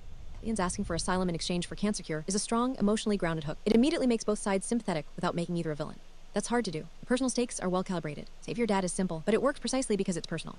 It scales naturally with the world building. You're not saving the universe, you're saving one person, which fit the casual/story-rich blend perfectly. The quest chain is good pacing logic. Each failed cure naturally escalates to the next lead. Doctor right arrow healer, right arrow dealer, right arrow geologist, right arrow cave. Each failure isn't frustrating, it's a breadcrumb. That structure is solid. The genre blend is ambitious but coherent. Plus action RPG plus looter shooter is a difficult triangle to balance, and you've thought about it carefully. The specific casual accommodations, no death penalty, auto stat allocation, infinite inventory, 15-min progress guarantees show real design maturity. Concerns and suggestions: 1. Survival stats feel out of place. Hunger and thirst requiring trips back to the Sing Garden. Every session will feel like a chore, not gameplay, especially in a casual game. Right now, there are attacks on the player's time without adding meaningful tension or choice. Consider. Either lean into survival weather, temperature, real scarcity pressure, or cut hunger/thirst entirely. Middle ground could be making food above system rather than a necessity. Eating makes you stronger, but not eating doesn't punish you. 2. The $5,000 farming wall is a design risk. The back alley deal quest asks the player to farm, craft, and sell until they hit $5,000. This could easily become a grind wall that breaks pacing, especially since it sits right before the first boss fight, which should be a dramatic peak. Consider. Give the player a clear sense of progress toward $5K, a visible tracker, and make the farming activities feel varied. Also, is there an alternative path for players who'd rather not grind? Side quest, a favor, a steal option. 3. The loot system, air/water/fire/earth, needs more visibility in the GDD. The 4-element loot system is one of your most distinctive mechanics, but it's only mentioned in the gameplay mechanics section at the end. The quest content doesn't currently reflect it. No quests require specific elemental combinations, no locations are tied to element types. Consider weaving elements into quests and locations more explicitly. For example, Worgen's medicine could require fire plus earth loot. The Dark Forest could drop primarily earth and water elements. This makes the system feel central, not tacked on. 4. The 2 missing NPCs are load-bearing. You have 10 NPC slots, and 2 are TBD. Given how tightly the quest chain uses specific characters, those 2 slots matter. Existing cast covers all current quest needs, so the 2 remaining NPCs should probably serve a specific mechanical or narrative purpose. Consider. One could be a crafting/lore NPC who teaches the player the elemental system early. The other could be someone who adds a second story, threaded tourist subplot. Political tension between alien races. 5. The 3 alien races are introduced, but underused. The Elinvile, Dwarfs, and Chromeforge are described vividly, but the story currently only uses them as character backgrounds. There's no friction, culture, or tension between them in the quest content. Consider. Even small touches help. Worgen Dwarf being slightly dismissive of Mata Linval medicine, or Jerome Chromeforge processing grief differently than organic characters. Add texture without extra quests, but Kit's Crystal Sanctuary Guardian as a name is a placeholder, not a boss. Needs a proper name, and ideally a narrative reason to either guarding that specific cave. A heliport restriction for Roran can't use it due to his condition is a clever, elegant justification for the escort quest. Keep it. Starry Sky/Missing Stars detail is evocative and emotionally resonant. Make sure it pays off beyond a single cutscene. It could be a recurring motif. Platform 7, and the border crossing detail is great world building. It makes the alien-human relationship feel bureaucratic and real, not utopian. Overall, this is a strong, coherent foundation. The biggest structural risk right now is the survival mechanics pulling against the casual design intent. Everything else is fixable in iteration. Okay, $500 issue, right? There's once $500 exchange illegal drug. You need to spend time farming, crafting ingredients from off credits, and sell them. That should not take more than 15 minutes of the should take about 15 minutes of the game time.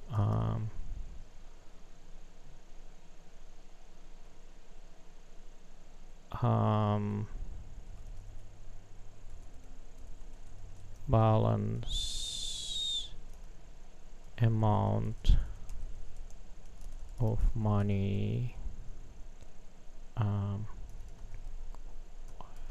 to fulfill the quest.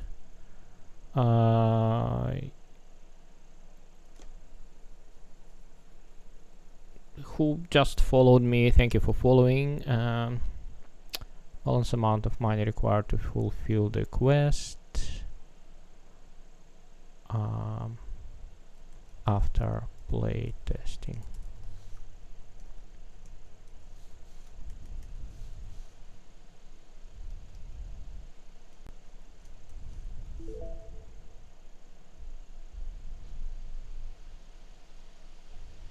That should not take about 15 minutes of the game time. Valid amount of money required to fulfill the quest after playtesting. That should take about 15 minutes of game time. Balance amount of money required to fulfill the quest after playtesting. That should take about 15 minutes of game time. Valid amount of money required to fulfill the quest after playtesting. Balance.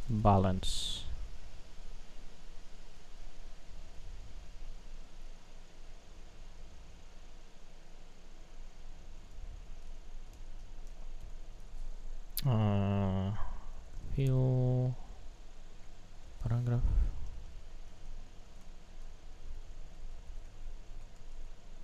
On the way to meet Jack Kidd, you have to fight Mozmov's list TBD. Jack Kidd wants $5,000 in exchange for your illegal drug. You need to spend time farming crafting ingredients from mobs, crafting items, and selling them to vendors Ahita, Mira, and Jerome. You can also harvest fruits in the Sing Garden and sell them. That should take about 15 minutes of game time.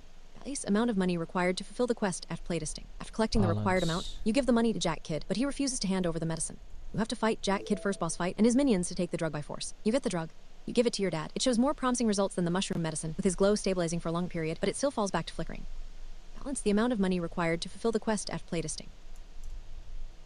Okay, Morgan, he says he's been studying. Okay, so it's emotional resonance. Okay, so let me see what. Kind of not liking what ChatGPT lately doing, but let's to be a troll ask. Oh, wait a second. No.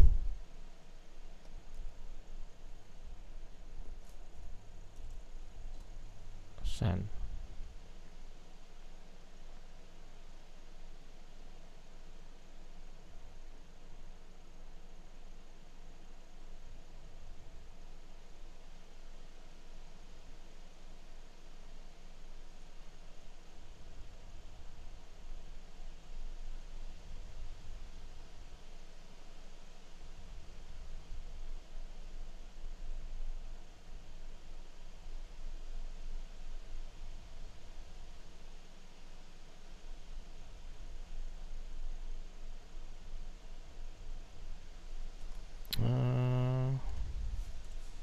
Open world.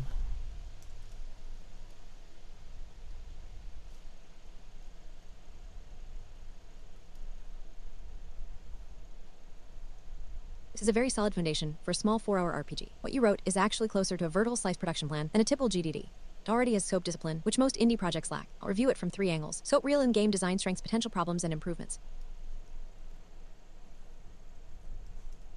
1. Review very good. Your scope is surprisingly realistic. For solo C++/SDL2/BGFX project, like you mentioned in previous chats, this is actually a good target. Strong scope limits. C's, mobs, manageable, perfect, very good, manageable, borderline, but okay, perfect, puzzles, good. This should land around 3-5 hours playtime heavy checkmark, which is exactly your goal. Biggest scope risk, 15 locations. For solo dev, that may secretly become 30-40 environments, because each location usually contains Tiberia's dungeon rooms, transitions you may want, 10 major locations plus procedural areas. Apartment, doctor, workshop, dark forest, maintenance, garage, foundry, procedure, dungeon, caves, forest, design, strength. 2. Design strengths 1. Strong emotional hook. The father illness storyline works well. Simple but powerful. 12 hours seat, trial, legal drug, research, cure, find. Tutorial down arrow, father sick down arrow, try medicine down arrow, try illegal drug down arrow, research cure down arrow, find mythical location down arrow, final cure. The structure is classic RPG pacing, similar emotional arc used in games like The Witcher 3, Wild Hunt series search arc, Mass Effect mission chain storytelling, but scaled for a small indie game. Excellent game loop. Excellent gameplay, loop, your loop is clear. Fight down arrow, loot down arrow, craft down arrow, sell down arrow, upgrade down arrow, fight stronger enemies. That is the ARP.mean loop. You also correctly added 15-minute progress rule, which is important for casual design. 3. Smart simplifications. These decisions are very good. Automatic stat allocation removes RPG friction. Very good for casual players. Infinite inventory, great choice. Inventory management is not fun in short games.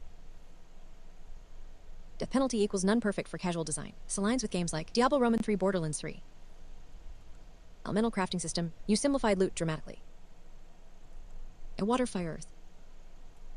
This is excellent design, instead of 200 materials. 3. Potential design problems. These are important issues to consider. Problem 1. Survival system may fight your casual design you have. Hunger, thirst, energy, temperature. Radiation.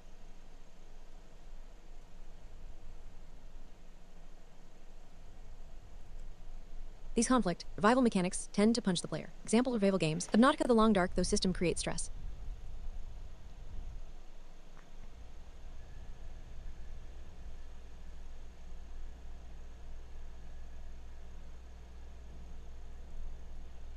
Farming system may be unnecessary. Planting, growing, harvesting. But the game is only 4 hours long. Farming usually requires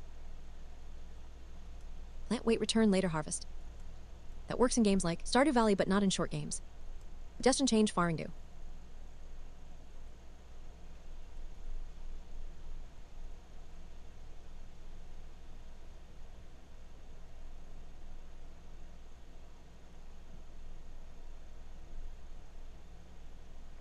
Series break emotional pacing. Suggestion: make the money quest multipath. Player can farm mobs.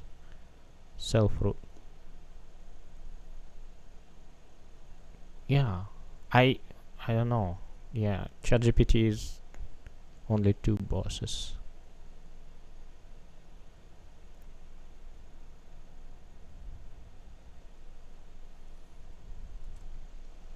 Four, world building is interesting. The alien underground city concept works. Good aspects. Human visiting alien city, border crossing system, alien races, underground ecosystem. The tour guide idea is clever. It gives natural exposition. 5, the missing stars theme. This is actually a very strong emotional motif. Alien cannot see the stars anymore. You should lean into this. Possible themes. Underground life, loss of sky, longing for stars, ending scene idea.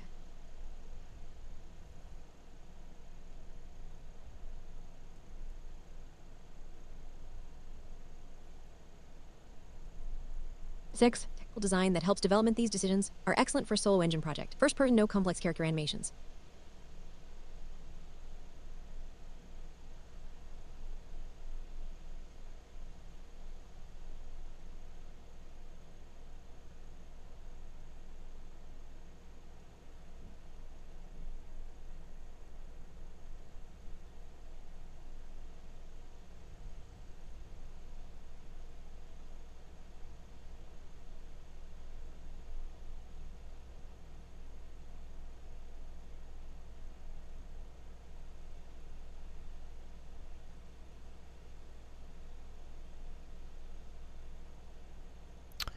Okay,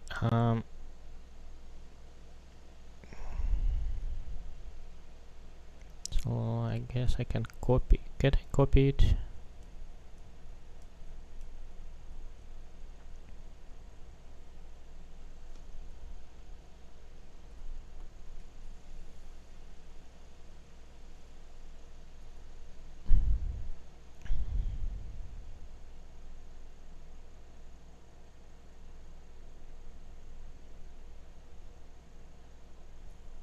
So I'm going to probably just drop it everywhere and redo it in Gemini as well, and redo it in the Grok, and redo it in Claude.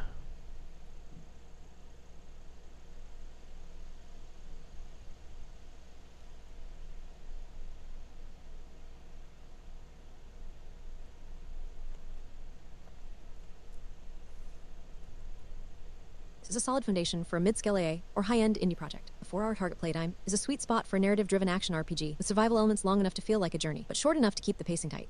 Here's a review of your current GDD components, focusing on what works and where the action RPG meets casual survival blend needs a little more mechanical glue. Strengths and highlights the border crossing concept. Using Platform 7 as a hub modeled after a US/Canada border is a fantastic world-building detail. Adds a layer of mundane sci-fi that makes the setting feel grounded and believable. The glow mechanic. Having the Elinvile's health/status represented by their bioluminescence is a great show, don't tell visual cue. It's a very casual, friendly UI choice players can see the stakes without looking at a health bar. The crafting economy. Simplifying loot into 4 elemental types air, water, fire, earth is brilliant for a 4-hour game. It avoids the inventory management nightmare while still allowing for the numbers go up. Mean hit. Death penalty. Respawning 1 level lower without losing items perfectly matches your casual aspiration. Creates a soft setback that encourages the player to go back to the hub, restock, and try again. Areas for refinement. 1. Survival vs. Will conflict. Your casual goals aim for minimal loss of progression, but your survival goals include hunger, thirst, and radiation. The risk. Constant backtracking to the Sing Garden for food/water might feel like busy work in a 4-hour game. The fix. Make survival stat more like buffs. If you are well-fed, you get plus 10% XP or faster movement. If you are starving, you don't die, but you move slower. This keeps it casual while rewarding the survival loop. 2. Pacing of the $5,000 grind. You mentioned the Jack Kid quest should take about 15 minutes of farming. The risk. In a 4-hour game, a 15-minute pure grind session can feel like a speed bump in the story. The fix. Ensure the mobs the player is farming for money also drop the ingredients for their next weapon upgrade. This makes the grind feel like preparation for the boss fight. 3. Procedural vs. Bake Map. The challenge. 2km2 of Bake Map is quite large for a 4-hour linear story. Recommendation. Use the Bake Map for the city safe zone and the procedural generation for the maintenance corridors and dark forest. This reinforces the feeling that the wilds are unpredictable while the city is stable.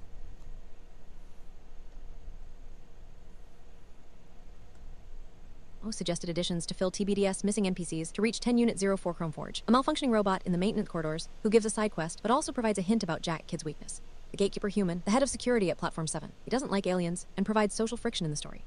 Missing mobs to reach 12 rest mites, small metallic insects that eat Chromeforge parts found in Old Foundry. Flicker bats, mobs that dim the player's vision/glow found in Dark Forest. Security drones, hacked human tech found in maintenance corridors.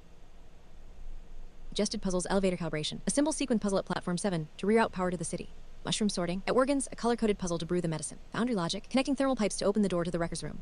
Crystal resonance, matching the frequency of the crystals in the sanctuary to unlock the final healing chamber.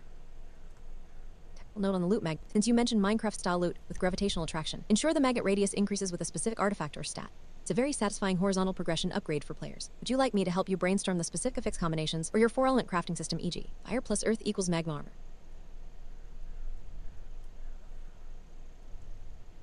Overall impression. This GDD outlines a promising action RPG with elements of looter shooter, survival, crafting, and story-driven adventure, set in a unique sci-fi premise involving aliens living underground on Earth. The core story revolves around a personal quest to cure the protagonist's father, blending emotional stakes with exploration, combat, and progression systems. It aligns well with the aspiration genres, emphasizing casual accessibility while incorporating deeper RPG mechanics. The scope is ambitious for a 4-hour target playtime, but feasible if focused on a mix of baked and procedural content. Strengths include a cohesive narrative arc, clear progression loops, quests leading to combat, gathering, and bosses, and a world building that feels fresh with interspecies dynamics. Areas for refinement, ensuring the casual-friendly design doesn't dilute the action intensity, and balancing survival elements to avoid frustration in a short game. Scope review. Target playtime 4 hours. This seems balanced given the outlined quests 9 detailed, 3 TBD, which form a linear main story with side activities like farming and crafting for money. The tutorial pest control integrates seamlessly, and escort quests add variety without loading time. Boss fights are limited to 2, which keeps pacing tight. Suggestion: allocate rough time estimates per quest, e.g. Pest control 15-20 mins including tutorial, back alley deal 30-45 mins with farming loop to ensure the total hits 4 hours during playtesting. NPC 10, 8 are detailed, leaving 2 TBD. The existing ones cover key roles friends, vendors, healers, antagonists, and represent the 3 alien races plus humans, adding diversity.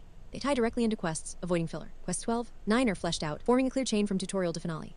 They incorporate genres well. Combat, pest control, boss fights, gathering into the dark, economy, back alley deal, and exploration paper trail, the geologist. The progression feels natural, escalating from local issues to broader adventures. Mobs 12, only mutated mice and the final boss are specified. The story mentions generic mobs and paths to Worgen and Jacket Kid, which could be placeholders for variety. Ensure mobs scale with player level for vertical progression. Boss fights 2, Jack Kid midgame, tied to economy and combat, and Crystal Sanctuary Guardian endgame, guarding the cure. These punctuate the story effectively, with the first introducing forced combat after a failed deal, and the second as a climax before resolution. Boss 5, Cutscene 6, Location 15, Puzzles 4, Weapons 8. These are mostly TBD, but the existing cutscene live stream. Meet Olivia align with story beats. Locations 11 detailed provide a good mix of safe hubs. Platform 7. Apartments in dangerous areas, dark forest. Maintenance corridors, supporting open world elements without loading screens. Map size. 2 square kilometers, baked core city and key sites, plus unlimited procedural dungeons/forests, is smart for replayability and procedural looter aspects, while keeping the story contained.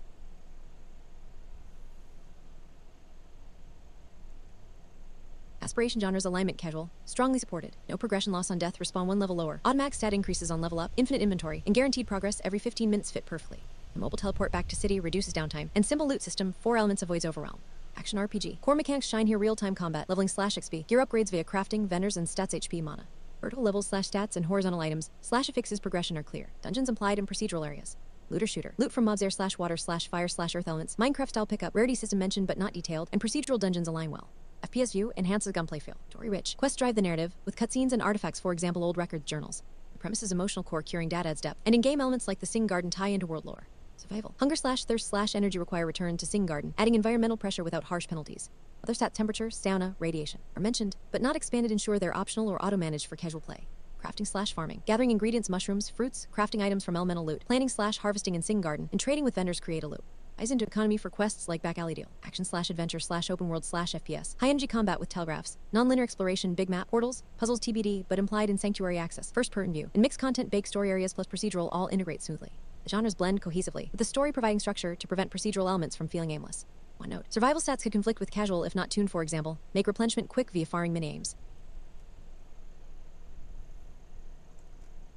Premise review. The 2030 alien settlement setup is intriguing, blending sci-fi with real-world analogies, border-like platform set. Nevada location near Vegas. Restrictions on alien surfacing create tension, and the 3 races add visual /lore variety. Alien vials glow, tying into Dead's illness is a nice touch. The hero's tour guide role grounds the start in casual exploration before escalating to adventure. The missing seeing stars hint in the genre section feels like a subtle lore Easter egg, perhaps expanded into a side quest or cutscene for emotional depth. Story review structure. Linear quest chain with branching activities, farming for money, fighting mobs en route.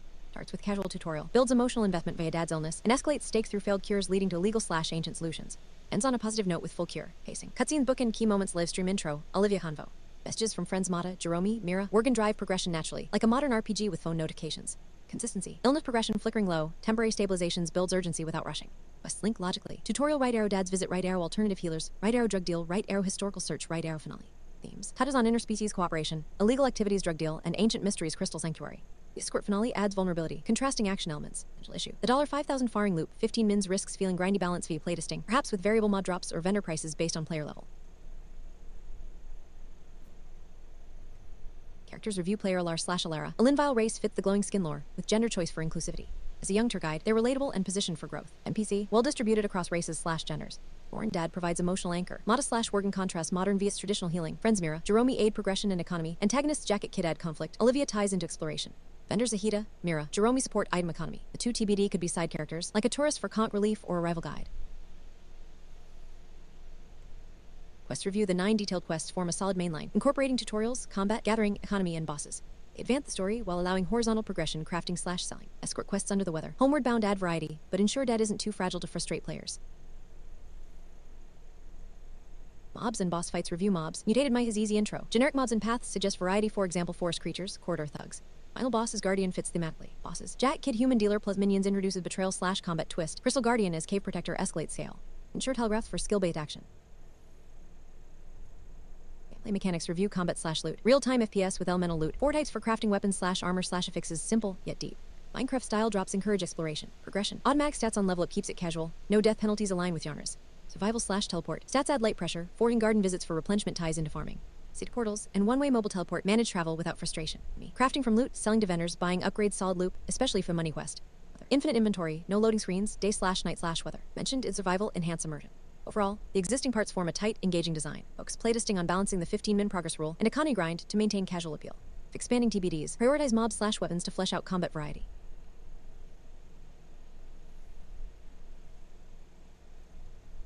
I've read through game 025 GDD. It's a well-structured concept, with a strong emotional core saving your dad and a nice blend of genres. Here's my review of the existing hearts. What's working well, the premise is genuinely original. An human cohabitation treaty with a cancer cure as the bargaining chip is a fresh setup, and grounding it in Nevada /Las Vegas gives it a concrete sense of place. The 3 alien races are distinct and memorable, especially Chrome Forge as a robotic alien race, rather than just another humanoid variant. The story has good emotional stakes, and a satisfying quest chain structure. Each lead naturally flows into the next doctor, right arrow healer, right arrow drug dealer, right arrow geologist, right arrow cave, which avoids the feeling of disconnected fetch quests. The escalating attempts to cure Roran, each partially working before failing, creates good narrative tension.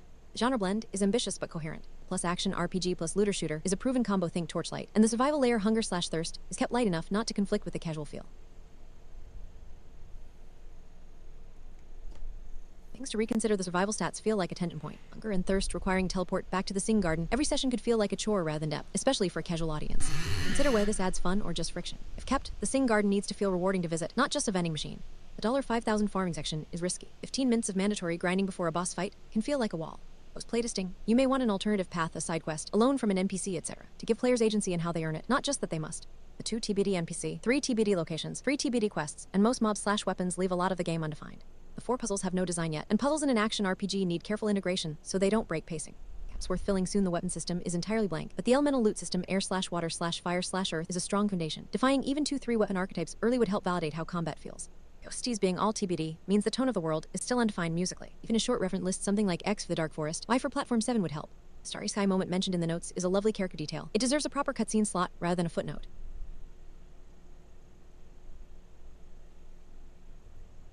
Overall, the bones are solid. The story is the strongest element. Keep protecting it as you fill in the blanks. The biggest risk is scope creep from the genre list. Every genre you keep adds systems that need balancing. I'd recommend ranking the genres by priority so when trade-offs arise, you have a clear answer for what gets cut first. What would you like to dig into? Filling in the TBD sections, refining the mechanics, or something else? Okay,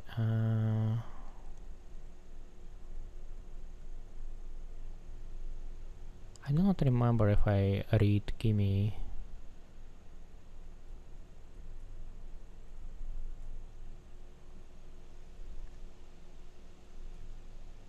This is a comprehensive game design document for Game 025 working title. Let me provide a structured review and analysis of the existing content, identifying strengths, potential issues, and recommendations while ignoring the TBD sections as requested. Executive Summary: Game 025 is an ambitious action RPG with survival, crafting, and looter-shooter elements set in a unique sci-fi/fantasy hybrid universe. The core premise, playing as an alien tour guide trying to save your father, is emotionally resonant and provides strong narrative motivation. This is a fascinating and ambitious game design document. The core premise, an alien tour guide in an underground city trying to save his father, is unique and emotionally engaging. The blend of sci-fi and fantasy races, Elinvile, dwarfs, Chrome Forge is well realized. Here's a review of the existing parts, focusing on coherence, potential issues, and opportunities. Overall strengths: strong, emotional core. The central story, son/daughter trying to save their father, is a powerful driver for the player. It justifies the quests and provides a satisfying conclusion. Unique premise: the role reversal, alien as protagonist, humans as tourists/immigrants is a fresh take on the genre. Cohesive world building. The lore: cure for cancer, alien races, Platform 7 border crossing is logical and provides great context for the game world. Clear visual identity. Descriptions of the races are vivid and would translate well into concept art.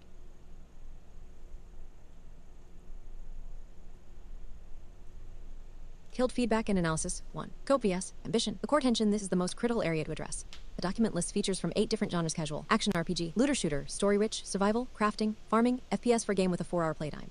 The problem: 4 hours is incredibly short. Many of these systems, survival, deep crafting, farming, require time to breathe and become meaningful. Implementing them all would either result in shallow, pointless mechanics or a game that feels bloated and overwhelming, directly contradicting the casual aspiration of being not overwhelming. Specific contradictions: survival stats, hunger/thirst. In a 4-hour game, this becomes a tedious chore, not an engaging mechanic. Forcing the player to teleport back to the Sing Garden just to eat will break the narrative flow and frustrate the player. Deep crafting and farming. These are systems designed for long-term engagement. In a 4-hour narrative experience, the player won't have time to meaningfully engage with planting, growing, and harvesting. They'll just do it once because a quest told them to. FPS vs. action. These are distinct combat styles. The doc mentioned gunplay feel, but the story and world don't establish why an alien society would use human-style projectile weapons. The elemental loot system, air, water, fire, earth, suggests a more magic or energy-based combat system, which fits the setting better.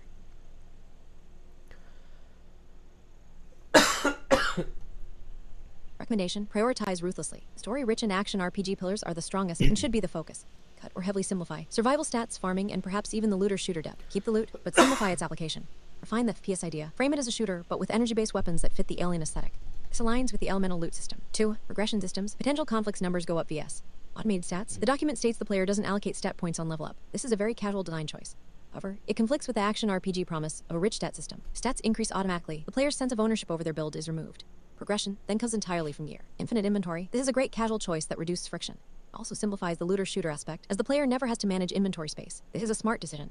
No loss on death. Another excellent casual choice that keeps the game accessible. Respawn mechanic. Respawns in the area 1 level lower than where they died. This is interesting, but what does 1 level lower mean in a non-linear world?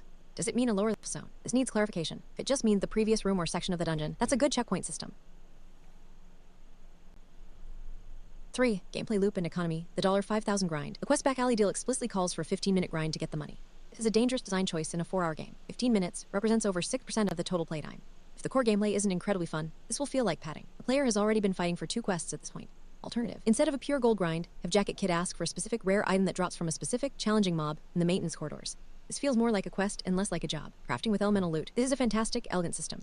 4 base elements that combine to make everything is simple for the player to understand, but offers depth. This is the burden of complexity on the developer. Magnetized loot Minecraft style. A great, tactile, casual feature that feels satisfying. 4. Story and pacing excellent 3-act structure. The story is well-paced. Act 1 Quest 1-2. Inciting incident father's illness. Act 2 Quest 3-7. Escalating stakes failed remedies, illegal deals, investigation. Act 3 Quest 8-9. Climax and resolution boss fight sanctuary cure. Total consistency. The story beats are emotional without being overly dark, matching the casual and adventure aspirations. Cutscene placement. The opening live stream is a brilliant way to do an infodump in a natural, character-driven way. Cutscene with Olivia is a classic meet the mentor moment that works well. A list of 6 cutscenes for a 4-hour game is a good target, one every till to 40 minutes. 5. Level design considerations, 15 locations in 4 hours. This is a very high density. The player will be moving through locations very quickly. Baked 2km 2vs. Procedural unlimited. This split is interesting. The main story path should be through the beautiful handcrafted baked areas. Procedural areas could be used for grind sections like the maintenance corridors or for optional content, giving the looter-shooter audience something to do if they want to extend their playtime beyond the main story. Portal system and mobile teleport. This is a smart design for a hub-based game, keeps the city as a central point, and allows for non-linear exploration of the world, while the one-way teleport ensures the player can always easily get back to safety.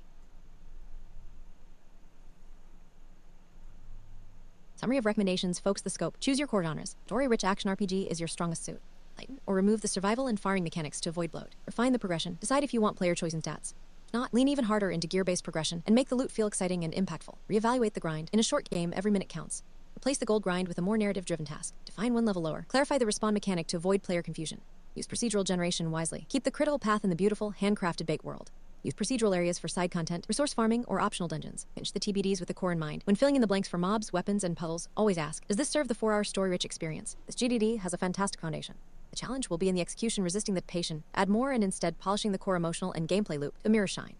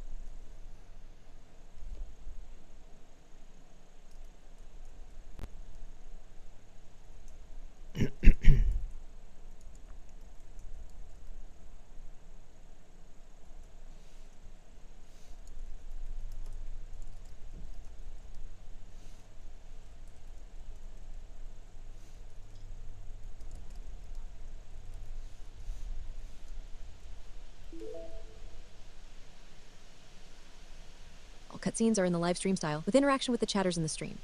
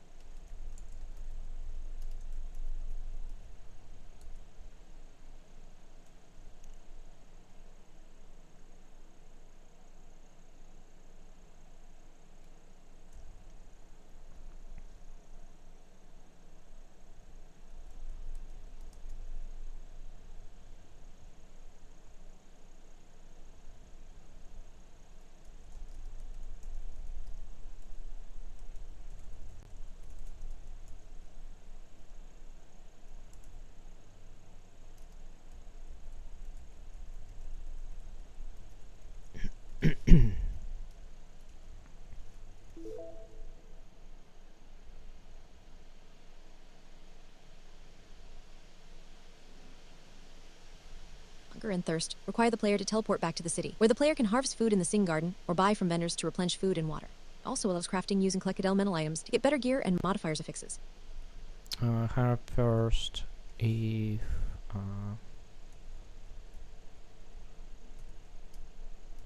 slow.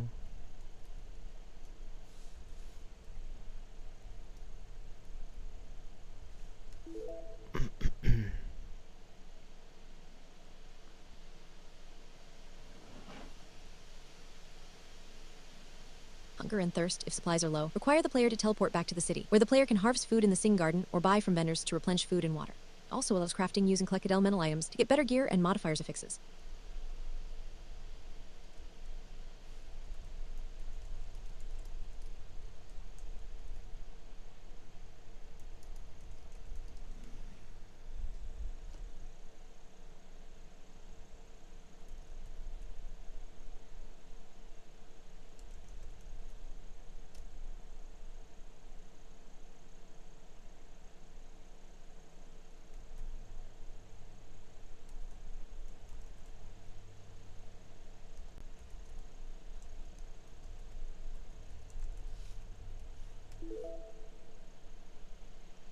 Energy can be restored with caffeinated beverages or by sleeping.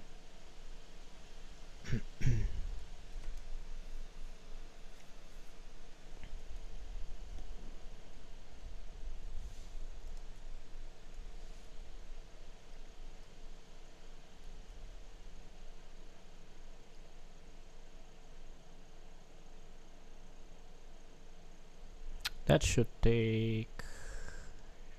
That should not take longer than the average quest of game time. We should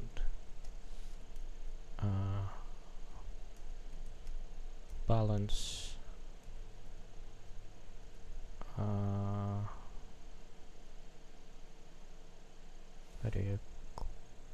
required amount of money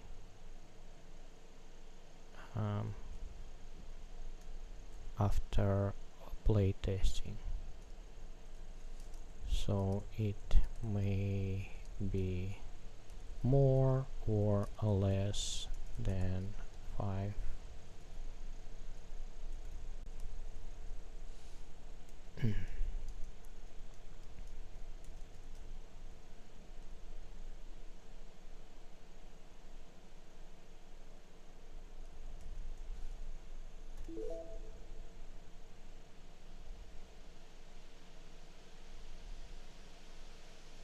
That should not take longer than the average quest in game time. You should balance required the amount of money after playtesting, so it may be more or less than $5,000.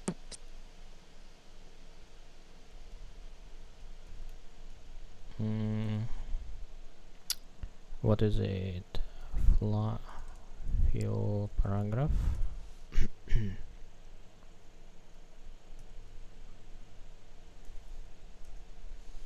Character does not lose anything, although the character spawn in the area. They died. So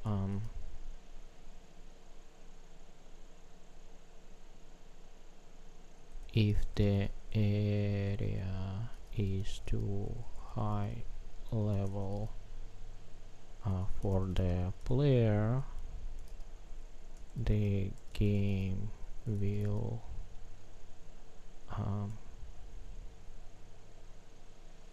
bump player to the level with mobs lower level,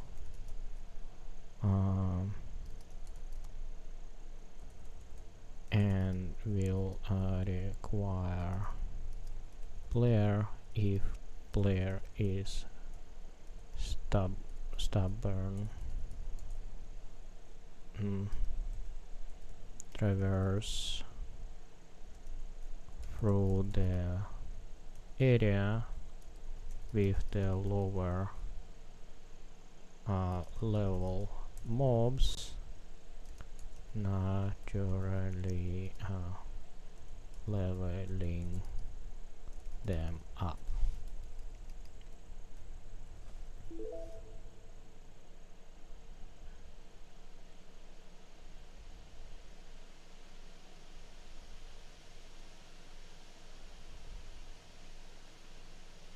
On death, the character does not lose anything. No loss of money, no loss of items. The character respawns in the area, one level lower than the area where they died. So, if the area is too high level for the player, the game will bump the player to the level with mobs of lower level, and will require the player, if the player is stubborn, to traverse through the area with the lower level mobs naturally leveling them up.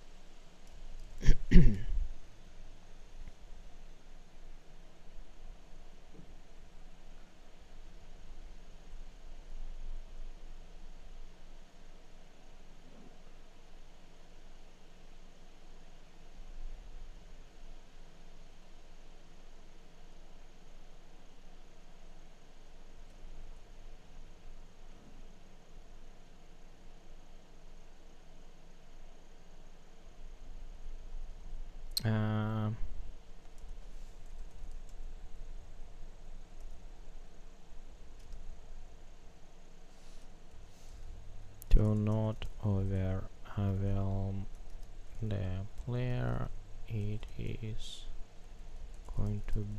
to be no 2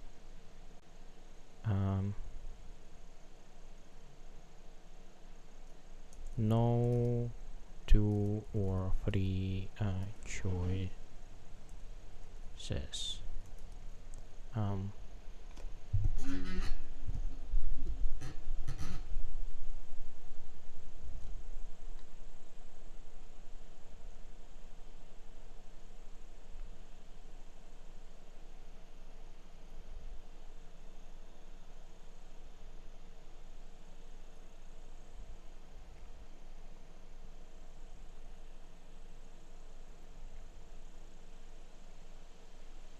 The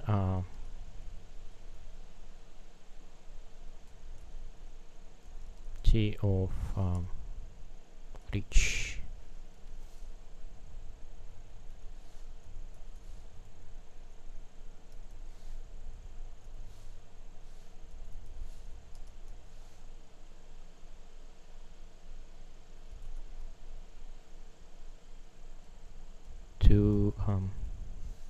to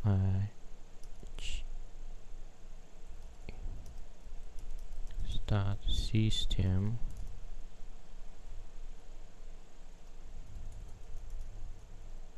is going to be a crafting system.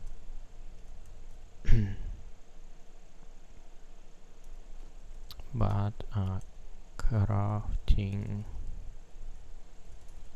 is going to be gradual, starting from 4 elements: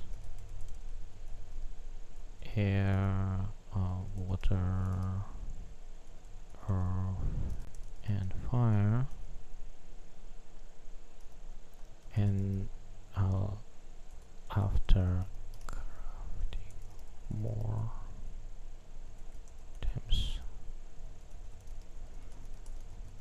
to combine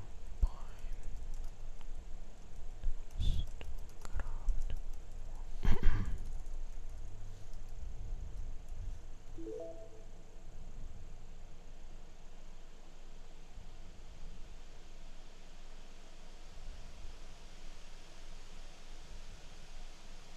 To not overwhelm the player, it is going to be no 2 or 3 choices. Achieve a rich stat system, there is going to be a crafting system. But crafting is going to be gradual, starting from 4 elements: air, water, earth, and fire. And after crafting more items, the player would be able to combine those items to craft more.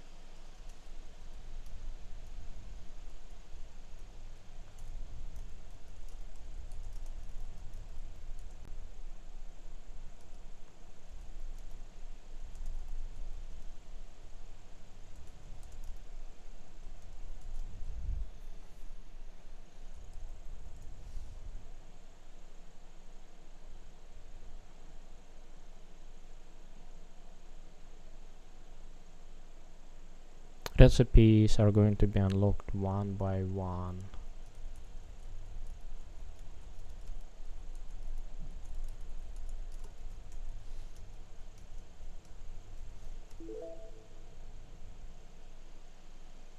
Recipes are going to be unlock 1 by 1 similar to how it is done in Minecraft.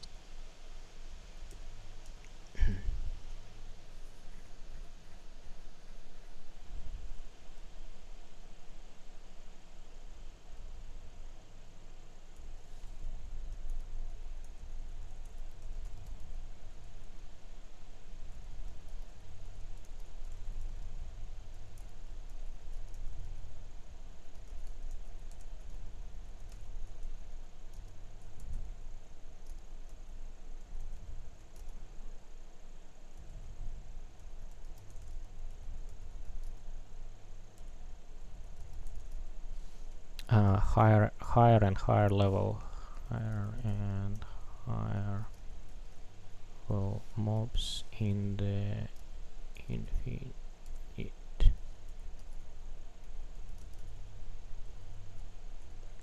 generated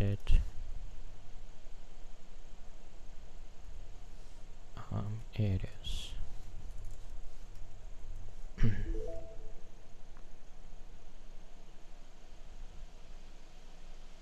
Finishing the quest line, the player is free to continue playing and fight higher and higher level mobs in the infinite procedurally generated areas.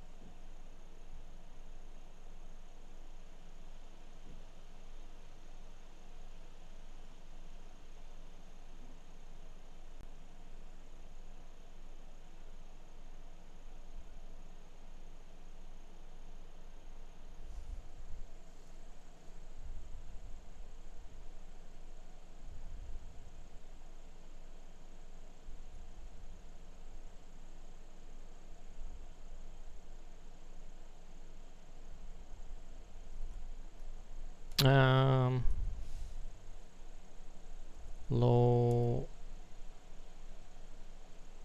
and low, high hunger and thirst will make the character move slower. High hunger and thirst will make the character move slower.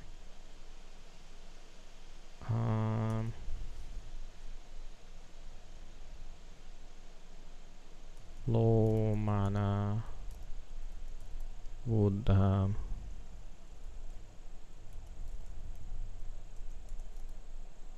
spells or weapons. Low mana would disable certain spells or weapons.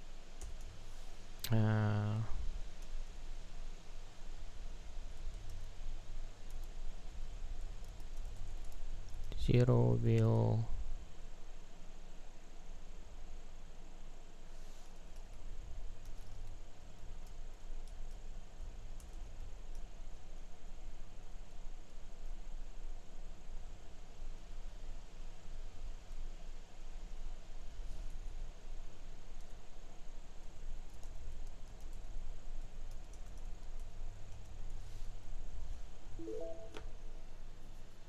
Health less than 0 will cause the character death.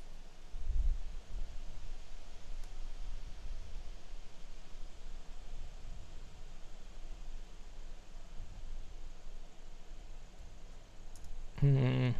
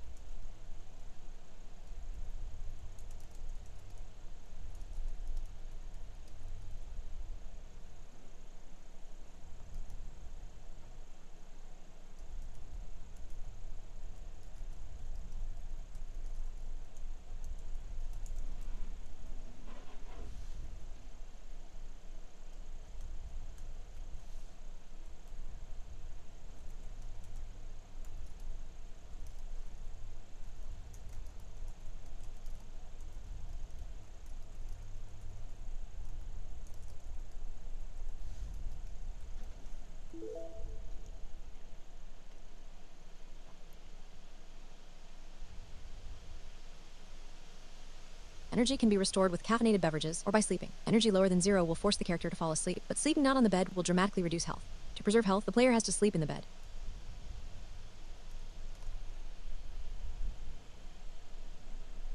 Mm.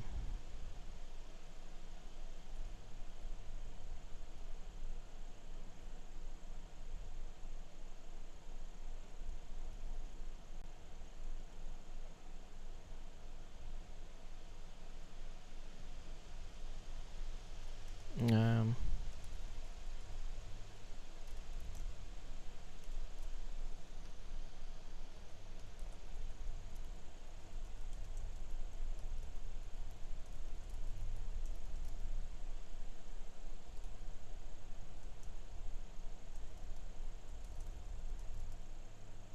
How to resolve the quest, not like on Rails, collect that specific items or kill that amount of mobs, but we need to tune it to be same amount of effort as a normal quest.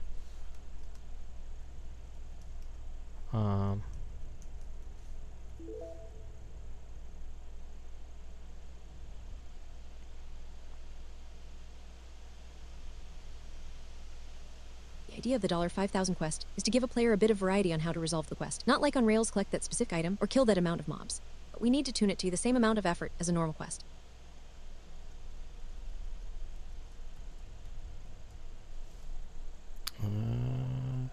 Fill paragraph.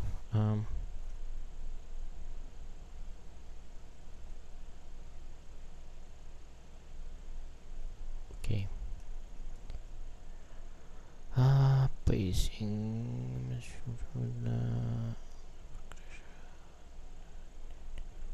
Video and PC.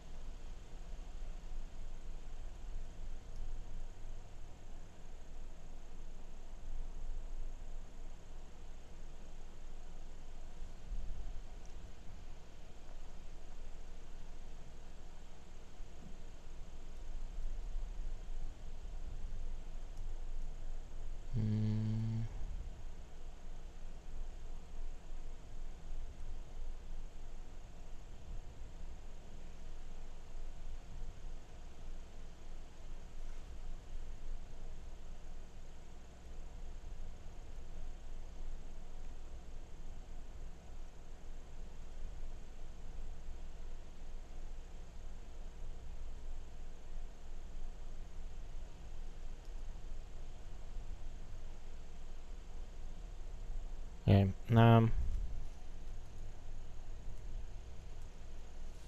I addressed some of your criticism. Anything I missed?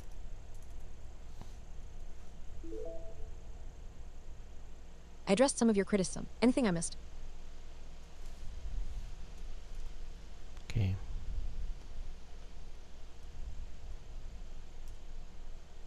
So let's repopulate.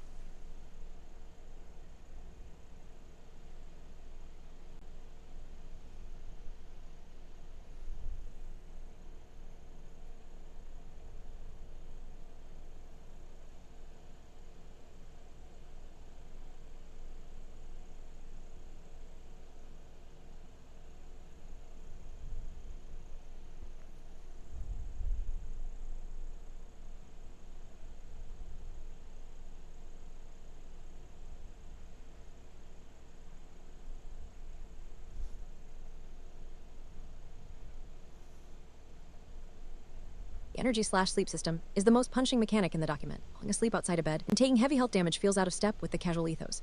Stricter than the death penalty itself, which loses you nothing. Worth reconsidering whether energy needs teeth at all, or if the consequence should be softer, like forced slow movement rather than health damage. Is Meyer intentional and just not placed yet, or is she a character you want to develop?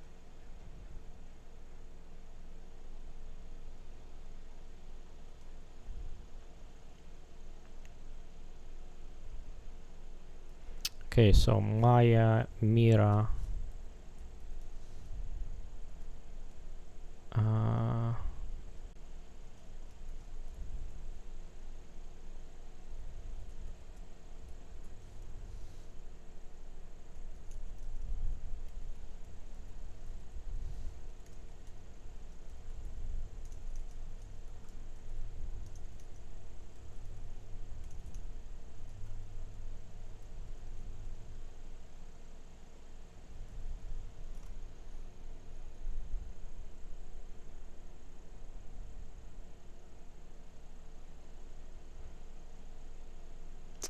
ChatGPT as usual, horrible.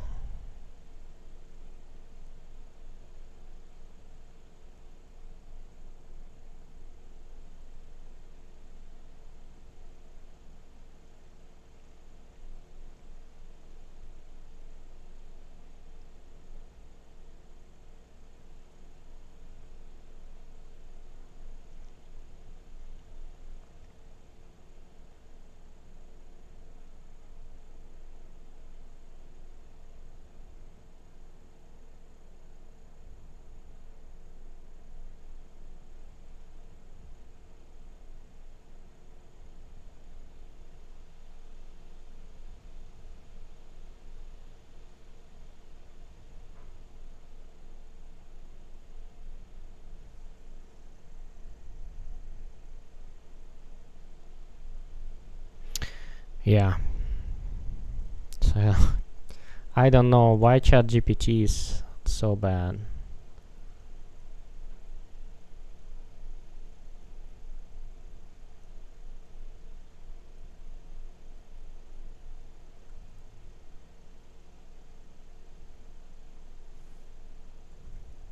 You've made excellent clarifications that address several key concerns. Let me review what's been improved and identify any remaining gaps. Successfully address 1. Economic Balance Quest 5-year revision clarifies that the $5,000 farming should take not longer than the average quest and emphasizes player choice in methods combat, crafting, gardening. This transforms a potential grind wall into a meaningful decision point. The playtesting caveat is appropriately conservative.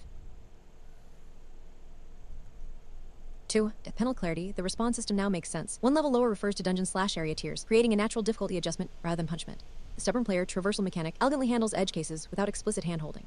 3. Survival stats integration. You've connected the survival loop to the core gameplay. Hunger/thirst right arrow movement speed penalty combat relevant. Low monitor right arrow ability/weapon lockout build relevant energy/sleep right arrow. Forced sleep with health risk strategic playing teleport to city right arrow crafting opportunity progression relevant. This creates meaningful friction rather than annoying micromanagement. 4. Crafting progression. The Minecraft-style recipe unlocking is perfect for the casual genre goal gradual complexity expansion rather than overwhelming upfront systems. 5. Narrative framing, clarifying that all cutscenes are livestream style with chat interaction, commits to the fourth wall premise. It's now a diegetic consistency rather than a tonal clash. Alara is literally a content creator documenting their father's illness journey. Remaining issues and new questions 1. The Seeing Stars motif, you mentioned Meyer in the premise, but she's not in the NPC list. Slot 9-10 are still TBD. This is either an oversight to fix or intentional mystery. Meyer is revealed later. Critical question. Is the stargazing cutscene flashback present or future? If it's the emotional climax, it may need stronger structural support in the quest flow. 2. Live stream cutscene mechanics 2 or 3 choices in chat interaction is good restraint, but clarify. Do choices affect gameplay item rewards, vendor prices, or only narrative flavor? Is there a canned stream archive that players can rewatch? Do you handle players who skip cutscenes? Do they miss mechanical information? 3. Post-game clarity. After finishing the quest line, player continues in infinite procedural area suggests. Main story equals 4 hours in game equals unlimited. This is a clean split, but consider, does level scaling apply to procedural areas, or do they have fixed tiers? Is there new narrative content post-game, or pure combat/loot loops? 4. Weapon design gap 8 weapons are undefined. Given your elemental crafting system, consider.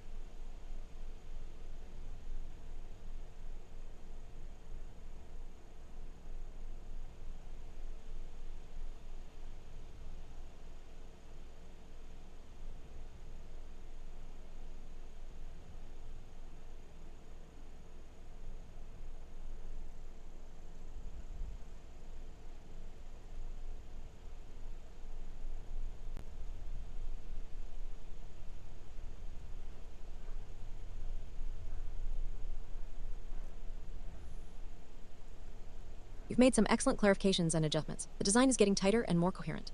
Let me address what you've fixed and what still needs attention. What you've improved: 1. The $5,000 quest design, good fix. Your rationale is now clear. It's about player choice and agency, not pure grind. Clarification that it should take no longer than the average quest and will be balanced through playtesting shows mature design thinking. This addresses my concern about pacing. 2. Respawn mechanic clarification, much better. The explanation of one level lower as a natural gating system that encourages the player to level up through lower areas is clever. It creates a soft barrier without being punishing. This respects the casual aspiration while maintaining challenge. 3. Revival stats integration improved. You've connected hunger/thirst to the city hub and crafting loot, which gives them purpose. The consequences: slower movement, forced sleep are meaningful without being overly punishing. This integrates survival into the core loop rather than making it a separate chore. 4. Cutscene style, great creative choice. The livestream format for all cutscenes is brilliant. Fits the protagonist's job tour guide, creates a consistent visual language, allows for exposition through chat interactions, feels modern and fresh, can be produced more efficiently than traditional cutscenes. 5. Gradual crafting system, excellent. The Minecraft-style recipe unlocking addresses the overwhelming concern perfectly. Starting with 4 elements and gradually unlocking combinations keeps complexity manageable while rewarding experimentation. 6. Game clarity, good addition. Stating that players can continue in procedurally generated areas for the story gives the game replay value beyond the 4-hour narrative. What still needs attention: 1. The scope vs. System tension's still the biggest issue. You've added more detail to complex systems rather than simplifying them. Look at what a player now must manage in a 4-hour game.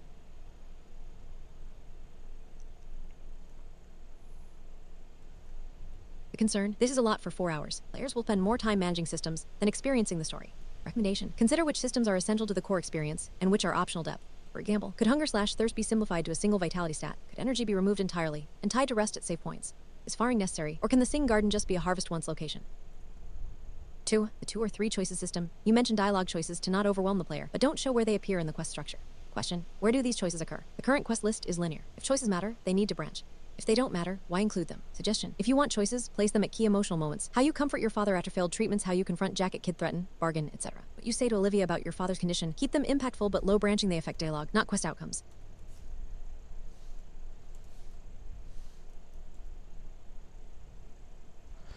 Alright, so it's going to be no 2 or 3 choices to each.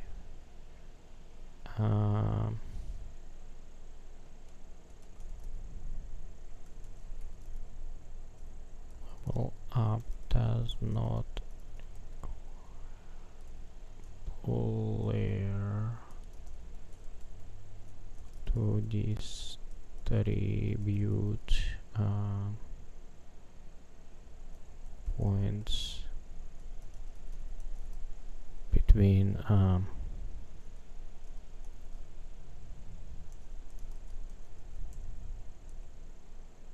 up does not player to distribute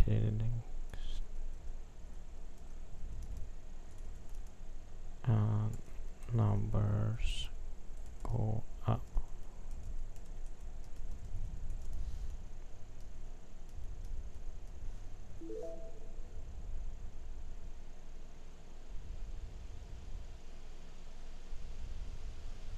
To not overwhelm the player, there will be no 2 or 3 choices. For example, level up does not require the player to distribute points between strength, vitality, dexterity. Numbers go up automatically.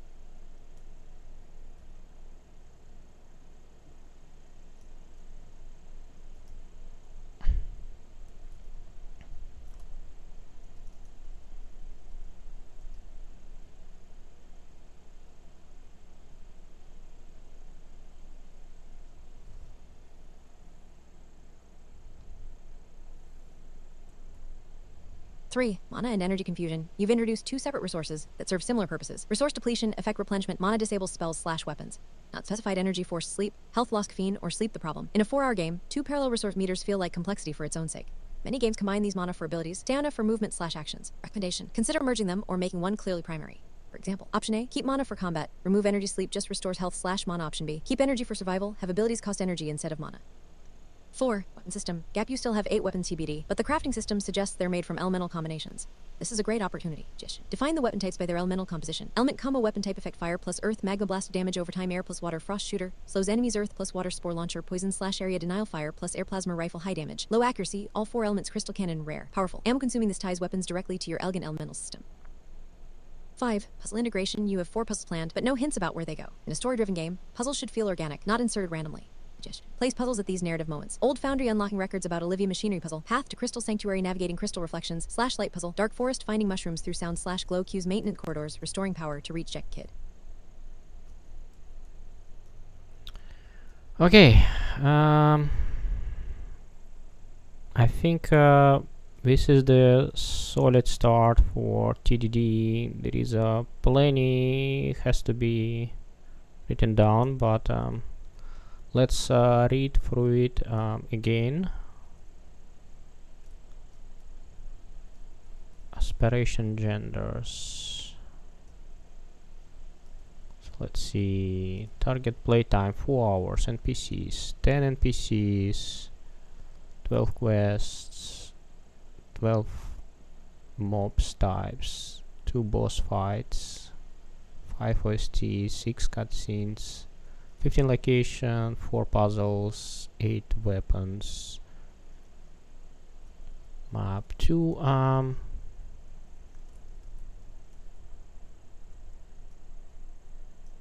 procedurally generated, unlimited, aspirational genders. So Aspiration genres: casual, easy to play, with the burden of game complexity on the developer, not on the player. The game looks simple and not overwhelming. Easy to get back to the game after a long break. Minimal loss of progression in case of character death. The player makes any sort of progress after every 15 minutes of gameplay. Action RPG, the character has a rich stat system. Leveling up, gearing, quests, XP, vital stats, HP, mana. Dungeons, upgrading gear, combat in real time. Growing the character with a weapon and armor, and buffing artifacts. Items economy, vendors, crafting, upgrades. Vertical progression, leveling up, XP, stats. Horizontal progression, items. Looter, shooter, shoot mobs, collect loot. Procedural dungeons. Rarity system of loot. Story-rich quests, cinematics. In-game artifacts tell the story. Hunger, thirst, energy resources, environmental pressure. Look for bait necessities: water, food, shelter, warmth. Weather system: day/night cycle.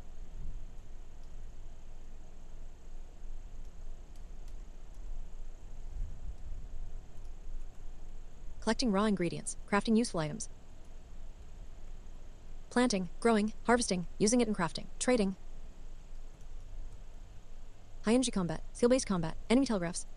Big map/no loading screens. Gameplay is non-linear. Puzzles. Gameplay is non-linear. I don't know. View from the first person. Gunplay feel. Progression, the numbers go up. Content either canned or procedurally generated. Hero is missing seeing stars, but he shared it only in one cutscene, where he is with Maya on the surface of the earth at night and sees the starry sky.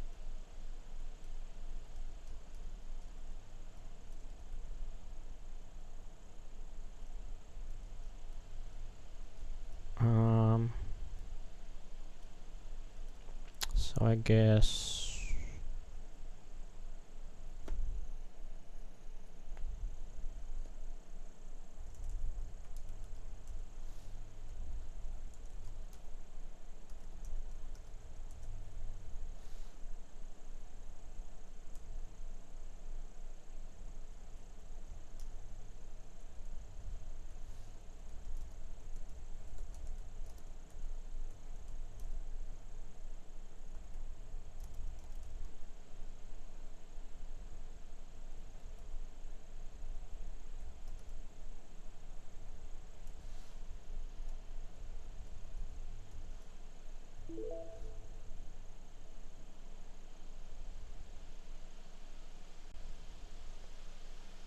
Hero and Maya go to the surface. Hero is missing seeing stars, but he shared it only in one cutscene, where he is with Maya on the surface of the earth at night and sees the starry sky.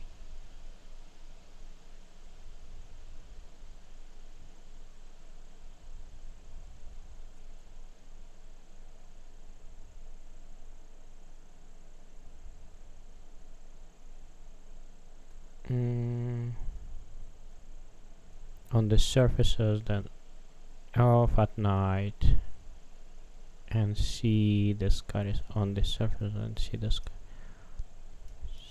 surface. Hero and Maya go to the surface of the earth at night and see the sky. Here is missing seeing stars.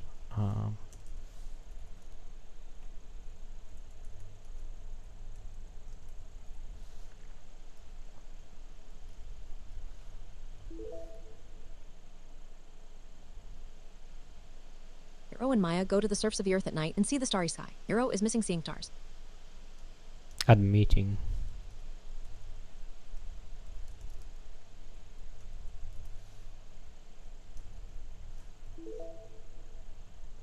Hero admitting he or she is missing seeing stars.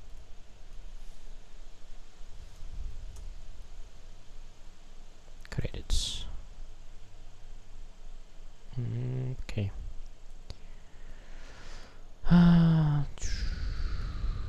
Premise.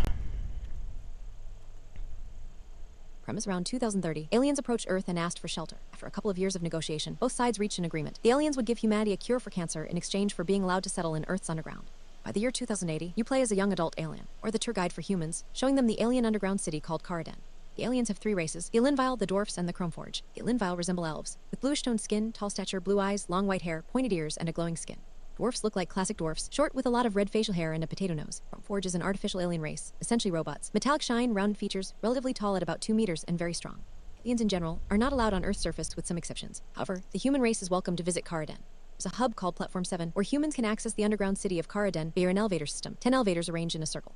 People from the surface can enter quickly through the hub, but there are human passport controls on the exit side. 5 elevators are on the arriving side from Earth to Caraden, and 5 on the departure side from Caraden to Earth. It is organized similarly to a border crossing between the USA and Canada. Geographically, the underground city is located in Nevada, near Las Vegas. Story: you are Lar or Lara, a young alien giving tours to humans around the alien underground city of Caraden. One of the tourist locations is the Sing Garden, which provides the city's inhabitants with food and fresh air. Cutscene, or make a live stream, and showing your audience the wonders of the underground city. During the live stream, there are brief interactions with the tourists. Game starts, the tourists leave. You receive your first quest, Pest Control. You need to go to the Sing Garden and get rid of 20 mutated mice. This also serves as a tutorial. After you finish the tutorial and kill 20 mutated mice, you get a text message from Mata, your dad's doctor. He says your dad has fallen ill with an incurable deadly disease called Elanry syndrome, and asks you to help your dad visit him at his office. This gives you a quest. You go to visit your dad, Roran. He is sitting in his armchair watching YouTube on the TV. His glow is flickering. After a brief chat, you and your dad go to Mata's office. In the office, Mata attempts a healing procedure, but it does not work. You escort your dad back to his apartment. After a short time, you receive a message from your Chromeforge friend Jerome. They say they heard about your dad's illness and know of a traditional healer named Worgen who may be able to cure him. This gives you a quest to visit Worgen. On the way to Worgen Place, you have to fight Mob's list TBD. Worgen needs some ingredients that can be found in the dark forest: 3 dark mushrooms and 2 purple mushrooms. This gives you a quest to gather those ingredients. You bring the mushrooms to Worgen. He brews the medicine and gives it to you. You bring the medicine to your father, and he tries it. For a short time, his glow stabilizes, but it falls back to flickering. After a short time, you get a message from your human friend Maya. She says she has been researching your dad's condition and believes there is an illegal human drug that could help him. This gives you a quest to find the drug dealer known as Jack Kidd in the maintenance corridors. On the way to meet Jack Kidd, you have to fight Mob's list TBD. Jack Kidd wants $5,000 in exchange for your illegal drug. You need to spend time farming crafting ingredients from mobs, crafting items, and selling them to vendors Ahita, Maya, and Jerome. You can also harvest fruits in the Sing Garden and sell them. That should not take longer than the average quest in game time. You should balance required the amount of money after playtesting, so it may be more or less than $5,000. The idea of the $5,000 quest is to give a player a bit of variety on how to resolve the quest. Not like on Rails, collect that specific item or kill that amount of mobs. But we need to tune it to the same amount of effort as a normal quest. After collecting the required amount, you give the money to Jack Kidd, but he refuses to hand over the medicine. You have to fight Jack Kidd first boss fight and his minions to take the drug by force. You get the drug. You give it to your dad. It shows more promising results than the mushroom medicine, with his glow stabilizing for a long period, but it still falls back to flickering. You receive a message from Worgen. He says he has been studying journals from 40-50 years ago and found mentions of a cave called the Crystal Sanctuary. The crystalline structures, they are said to emit frequencies with a healing effect. The location is unknown, but records may have been left in the old foundry. This gives you a quest to go to the old foundry and find those records. At the old foundry, you find records mentioning a geologist named Olivia Parker. The last known mention of her was 10 years ago when she was working at the initial spaceship landing site. This gives you a quest to visit the landing site.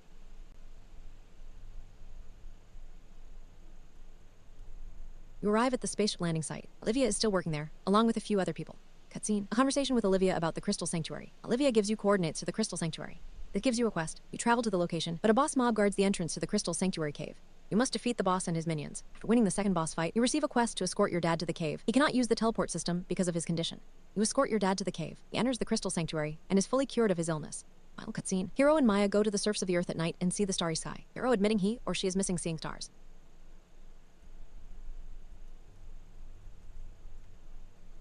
Characters Player 1. Alar. Main hero male playthrough. Race Ilinvile. Gender male. 2. Alara. Main hero female playthrough. Race Ilinvile. Gender female. NPC 1. Warren. Alar's dad. Race Ilinvile. Gender male. 2. Mata. Warren's doctor. Race Ilinvile. Gender male. 3. Maya. Alar's friend and souvenir shop owner. Race human. Gender female. 4. Jerome. Alar's friend and vendor. Race Chromeforge. Gender none. 5. Organ. Traditional healer. Race dwarf. Gender male. 6. Jack Kid. Drug dealer. Race human. Gender male. 7. Hita vendor. Race Ilinvile. Gender female. 8. Olivia Parker. Geologist. Race human. Gender female. 9. TBD 10. TBD. Quest 1. As control tutorial. Eliminate 20 mutated mice in the Sing Garden. 2. Under the weather. Escort your dad Warren to his doctor, Mata. 3. Old ways. Visit the traditional healer, Worgen. 4. Into the dark. Collect 3 dark mushrooms and 2 purple mushrooms in the dark forest. 5. Back alley deal. Collect $5,000 and give the money to Jack Kid. Fight Jacket Kid and his minions to retrieve the illegal drug. 6. Paper trail. Go to the old foundry and look for old records. 7. The geologist. Go to the spaceship landing site and meet Olivia Parker. 8. Crystal Sanctuary. Find the Crystal Sanctuary cave and defeat the boss guarding the entrance.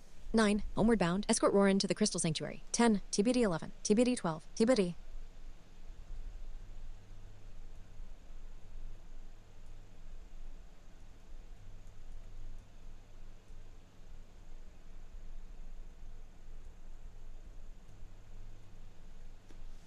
One. Platform 7 new. Sing Guards 3. Rowan's apartment 4. Mata's office 5. Jerome workshop 6. Working place 7. Dark Force 8. Maintenance corridors 9. Old Foundry 10. Spaceship landing site 11. Crystal Sanctuary.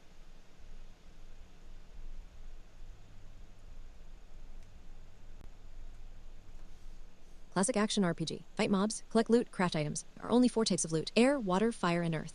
Using the crafting system, combinations of elemental loot can produce different types of items, weapons, armor, and modifiers affixes. There's a portal system within the city. The city itself is a safe zone. The player has access to a mobile teleport, but it can only be used to return to the city. You cannot teleport between locations outside the city.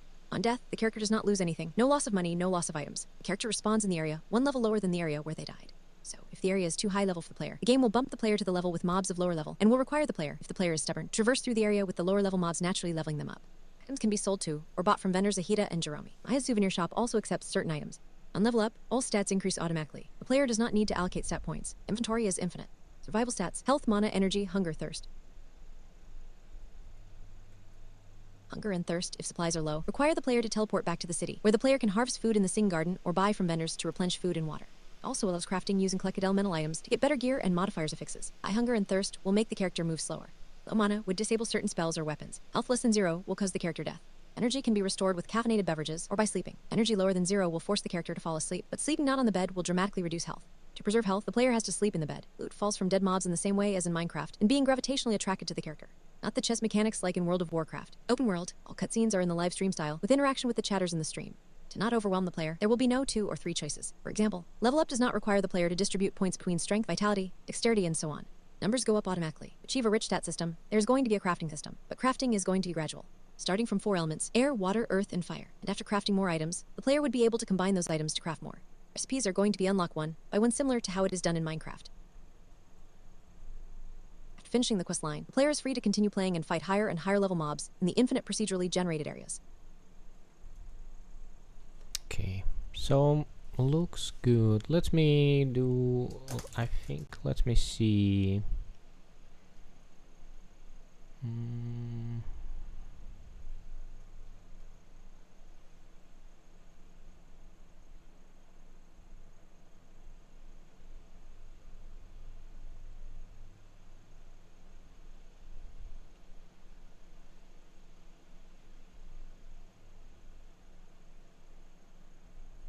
Anyways,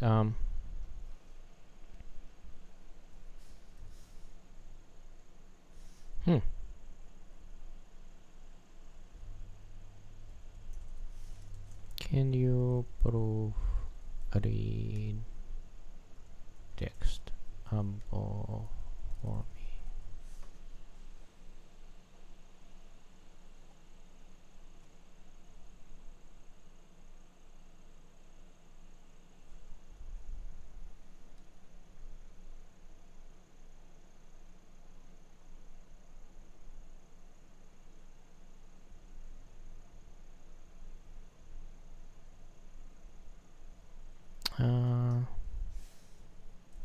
give me the full proof read text in Mark.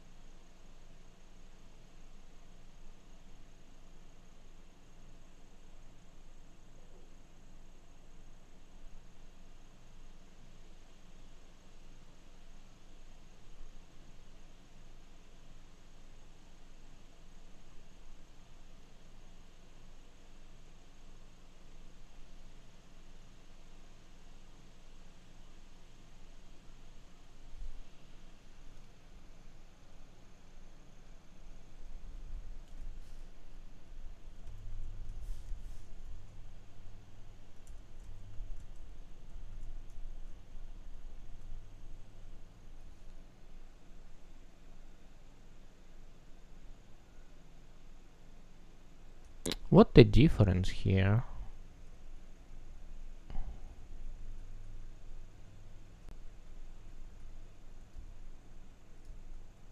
Ah, spaces.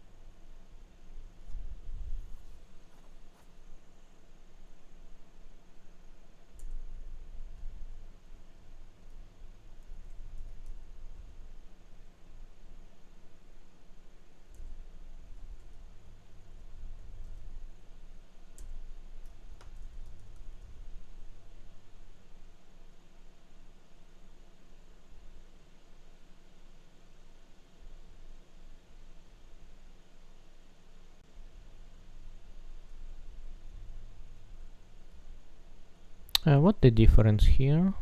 Crystal Sanctuary Garden.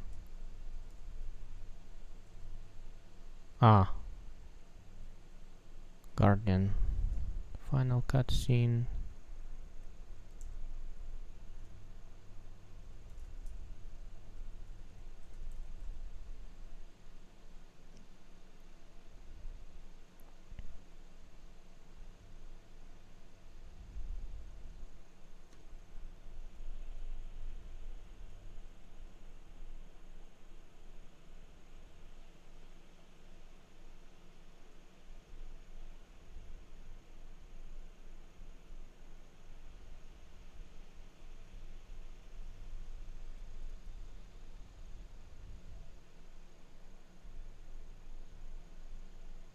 Okay, so this looks good.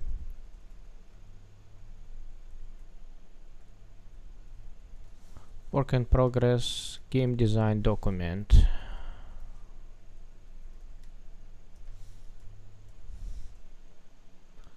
I think I will stop streaming.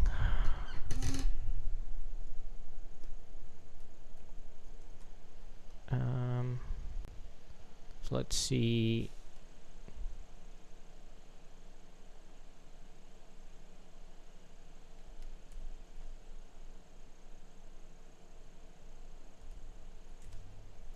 How this document looks like from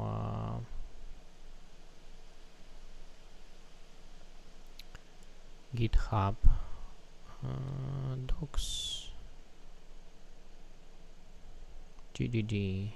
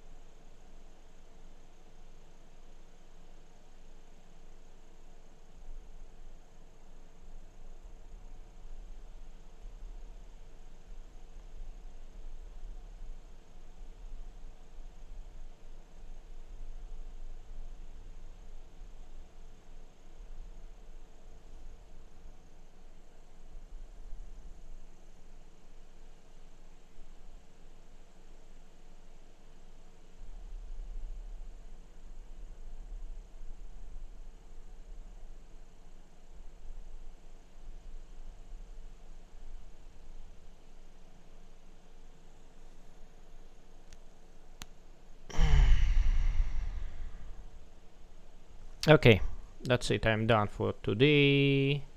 Thank you for watching and see you next time. Bye.